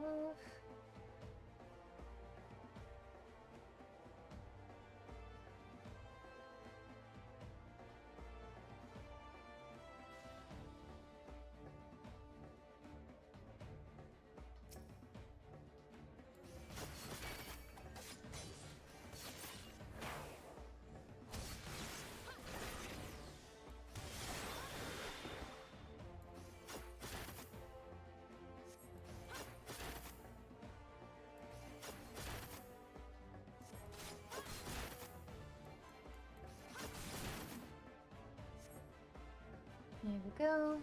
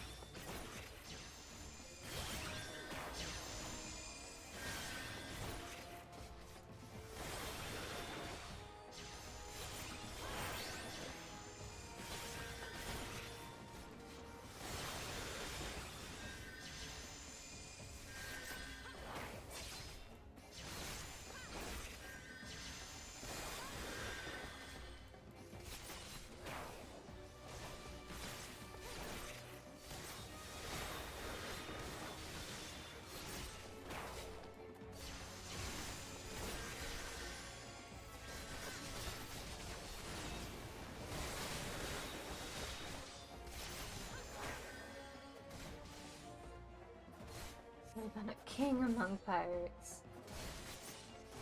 No. Sorry, guys. Celebrated too soon.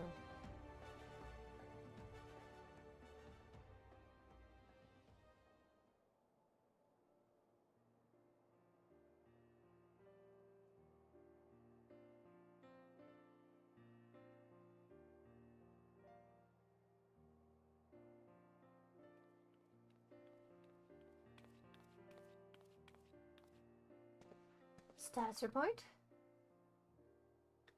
The mine has been disabled and the engineer should have it safely removed.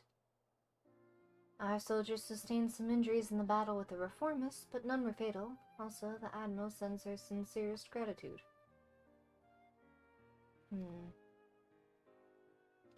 Look, there she is. That's Captain Milava, the hero of Limsa Liminsa. Are you recovered from your wound, Captain? We heard how you very nearly lost your life stopping that horde of pirates from blowing up the mast. 3 cheers for the Yellow Jackets. Our city would be lost without you. But wait, that's not how it... Sergeant, what of the rogues? Did they survive the battle? I don't rightly know, Captain. All we found near the sarcophagus were reformists, either dead or strung from the rafters. Alive then. 'Twould seem we are deeply in their debt. Captain, might I have the silver sorrows from you now? We've been ordered to hand them over to the Commodore, along with the black sarcophagus. Why, of course, they're right here. The earrings! I could have sworn I was still... He wouldn't have. He stole them from me while I lay dying? That cad! I knew he could not be trusted. Keep an eye on them indeed. I should have known.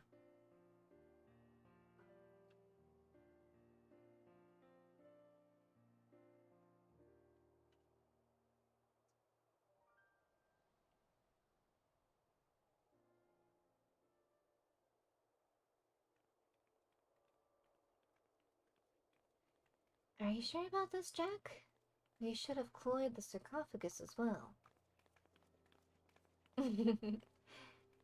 think she's earned it, don't you? If it bothers you that much, think of it as a trade. If you ask me, they look a bit daft. Well, I didn't ask you. So the jackets ended up with the mine, and we got the diamonds and the earrings, which means victory belongs to the Rogues Guild. Do you think Malala will leave it at that then? I get the feeling we ain't done with her yet. I'd say we're done with her challenge, but you never know when our paths will cross again. We'll just have to see what Limsa's underbelly spits up next. Aye, the city ain't ever quiet for long. Well, it's been a pleasure working with you, Sumiko. If I ever need a trusty pair of stabbers by my side, I know who to ask. I'm off as well. Bloody starving I am.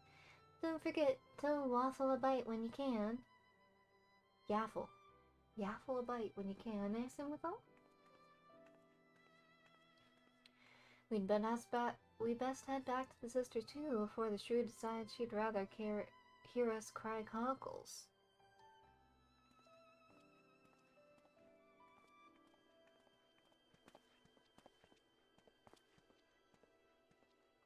Good work, Sumiko. Be seeing you soon.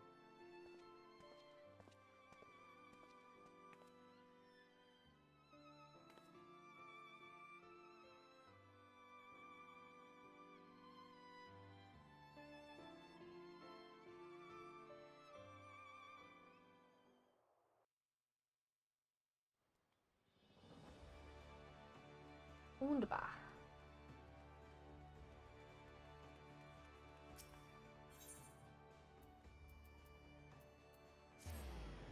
Almost done.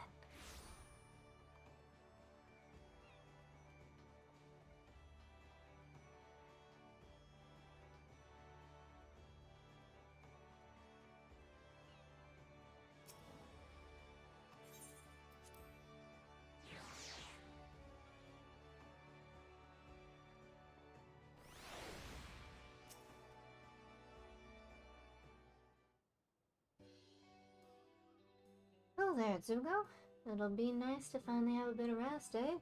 The job never ends, but never a dimber-damber like meself needs to breathe every now and then again. And your adventuring mates must be wondering where you've got to. That was a proper long assignment, but I'm glad you decided to see it through. You've proven to be a stalwart protector of the code, even if this ain't truly your world. When you walk back into the Lightmans, you'll have to find your own code to uphold. And when you do, you'll have the skills you learned in the shadows to help you defend it. Well, what's more than enough prattle out of me? Your travels might take you far and wide, Sumiko, but know you're always welcome here at the Sisters. Thanks.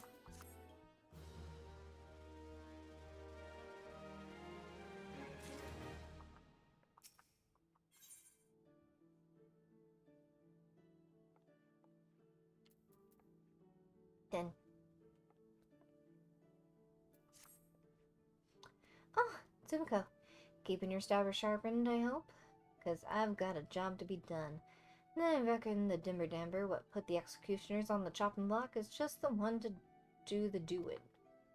My men have sighted some shifty types round Wineport of late. Not code-breaking curs so far as I know, and that's the rub. We don't know half as much about them as I'd like. They claim to be simple peasants, refugees from some far-flung realm, but I don't know any peasants that skulk about the Darkmans as much as they've been doing.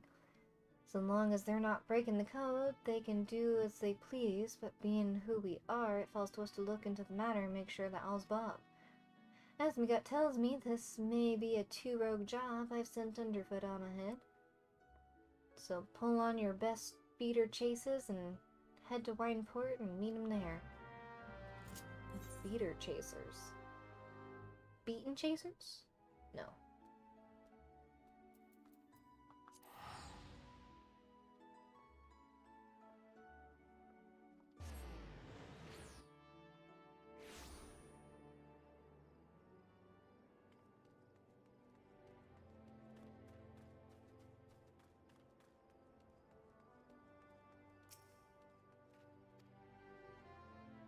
When Jack said he'd be sending me one of the guild's candiest morts long after me, I had a feeling it might be you.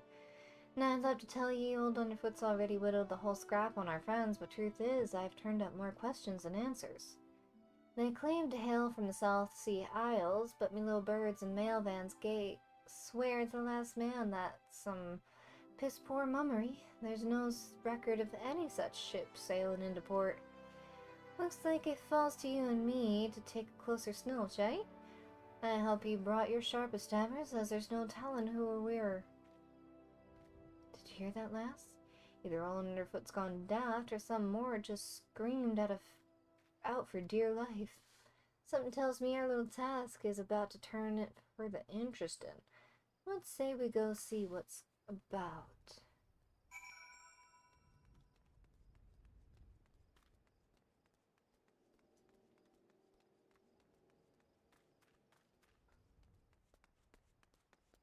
Oh.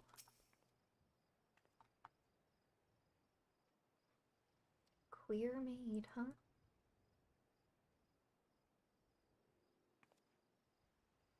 Have mercy. I am but a simple milkmaid, not with not a single guild to my name.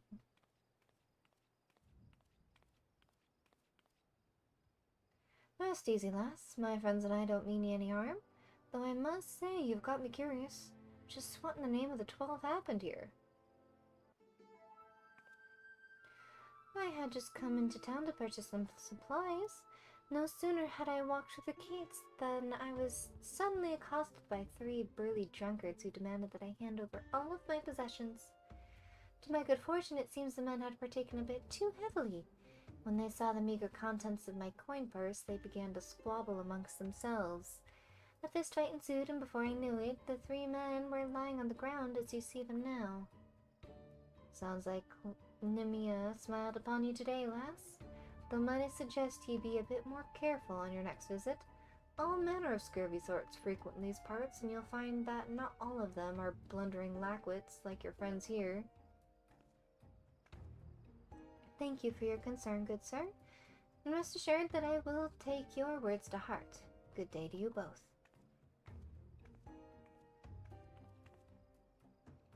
Well, Simcoe, how did the girl's words strike you? My goodness, words. Mummery, I say. You too? I was thinking the very same. Squabbling amongst themselves. Just look, there's barely a scratch on any of these louts. I'd wager there's more to the rum doxy than she's letting on. Come, let's go on the drag and see what she might be hiding.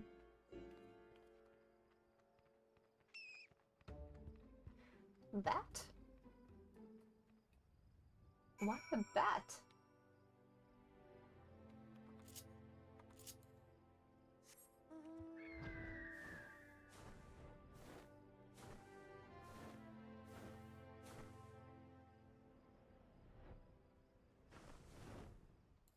Need 'em.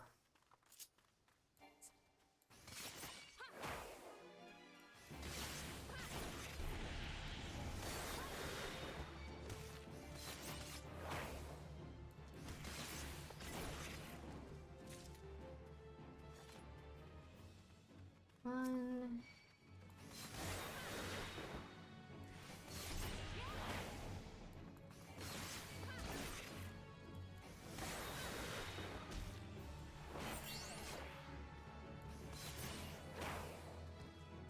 Two.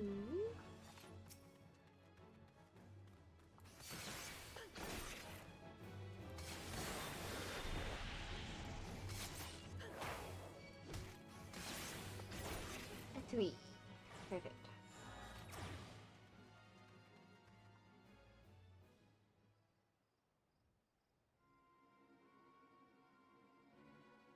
And a right mess we've got here.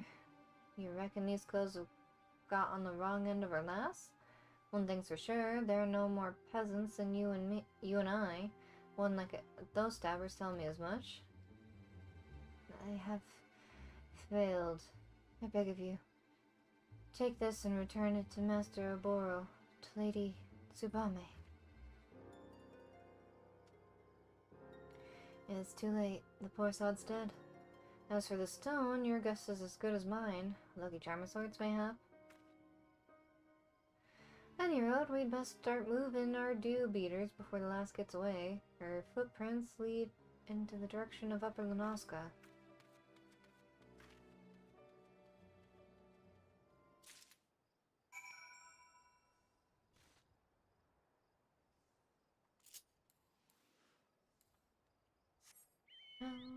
In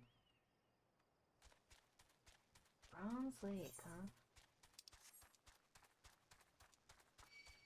Excuse me. Nothing to see here.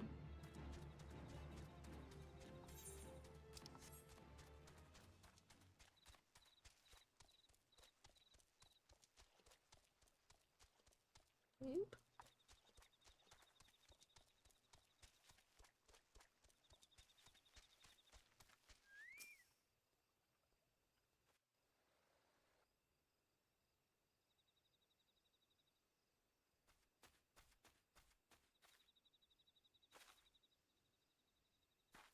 She hides behind a tree, as if that could hide her from me.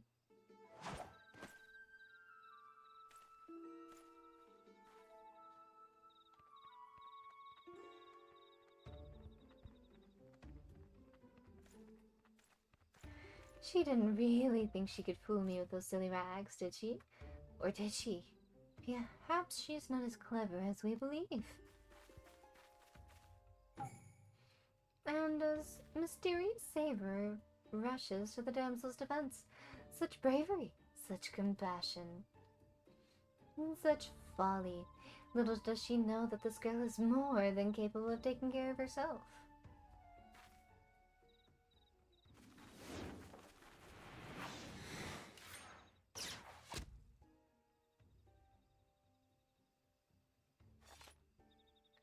Oh, right on cue. Boro the Dim leaps into the scene to save his dear little swallow in the midst of unsurprising surprise attacks the realm has ever seen.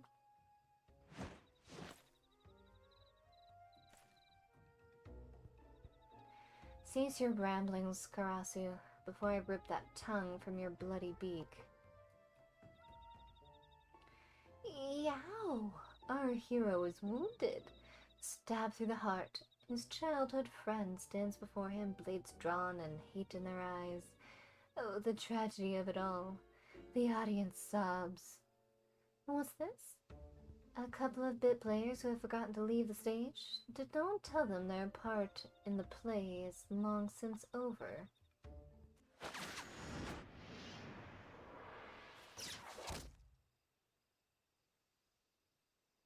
Oh, and the faceless rogue shows surprising skill.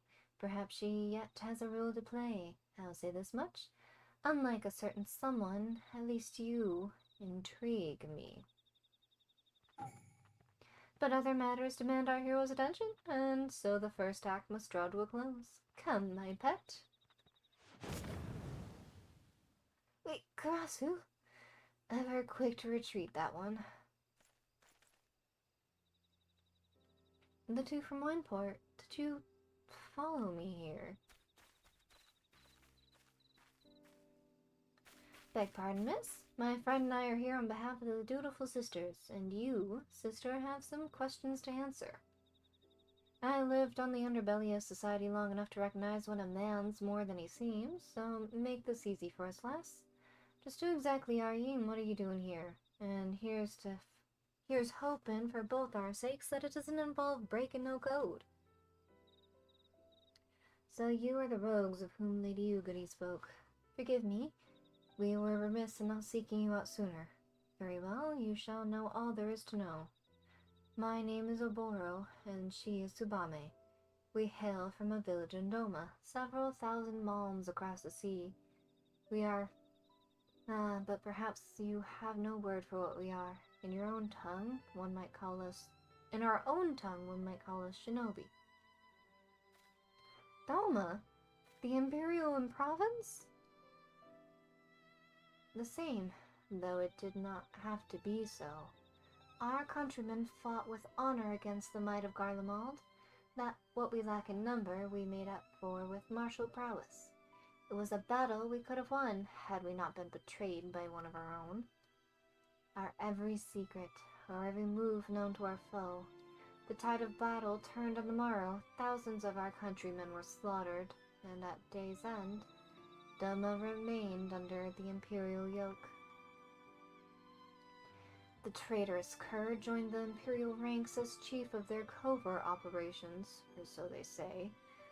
That is the man you just met, Karasu. Though I am loath to call him a man. To this day he whispers in the ears of the Garleans, making a mockery of those who once called him friend and brother, but no longer. We have come to our Eorzea at our village elder's behest to see that Karasu pays for his crimes with his life. Come to mill the treacherous rook who blew the gab on his comrades. You sound like a right Bennett cove. Consider old Underfoot impressed. Forgive me, this land and its tongue are still new to us.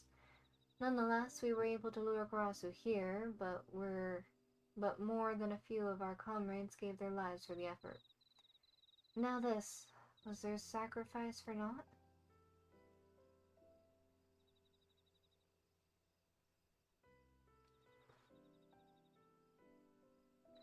Ah, you have my gratitude. When one of our kind falls, tradition dictates that we return their soul to the village, that it may rest with our ancestors.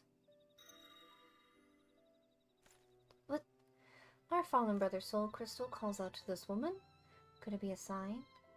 Are we fated to fight as one? I would make you an offer. We will instruct you in our art, the art of ninjutsu.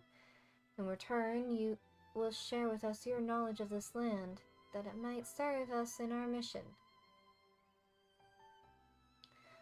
But Arboro, she is not Doman. She is not of the village. Look around you, Tsubame. Our brothers and sisters are fallen or gravely wounded, and today's failure makes it all too clear. We cannot hope to stand against Karasu without knowing the lay of the land. Can't say I'm thrilled at the prospect of losing a timber-damper like yourself, but hells, in my younger days I'd been keen to try my fams at some of those techniques myself. And the more my waddles take it, the more these two strike me as better and better folks. You keep to lend them your doddles, I'll not be the only one to stand in your way. I'll not be the one to stand in your way. If you would know more, come to the dock storehouse at Raincutter Gully. We shall await you there.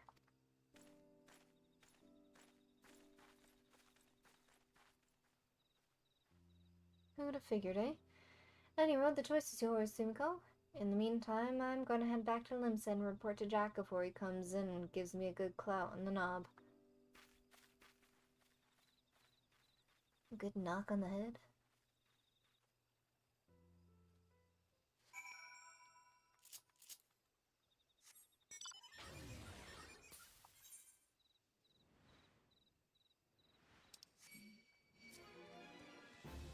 Don't even think about it.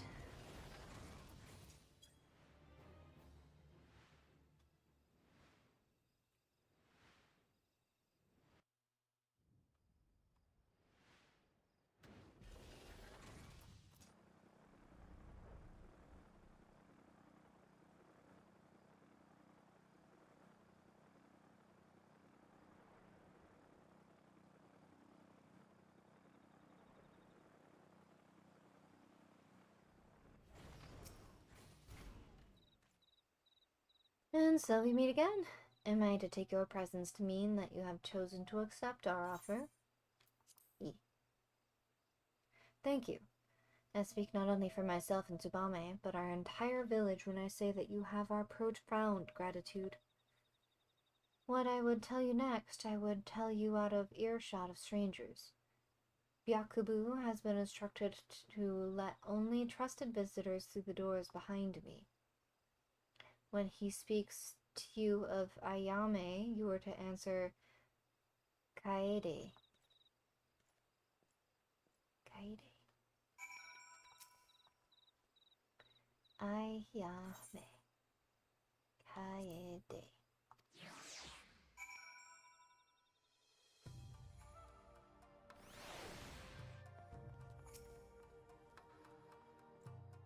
Welcome, Sumiko. You stand within the provisional base of operations my people have established in your land of Eorzea. It may not look like much, whether without or within, but that is precisely the point. We find it an ideal vantage point from which to observe the comings and goings of Karasu and his men without attracting undue attention unto ourselves. My fallen brother saw you as worthy inheritor to his soul. To honor his memory, I entrust it to you. But soul alone will not make you a shinobi. No, this will require greater training of the mind and body. Our art, the art of ninjutsu, originated with our ancestors many years ago. Since then, it has been passed down with each generation, mother to daughter, father to son. We draw power from the world around us, the heaven, the earth, and the hearts of man, and channel this power into physical form. I am told that this is similar to the concept of Aether, was it? I must confess that Eorzean words and ways remain unfamiliar to me. How does one channel this power, you ask? Through the use of mudra, hand gestures that call forth each of the 3 forms of energy of which I spoke. The first mudra I will teach you will call upon the power of the heavens. In Doma, we call this Ten. You are eager to learn, yes? Attune your soul to that of my fallen brother and approach me once more. It is then that your training will begin.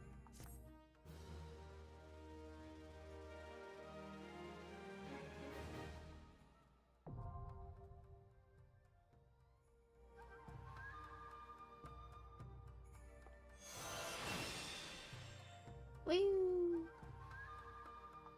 Ding.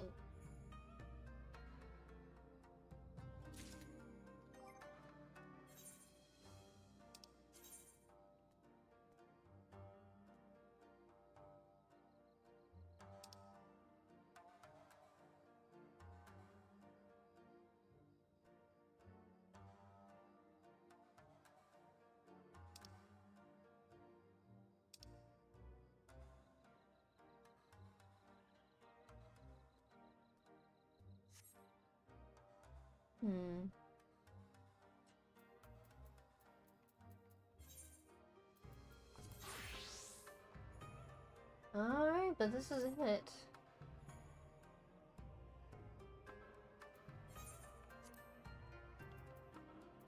That is all of them for now.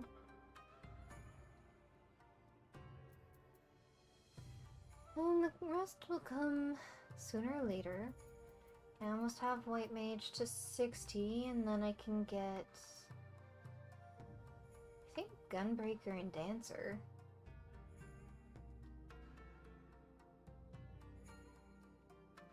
Zoo.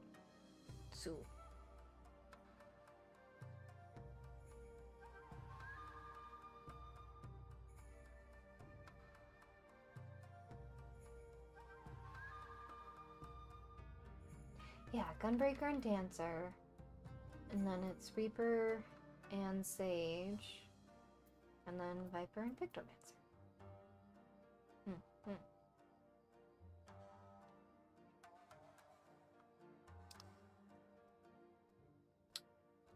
I should probably start working on these.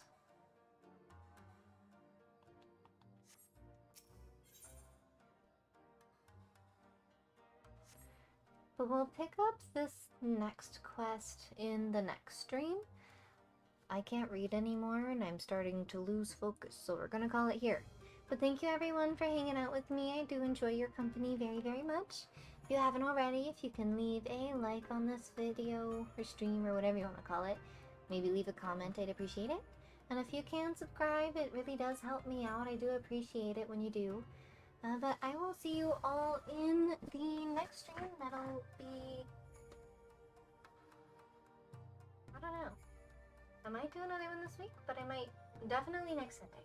I'll see if I have time to do another one this week, but always Sunday. Sunday, 12 o'clock, PST, every week. Unless something mystical happens and I happen to not be home. But that's very unlikely. But yeah, I will see you guys all next time. Goodbye!